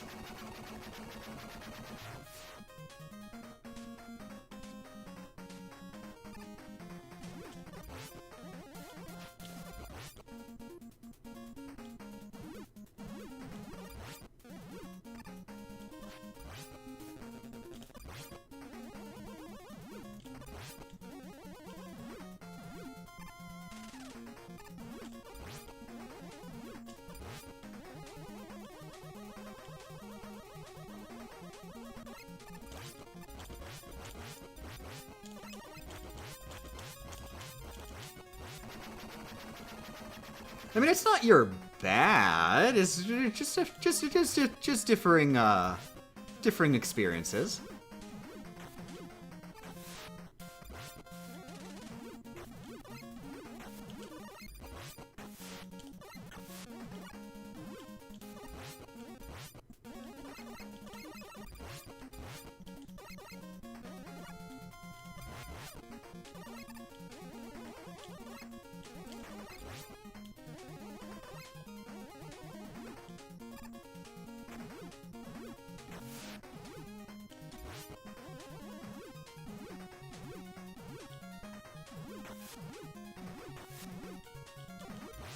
Oh! Almost.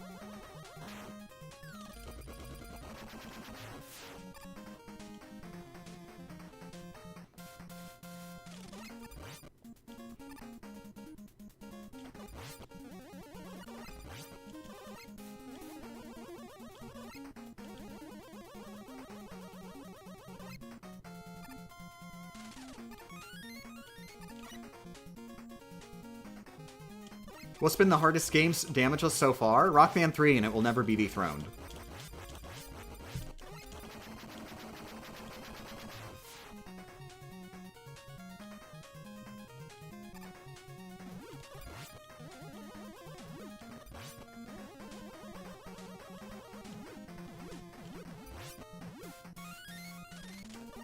Like, I haven't even technically done this one Damageless yet, but I can tell you right now, it's easier than Rockman 3. I've gotten real close.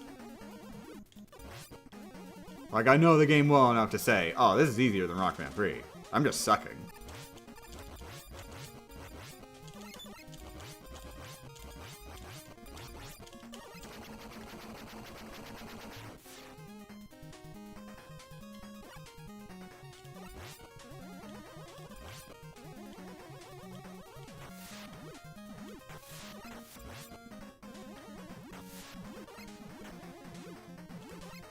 We'll say X6 might dethrone Rockman 3. Just for the record, if we're talking about, like, there is some people have mentioned, like, there's one stage where there's just acid rain, and, like, it just damages you, and that's just how the mechanic of that level works. That doesn't count. That does not count as getting hit. Get out of here with that. If you are required to go through a level with acid rain, like, that's not for reals getting hit. Come on.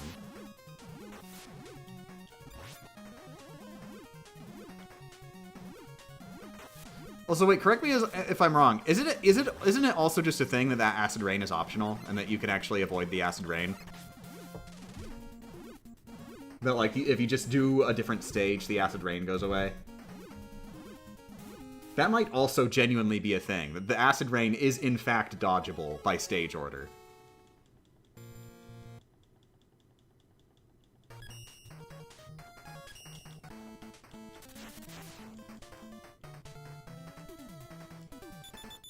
Because if it's dodgeable by stage order, then, I mean, of course it counts.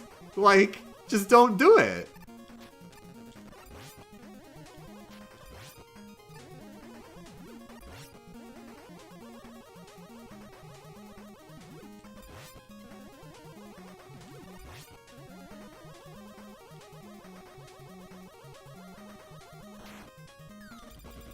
The acid rain is a stage gimmick for Inami Temple, but if you played last, you can avoid triggering it in other stages. Oh, so it's a case... It's the opposite. It's required in one level, but is triggered in other levels if you beat that level.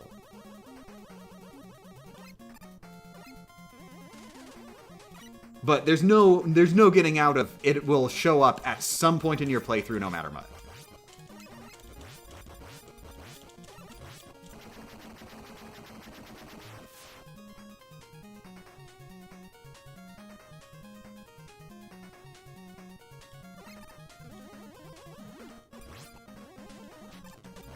What you were thinking of the lights hour out effect? You can enter and escape immediately to set new, easier nightmare effects? Is this just an RNG thing? And you can just enter the stage and leave before you take any damage?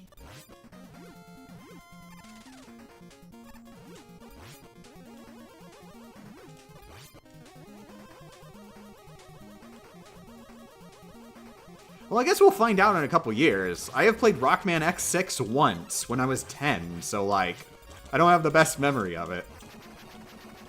I'm pretty sure I didn't think it was bad when I played it, because I was a baby.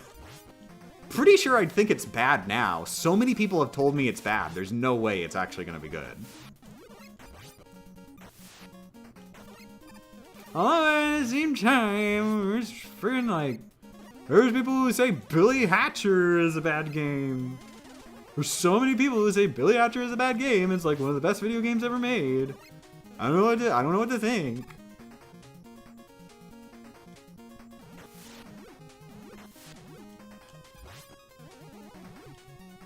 People are always coming to me and being like, oh geez, Sonic the Hedgehog had a rough transition to 3D. Yeah, such a rough transition. He had a killer, really great game, and then in the running for best video game of all time, and then a really killer great game, and then a pretty good game, and then a really killer good game, and another one of the best video games of all time. Just absolutely like stumbling at every moment.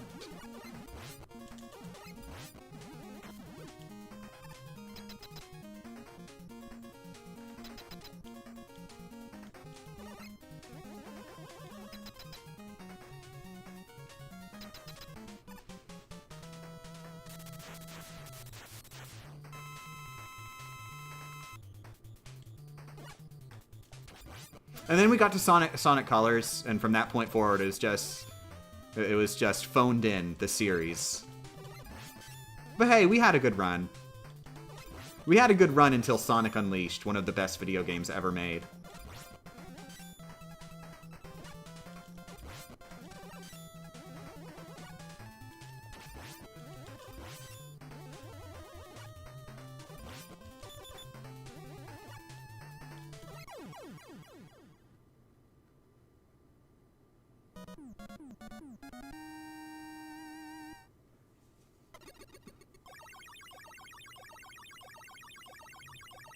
I like Sonic and the Black Knight. I have not played Black Knight yet. I am sort of interested in it. The only issue is that it's a sequel to Secret Rings. And unfortunately, I had an issue with Secret Rings, where when I played it, it was not playable. But like not as like a glitch or something, or a problem with my setup. It's actually just like a video game where they forgot to make it possible to play it, because the controls are just that bad. I've heard that Sonic and the Black Knight has like video game controls in it. It sounds like a good replacement, but I have to play Secret Rings before I can play Black Knight.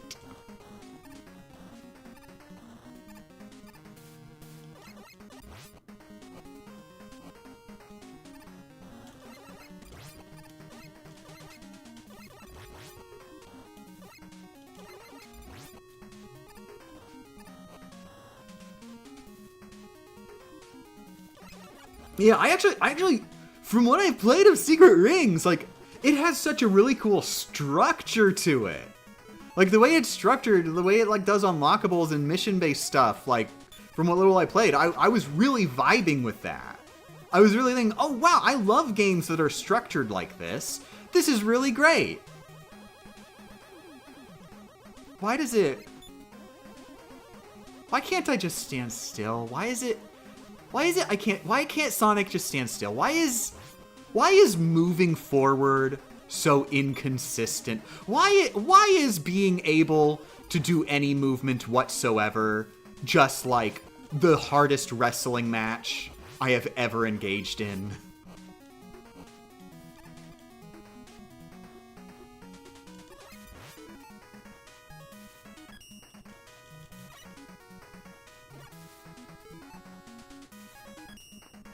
Doesn't Secret Rings control like Mario Kart Wii? I'm unsure, but I highly doubt it, because the way Secret Rings controls is that you tilt the Wiimote as if it were an analog stick. And that is the controls, but you don't have it facing straight up. You have it facing like forward. And then from your having the Wiimote facing forward, you sort of tilt it forward because you want to tilt your virtual analog stick forward. and tilt it backward if you want to tilt your virtual analog stick backward. And also, this analog stick is suffering from Joy-Con drift. This virtual imaginary analog stick.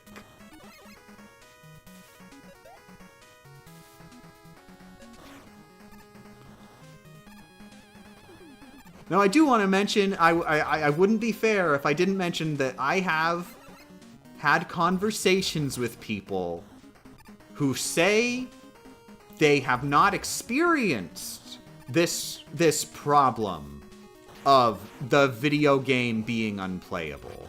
And it was fine for them. And maybe my Wiimote is broken, or I don't have my sensor bar set up properly. That has not been an issue for literally any Wii game ever. It would be really weird if it was just specifically Secret Rings decided not to work for me, and me specifically also. And just really decided not to be a playable game out of nowhere. And just consistently every time I try to boot it up, it decides not to be a playable game. And then I switch to another game and it seems playable. And I switch to Secret Rings and it seems unplayable. But maybe it's just a weird coincidence and I just have my sensor bar set wrong.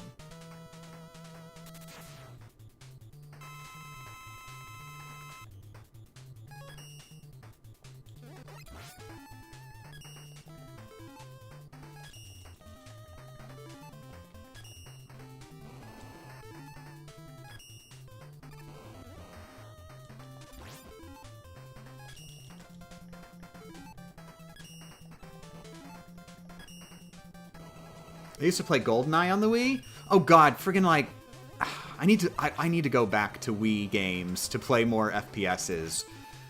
Wiimote and Nunchuck FPS controls are so underrated and cool. I don't know why there weren't more like big FPSs on the Wii, because that's so good to control an FPS like that.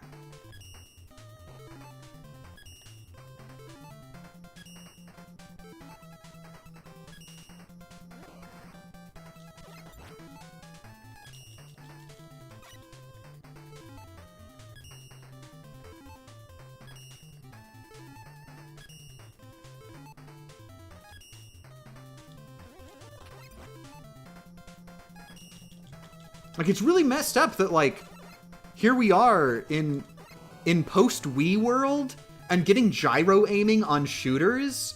Like, you gotta friggin' pull teeth to get the developers to go, okay, I guess we'll put gyro aiming in The Last of Us Part 2 as a post-launch patch several months after release. Which is really cool that that's a thing. I wish I could have played the game that way. Unfortunately, I bought the video game at launch.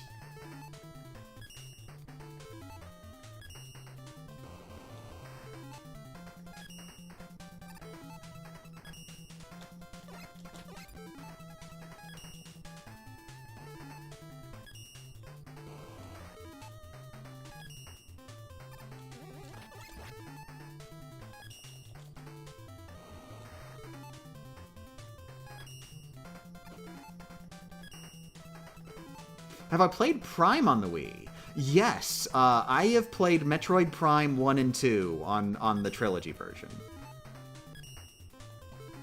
I did actually play Metroid Prime 1 on GameCube way back when, and then I like replayed it on Trilogy, and I also played through Metroid Prime 2 on Trilogy. That was my first playthrough. I did cheat on the GameCube. I'm evil.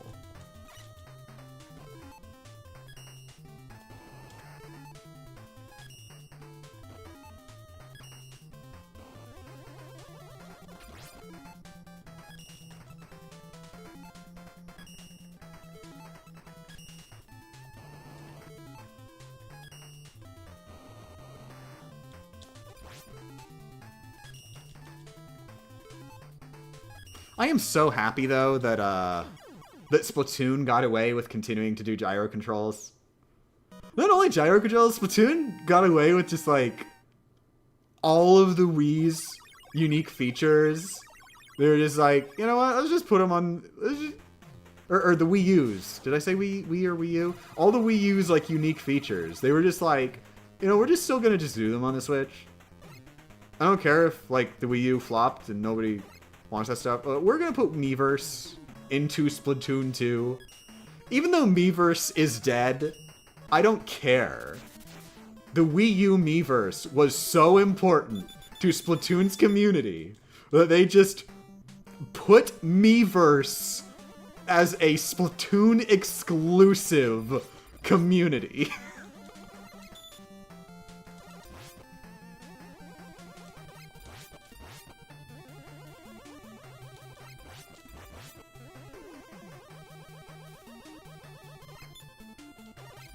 Yeah, they even emulate the touchscreen with gyro for jumping to points on the map.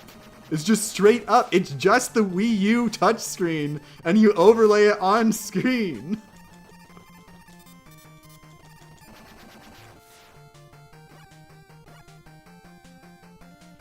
How do we adapt this game to a console that doesn't have the gamepad? How about we just emulate the gamepad?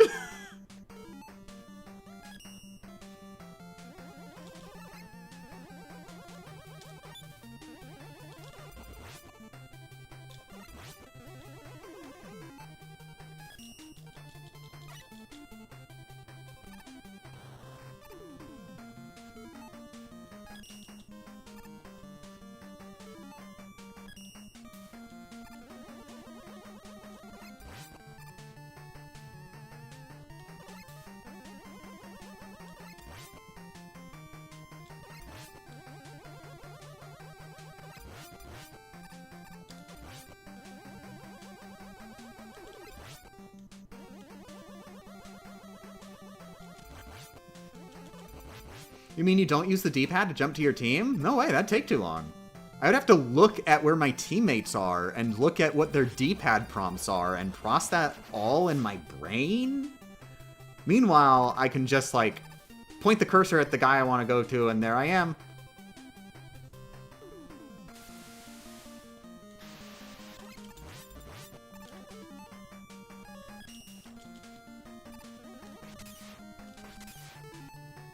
One of my friends said Splatoon 2-3 feels like a Wii U port developed to be released on the Switch. Yep.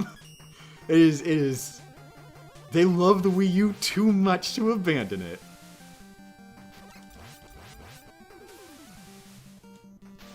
And then there's Breath of the Wild, making me sad. Developed as a Wii U game with Wii U exclusive features, and then like halfway through development, they're like, by the way, it's a Switch launch title, no more Wii U. It can be on the Wii U, but it can't, like, be a Wii U game. And you're just straight up like, okay, yeah, we'll just remove all of the cool things. No more cool things.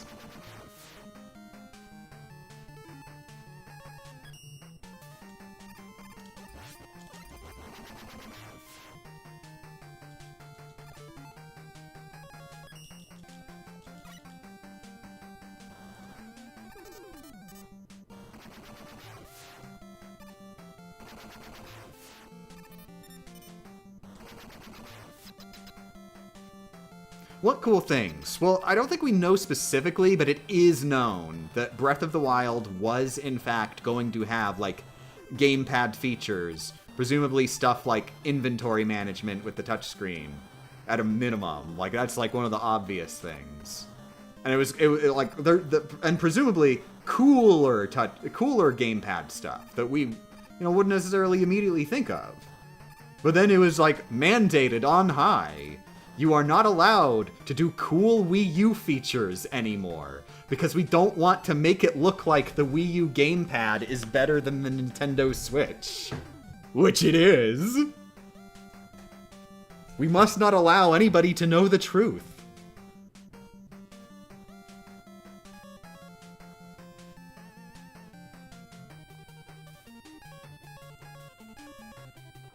But of course, it's still left over in the game. Like, friggin', it's still, like, there's still like bits and pieces left over, like the fact that the Sheikah Slate is literally the Wii U gamepad. It's right there on screen. You can sort of justify it a little bit, like, oh, but it sort of also looks like a Switch too. Shut up. Shut up. It looks like a Nintendo Switch out of sheer vague coincidence. It doesn't actually function like a Nintendo Switch. And then the way that it enhances your gameplay experience with cool, unique features. Shut up. Shut up. You don't hold the Nintendo Switch in your hand. You hold the Wii U gamepad in your hand. Okay, you hold the Nintendo Switch in your hand when you're in handheld mode, but like you're not, that doesn't count. That doesn't count, C's. Stop it. Stop being a liar. You're lying so much right now.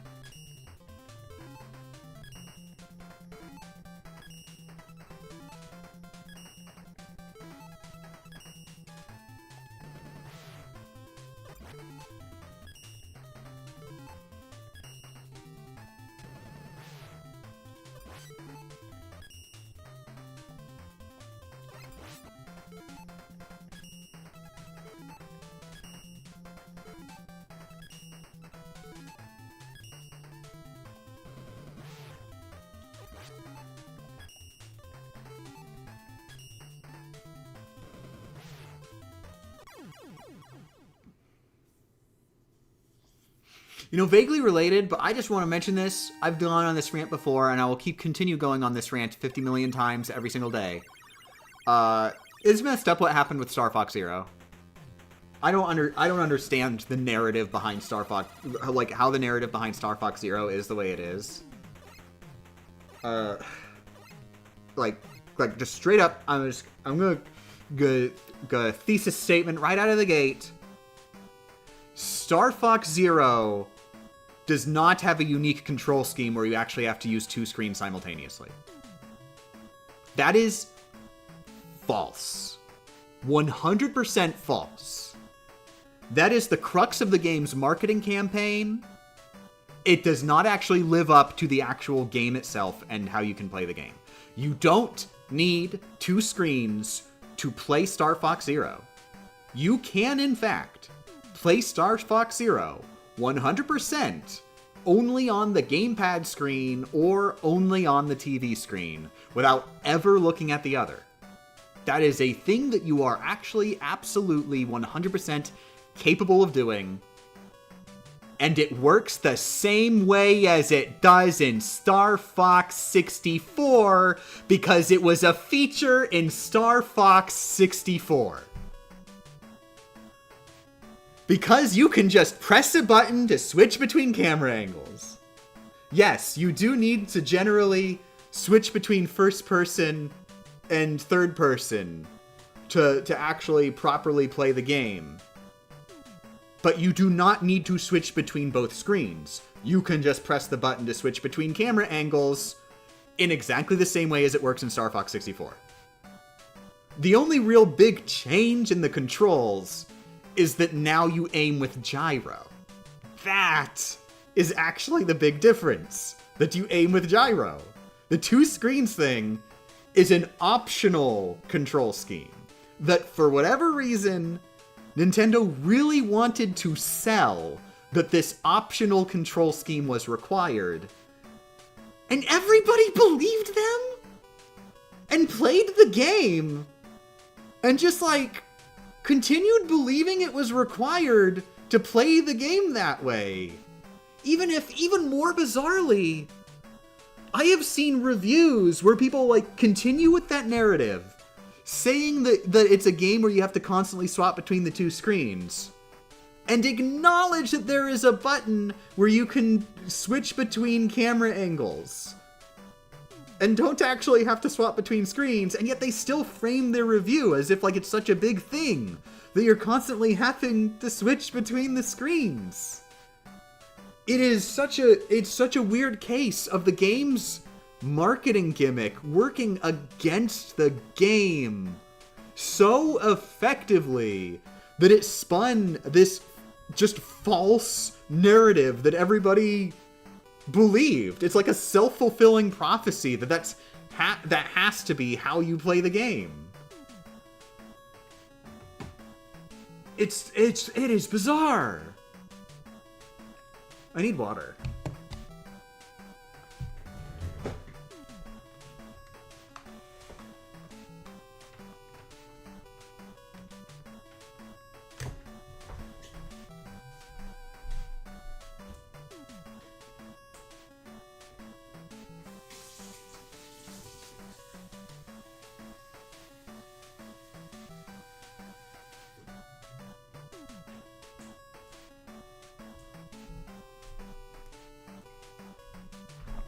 Well, like, I don't even think Star Fox Zero is that good, but my complaints aren't controls. I think the controls are wonderful and excellent, and it feels really good and unique.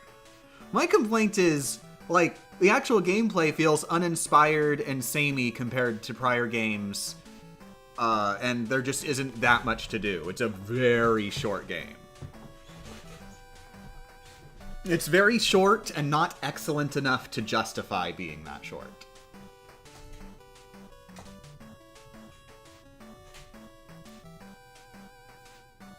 But, like, in the controls are not the problem. I love the controls. I wish we had a better game that controlled that way.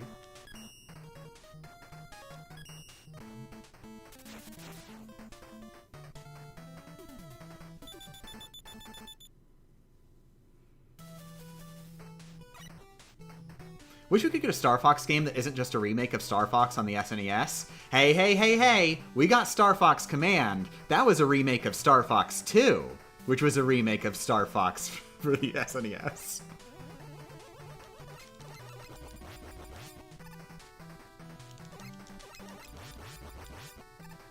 Of course, I am just being jokey, haha.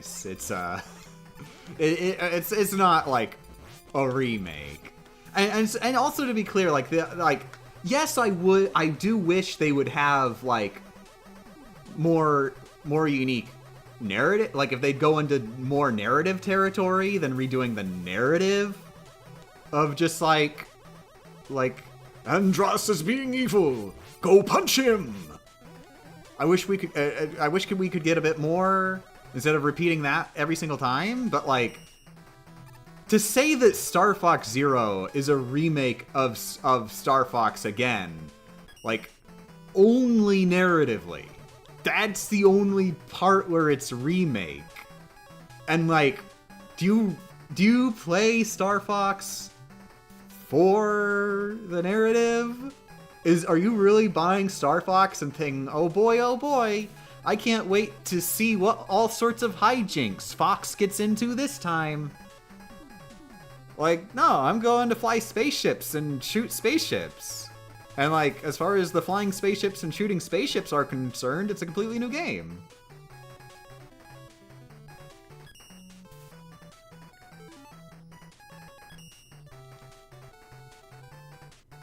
Like, I would appreciate getting a different narrative, but I feel like that critique of Zero got blown out of proportion, as if it literally was a remake, which it isn't.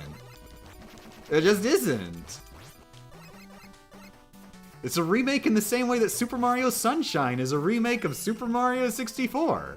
If you just change Isle Delfino to Peach's Castle, then it would be a remake of Mario 64 in the same way Star Fox Zero is of Star Fox 64.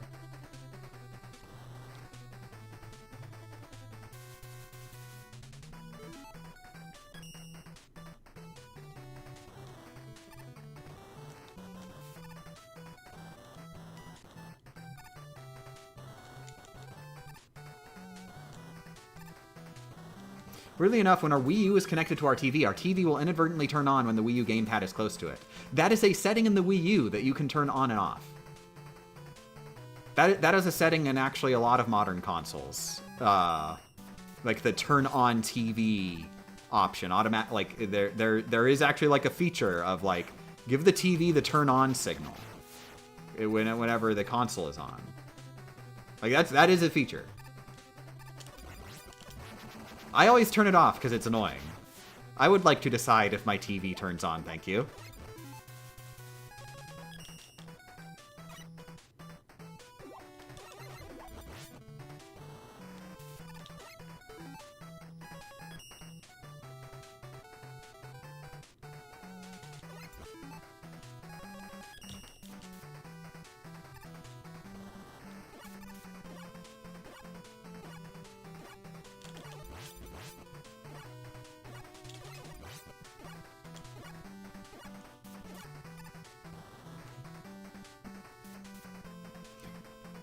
Just did a very hard retro achievement for a game on Dolphin. Was it Pikmin? Just guessing.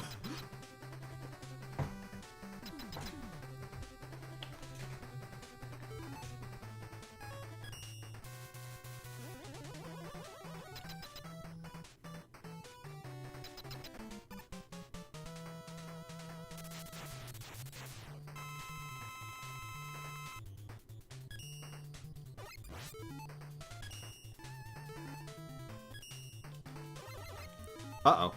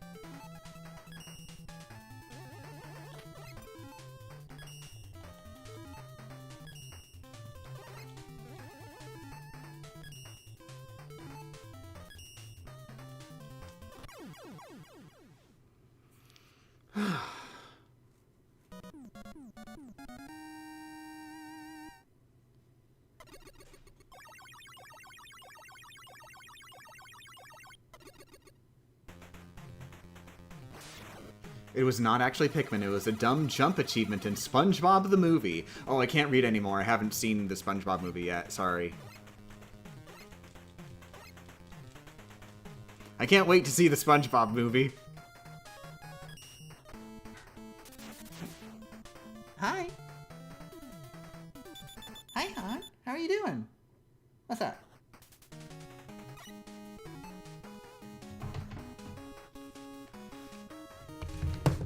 Have you been eating your dinner? Look, you have. Yeah, you ate a decent bit already.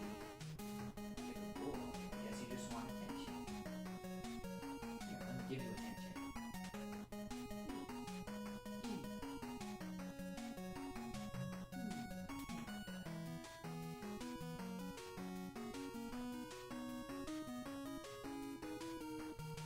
I've been really attention hungry recently. Meow. I will have to play with him later tonight.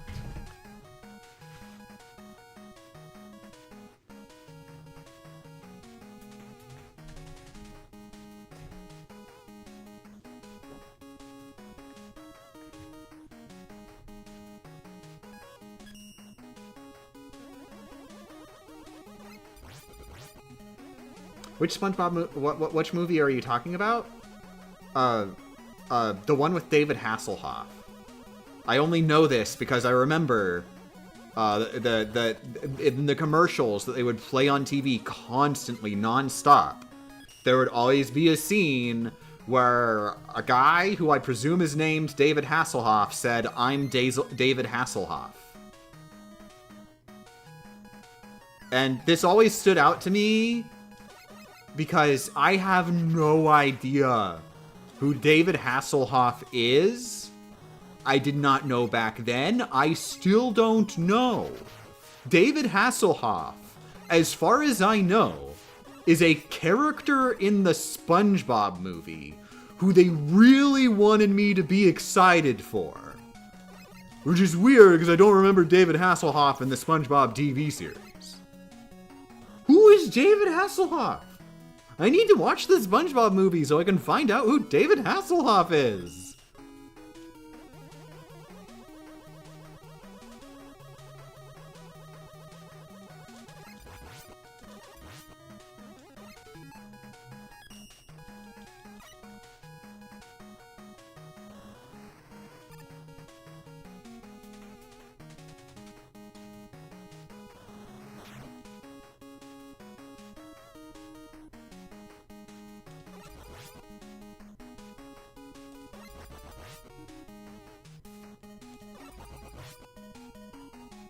Like, I'm gonna be honest, I'm more excited to watch the movie to know who David Hasselhoff is than I am to watch the movie to be all, haha, what a fun little SpongeBob adventure, weehee.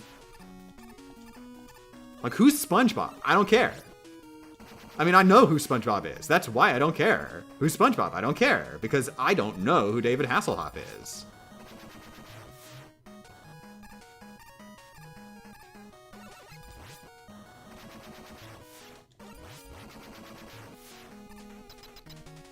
David Hasselhoff is an actor. Yeah, an actor plays David Hasselhoff, but like, who is the character David Hasselhoff who is being played by the actor who plays David Hasselhoff? I don't know who this person is.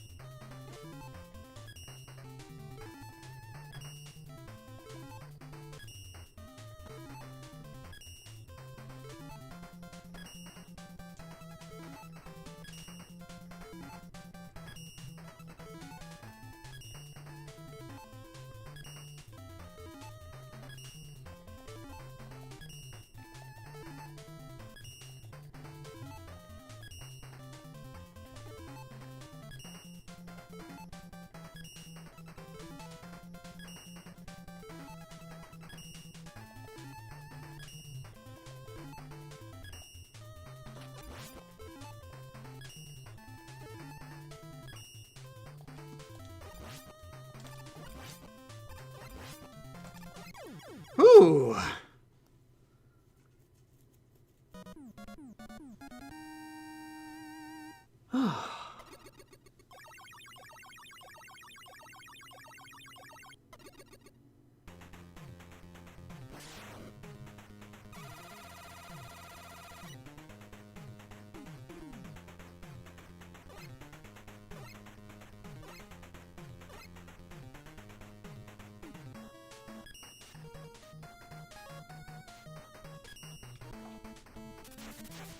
The furthest I've gotten on this stream is Nightman stage. I haven't even reached Nightman himself. So we're getting close to record territory.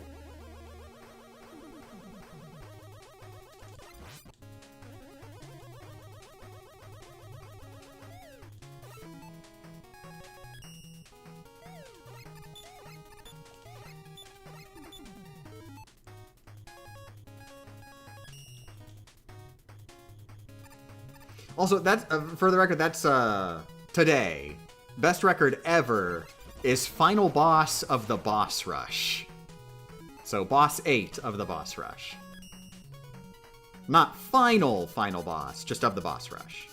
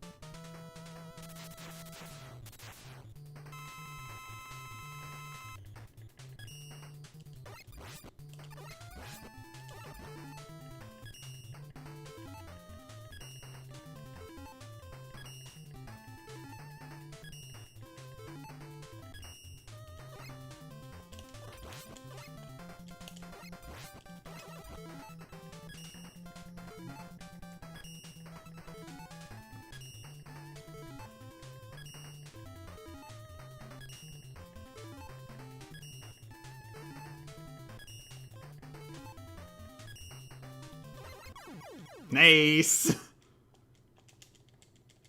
New record, baby. Strem record, not real record. I'm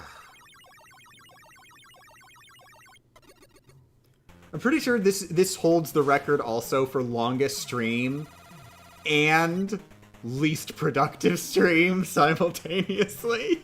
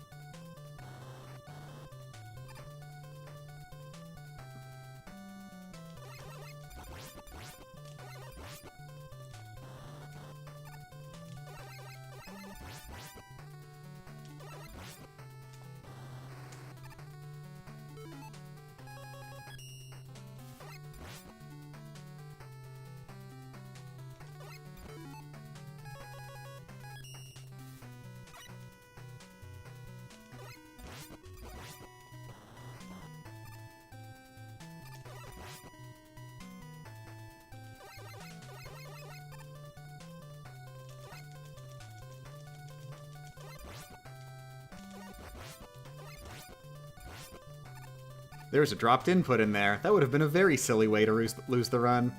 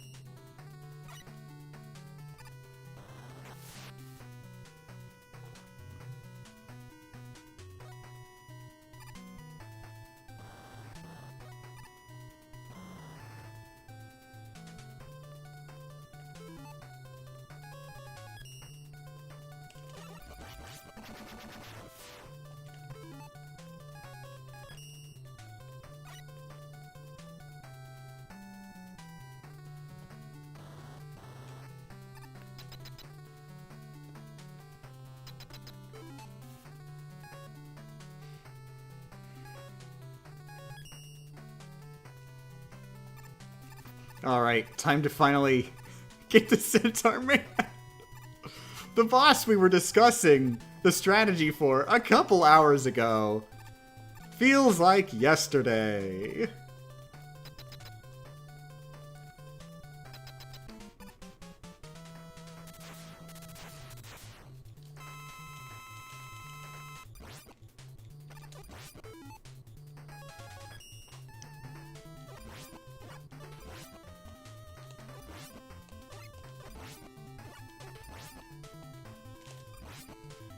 Okay, I got good RNG on him. I actually honestly messed up strategically. I should have been using Jet. I played very reckless, but he gave me such good RNG. Never even teleported.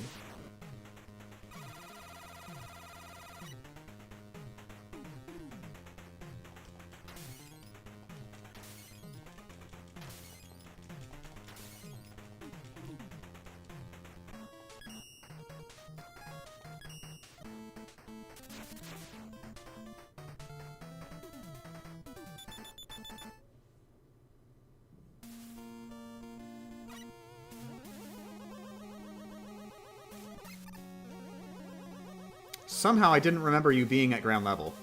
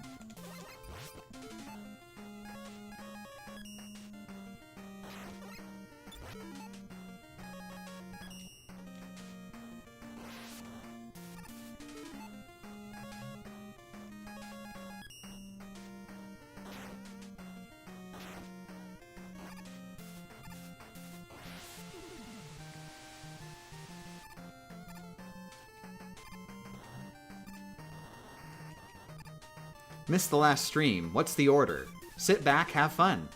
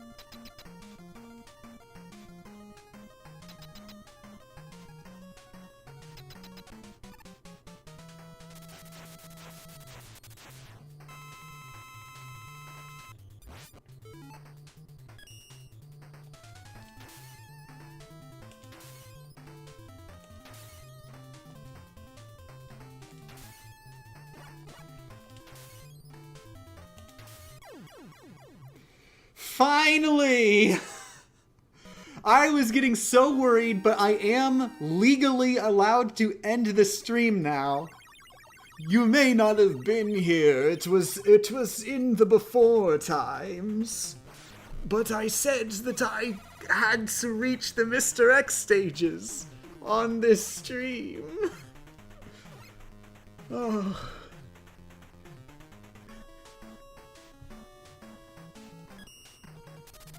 Oh, sweet, sweet Mr. X, I wasn't sure that I would ever see your beautiful castle again.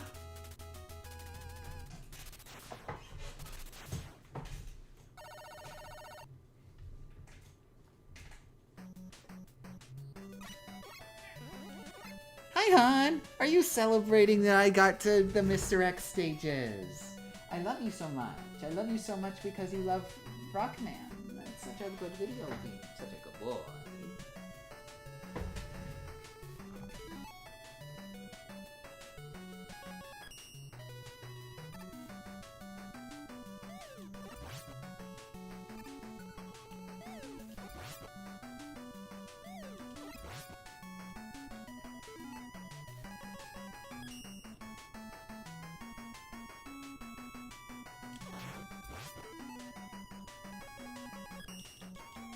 Who is Mr. X?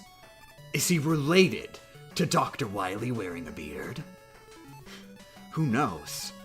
But I know one thing. The only way to know for certain is to beat the game.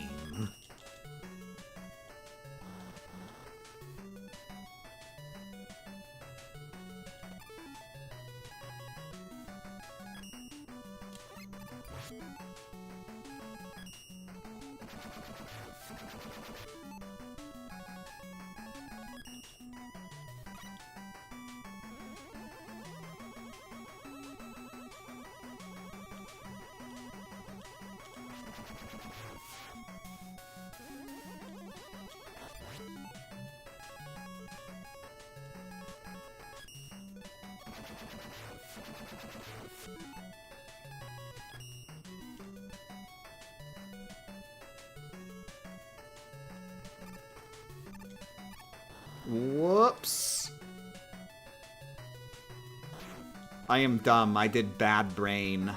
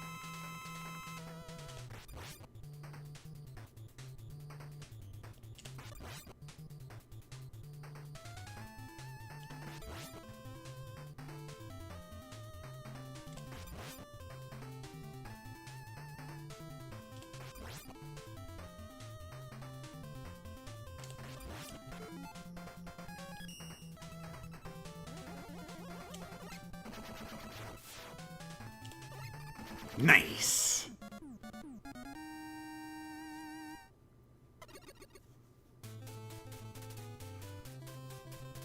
What am I looking at? Every time you hit that boss with a charged fist, it will automatically reverse direction instantly. Or it reverses direction like on a timer.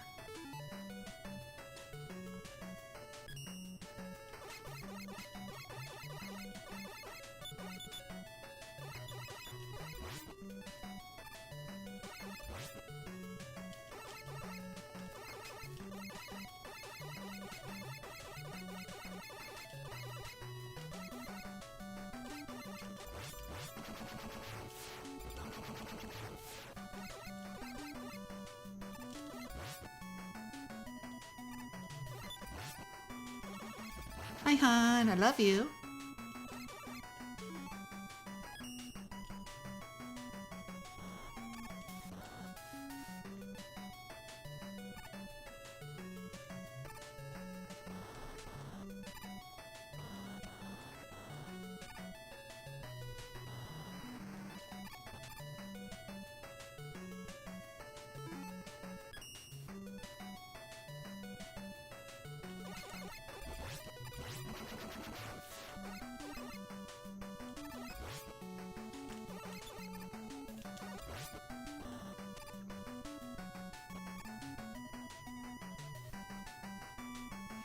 Today I learned his name is not Ringo Starr, it's Richard Starkey.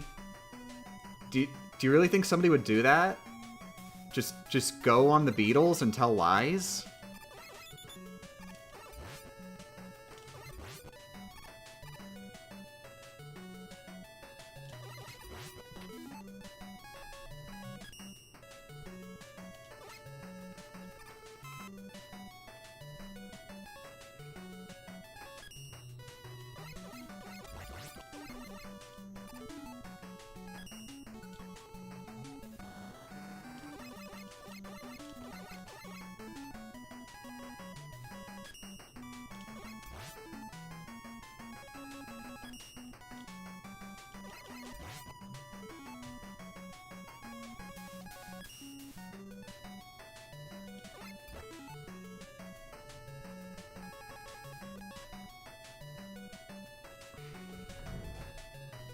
On.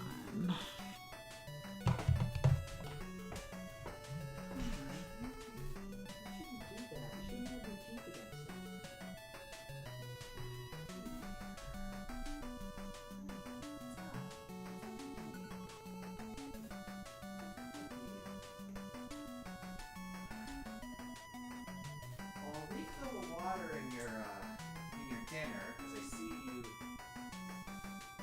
you drink all the water that was mixed in there. Go ahead and mix it up some more for you.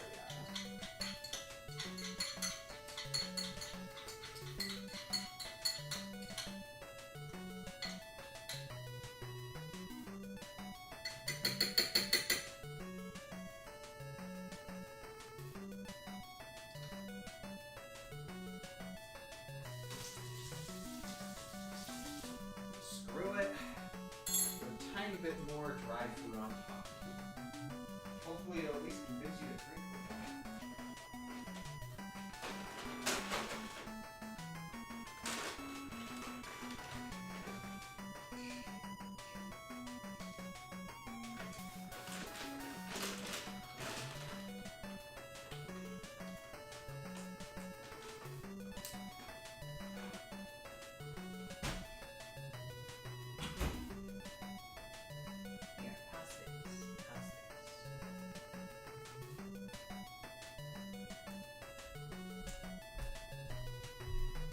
He is getting pickier every day.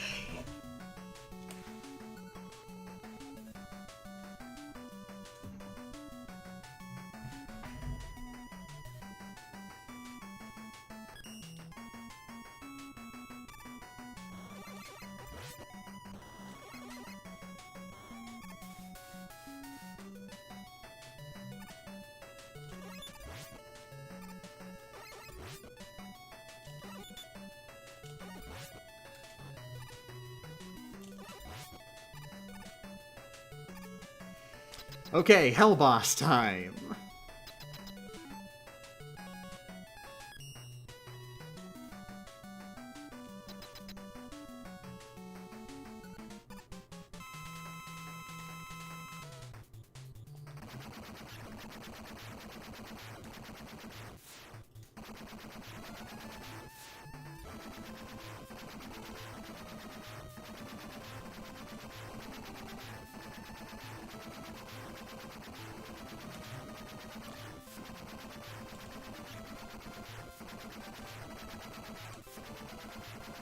Nice!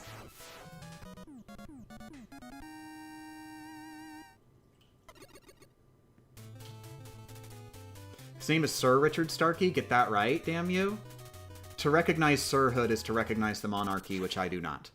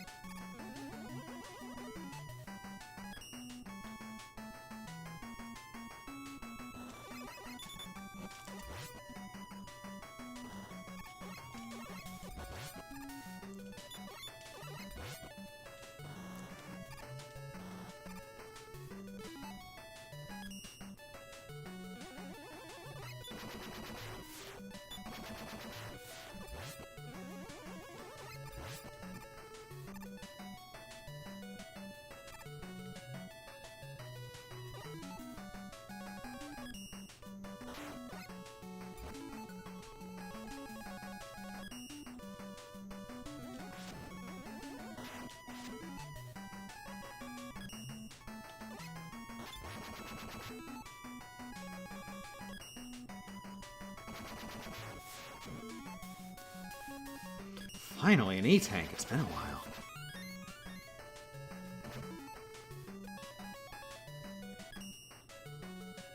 That's right, I decided to switch to using Beat because I don't actually get that much use out of Beat. And I need Centaur Flash more.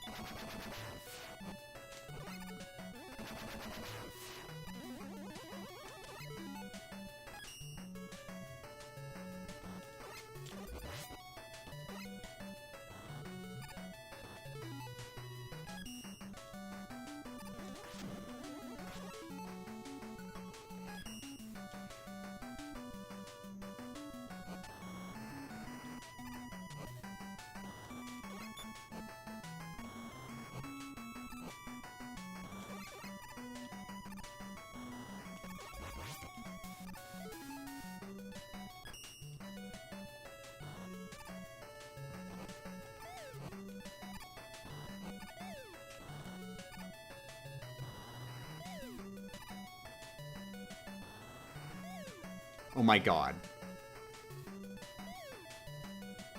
Finally! Ooh.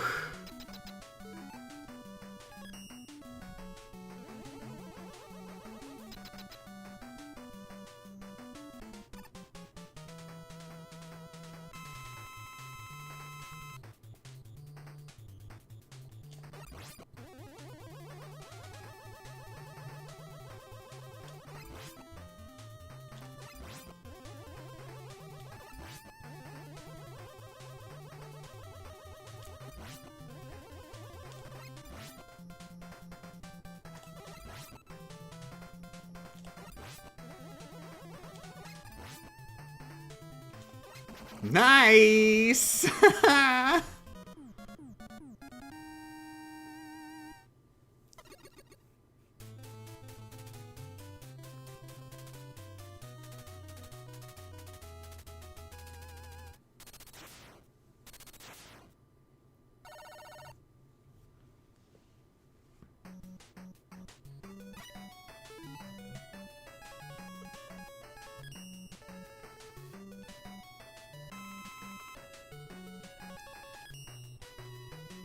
Is this boss rush? This level is Mr. X4, the final level of the entire game where we finally do battle against Mr. X.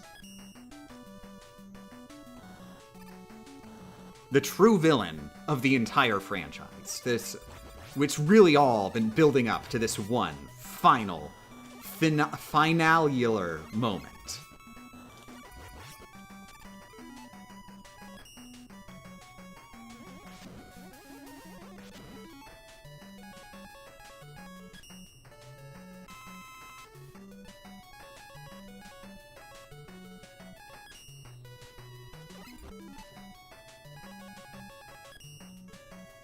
You're joking, Han. You are so joking. He still wants... He wants more. He's freaking like, I'm going, and I'm spoiling this little boy. And he's just like... More? Look at my big eyes. You want to give me more?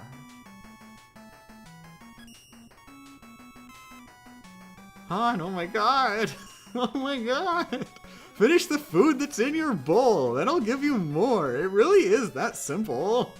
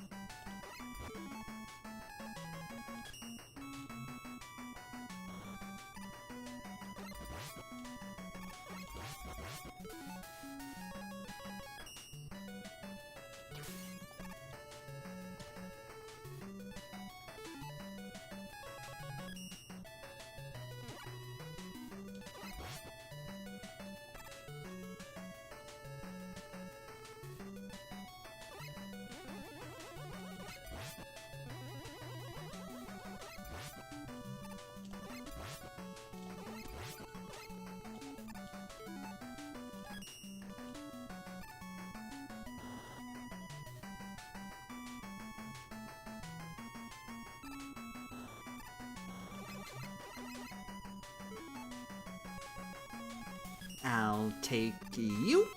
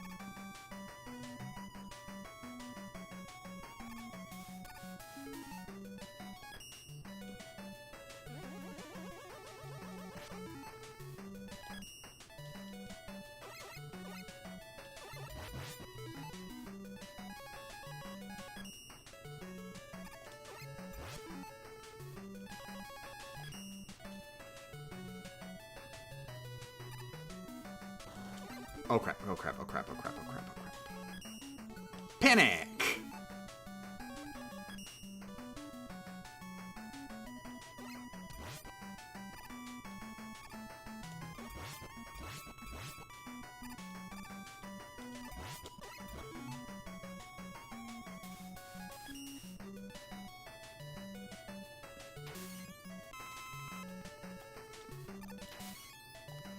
That did not go as planned. That energy refill just, like, made all... Like, the plan was already off the rails. The plan was off the rails, and I was in improvise mode. And right when I'm like, yeah, I've got a plan improvised, weapon refill throws off all of my timing, and I'm like, ah, geez, time to go to plan D.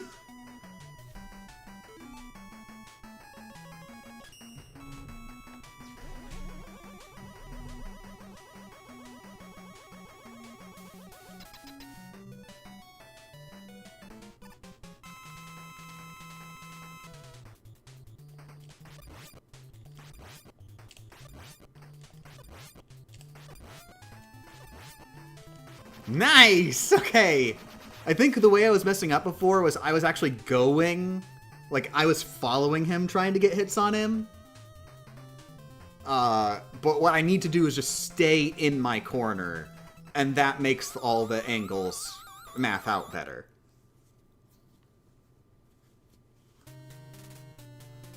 Cool.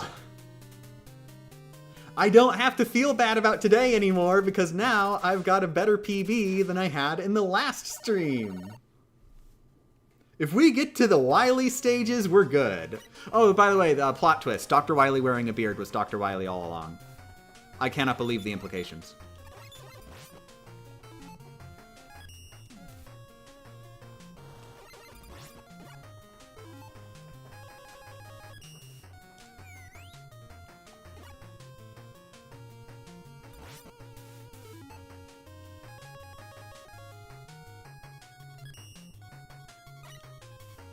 Wait, aliens can grow beards? Are you trying to imply that aliens shouldn't be allowed to grow beards? I cannot believe this discrimination here in my stream chat. Meow. Meow. Oh my god, Han. Couldn't you have meowed when I was sucking? When I was just being the absolute worst at the game? Like, then I could have had an excuse to go like, oh, I guess I don't have any more time to be bad at video games, everybody. I gotta go give the cat attention.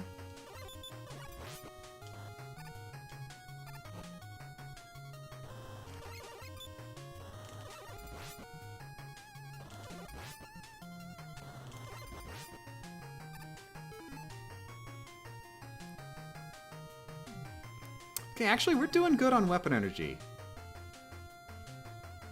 I'm not going to take the risk refilling. I think we're good.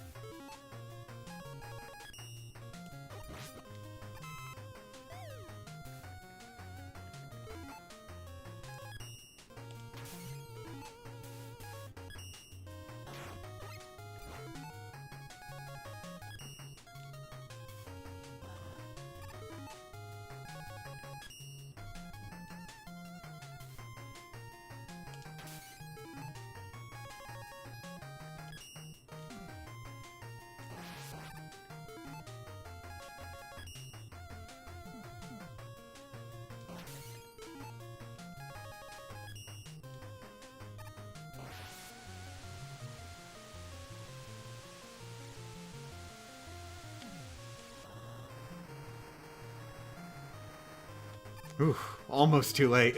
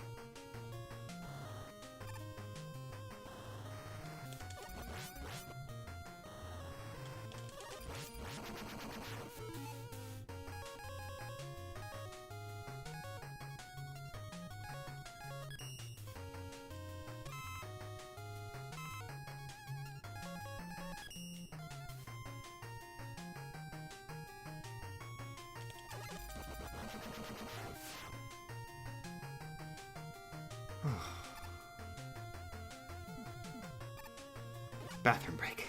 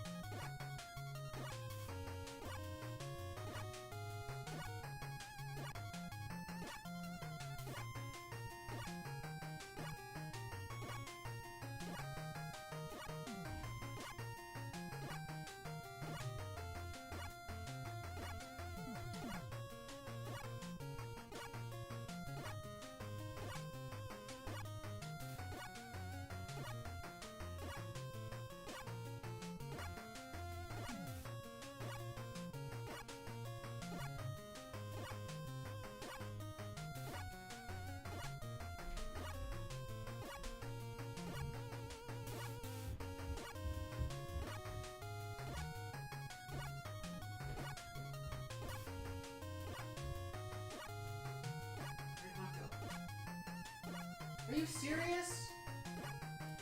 Are you serious? Oh, hi there. There you are. I love you. I love you, hon. I love you so much. Are you named Han? Are you named Han right now? Are you named Han so much the best?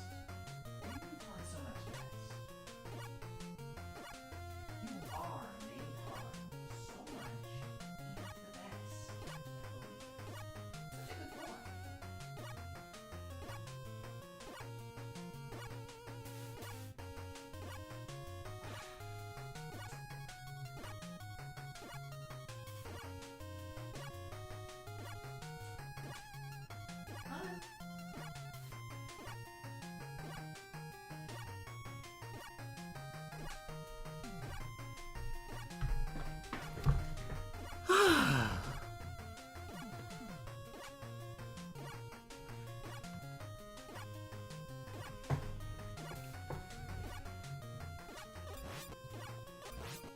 New strategy, etc.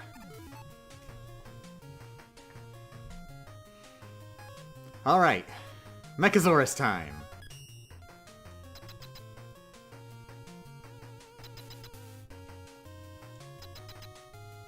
I didn't realize you could do that!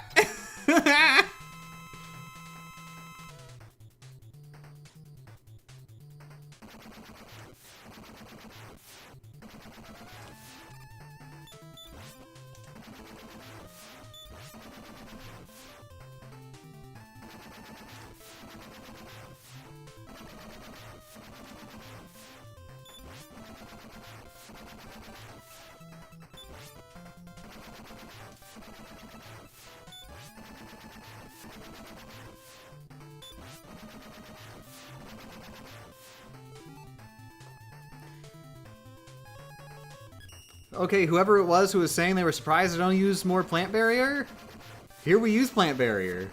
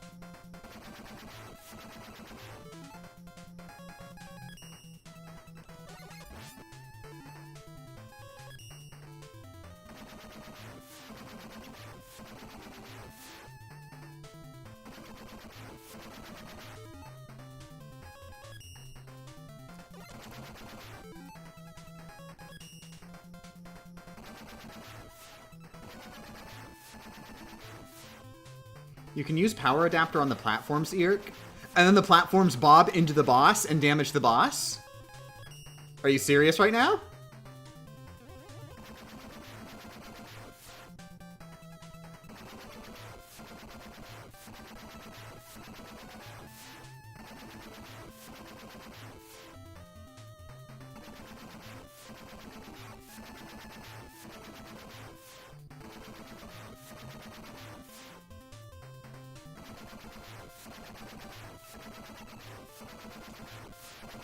Oh my god!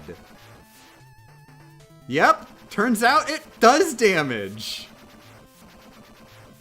I have learned another new thing today!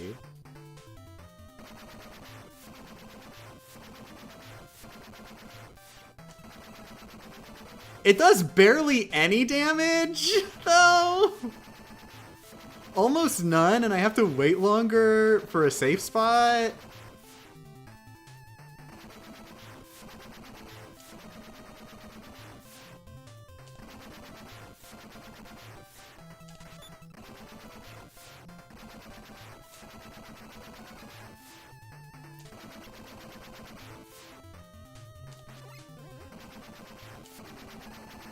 But hey, I mean, it is a lot less scary. Holy crap, I did not know that.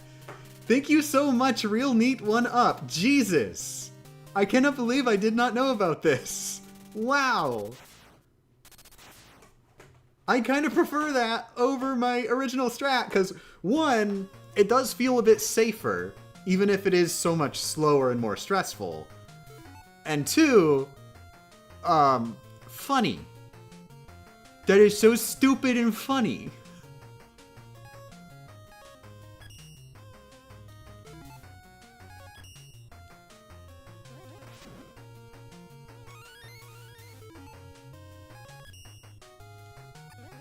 Any opinions on the Fallout games? I have not played Fallout 1 yet, unfortunately. The thing is, I don't vibe much with WRPGs. It's really not a genre for me. I don't like the whole, like, you've got to build your own stats on your character and everything like that. You've got to really, like, min-max every little scenario about your character. And I'm not... You know, I guess it ties in a bit. We were even talking about this on prior streams. Like I don't vibe with like Minecraft because it's, it's a game where you create your own fun. WRPGs, I guess it's a similar idea where you've got to create your own character. I don't vibe with that. So it's been difficult to get into Fallout. I do want to play it anyways. Like, I have interest in the series, but all of my interest is in the not playing them parts.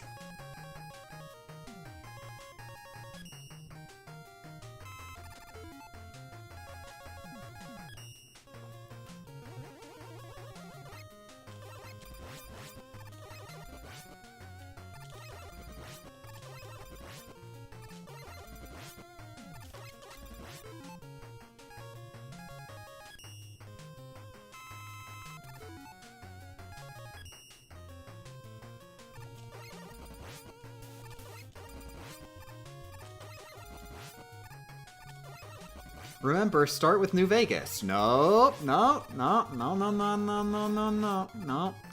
It's not release order, sorry. Your character can learn gayness? That just makes me more excited to play New Vegas, in which case I will definitely not play it first. I will play it in release order, so I can fully understand the series' evolution of gayness. What's the point of gayness if I don't know how we got there?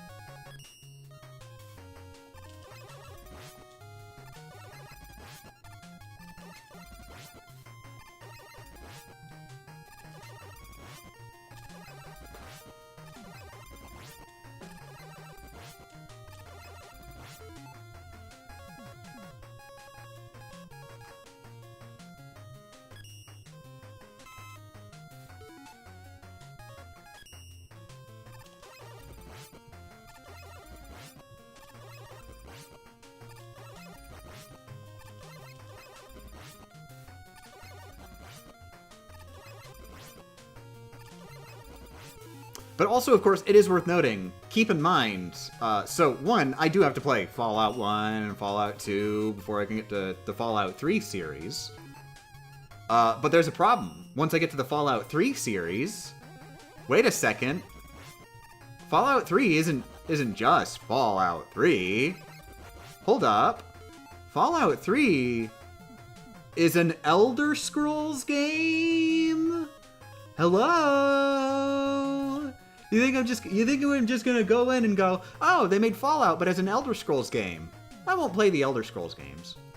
You think I'm gonna do that? No, no, no, no. In order to play Fallout 3, I have to play all the Elder Scrolls games too. They are intertwined series once Fallout 3 comes out.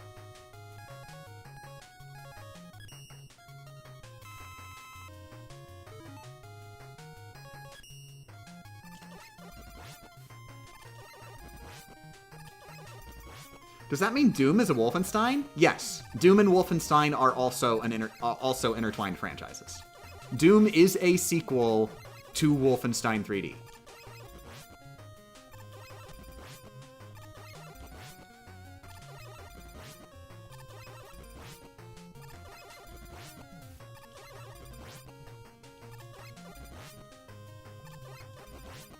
I can't believe Game Champ doesn't want to be gay with a gay sidekick who punches enemies to death. See, the problem is, like, the gay side... I get to be gay and have a gay sidekick. And what does the gay sidekick do? Oh, they punch people to death.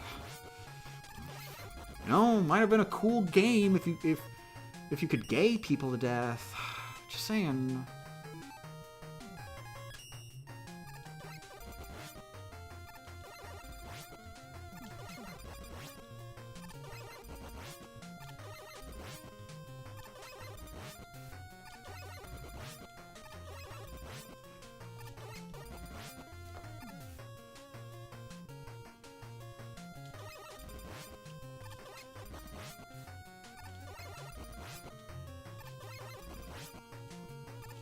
With a fist sidekick who could gay people to death? You're making me choke.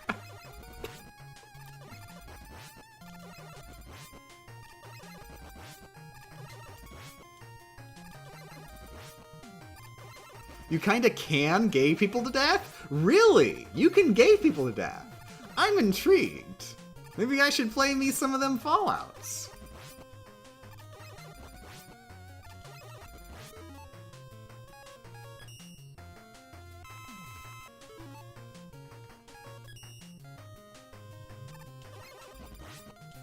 Out of curiosity, do you simply stop playing the series if the next entry is Lost Media, or do you skip Lost Media?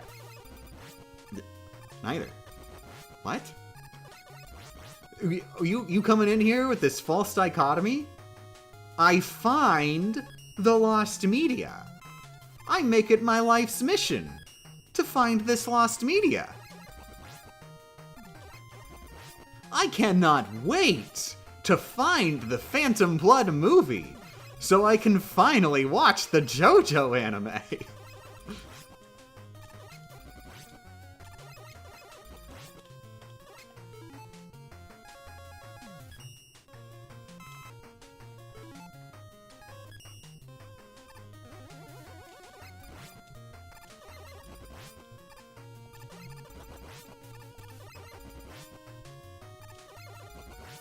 So cool how you found a copy of Sonic Extreme so you can play modern Sonic games. That's not the same scenario. Sonic Extreme isn't, like, lost media. It's a canceled game. I don't generally include canceled games. Like, Sonic Extreme was never, like, a finished video game.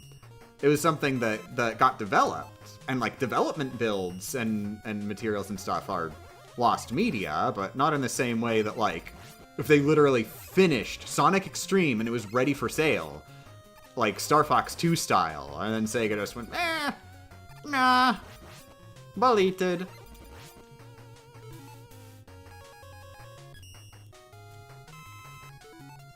Like, they're very different scenarios. Can't.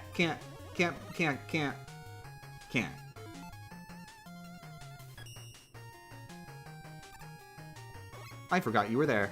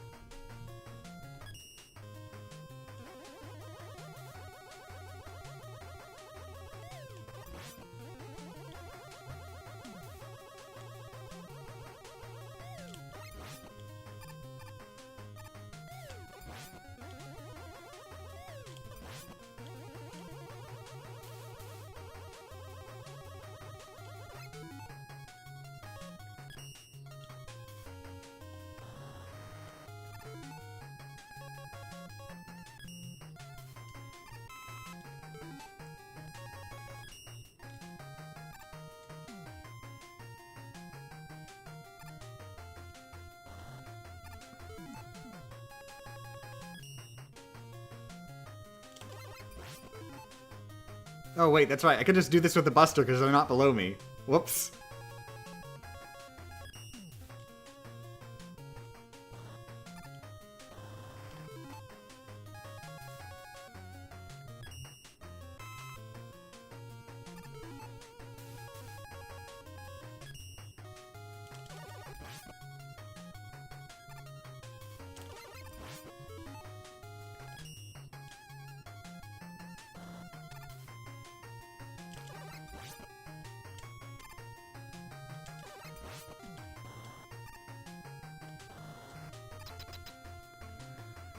Okay. Ooh, wind boss.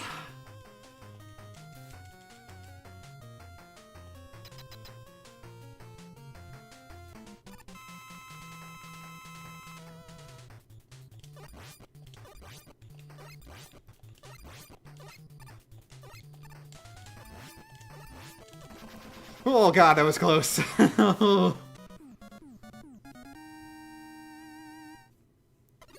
Like, in multiple ways. One, I messed up on getting the shots in, and so it got way too far to the left. And another, I got so close to getting hit by an explosion on the ground when one of the bubbles exploded. Like, I thought I was getting hit there. I genuinely believed I was getting hit, and then, like, I didn't, and I was like, I guess I'm alive?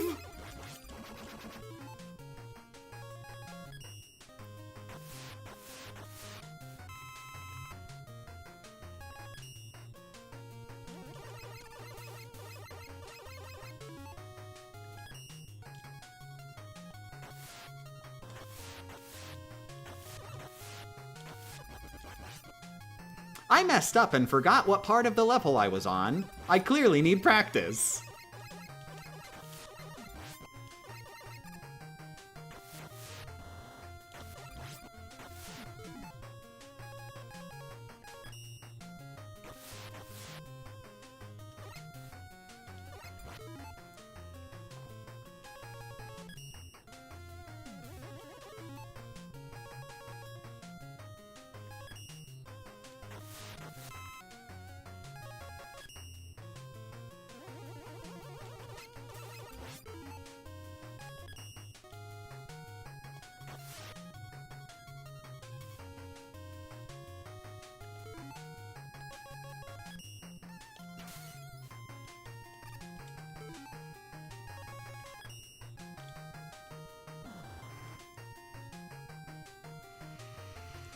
Okay, haha, I friggin' did not, I wasn't sure we would get here. I did not think we would get here. A couple hours ago, when the stream was pain and suffering forever, you never know when all of a sudden you're just gonna gamer. Woo.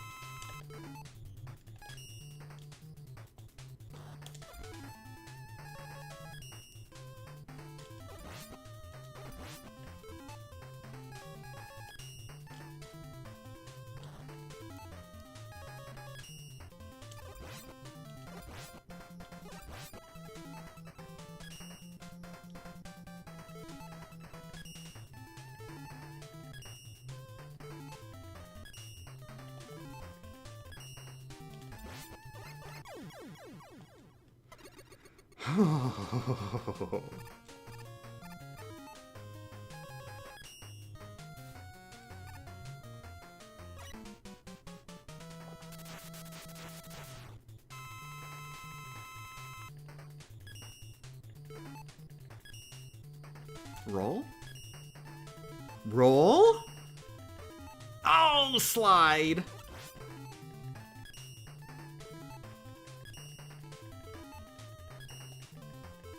Roll.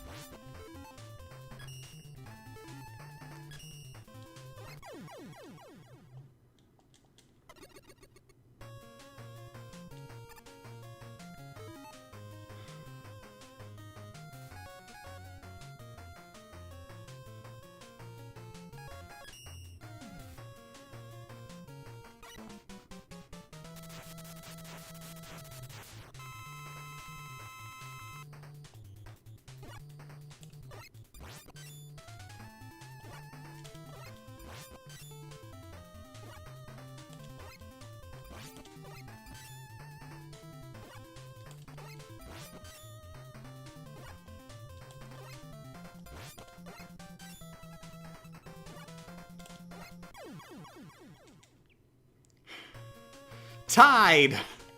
We are tied for the furthest run!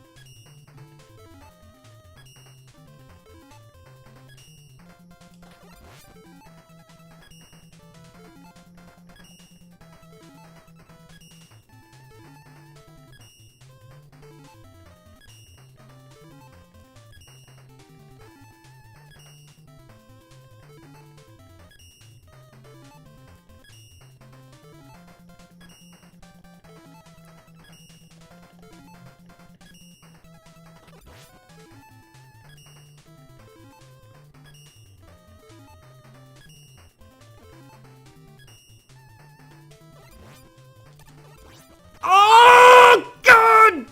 God, God, God, God, God! I didn't think I needed to pause buffer because I forgot he could shoot it out that fast. Oh, God.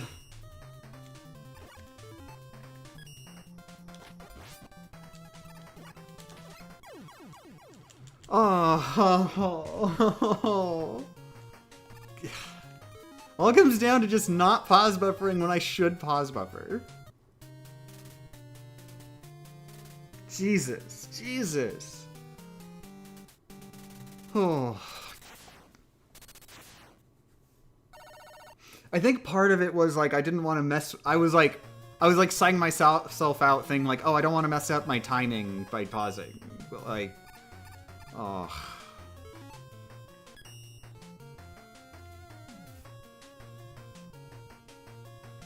Oh, whoops. I need to refill on Tomahawk. Whoops.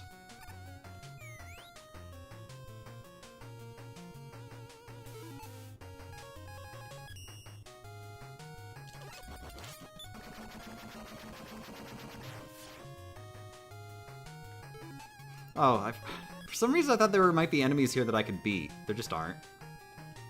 I don't know how well beat would work on the Met machine, but whatever. Is this just Practiac? Yeah, it's Practiac. I got hit by Yamato Man. Tied for first place of all my best runs.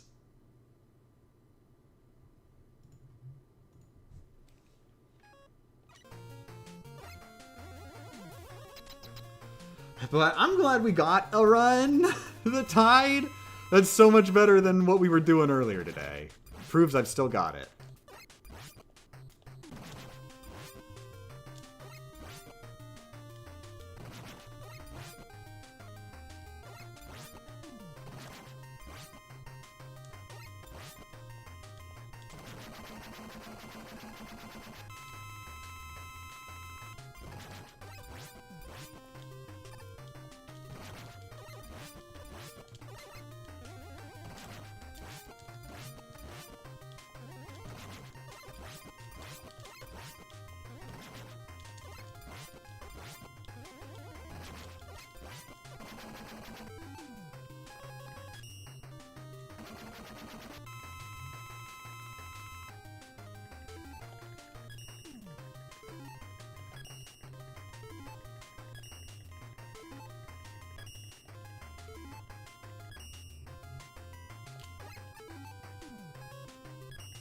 Whoops.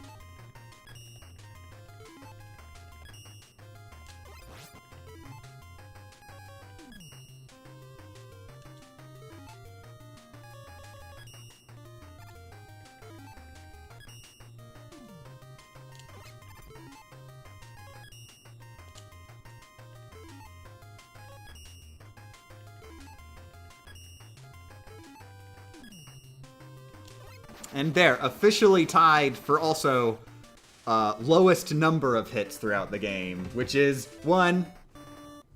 I got hit once.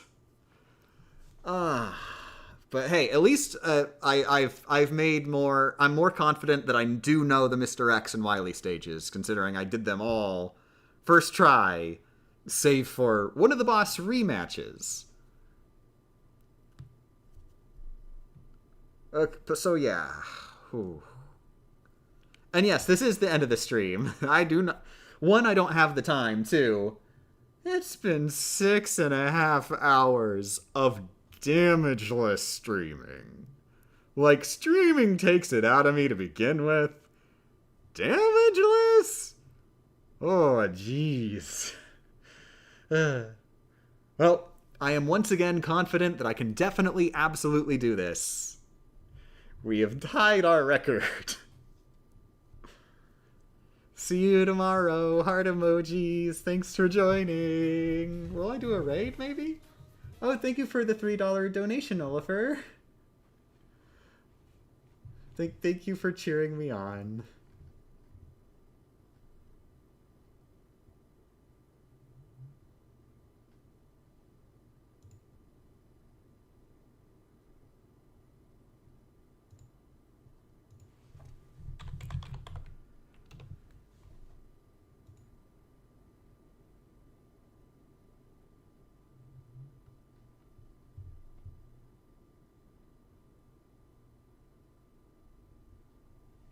Let's see. Okay, I'm just gonna search for... Wait. Yeah, I'm just gonna search for Rockman 6 and just see if somebody else is playing Rockman 6. If anybody is, then I'll raid them. And nobody's playing Rockman 6. What about 3? Nobody's playing Rockman 3. Dang it.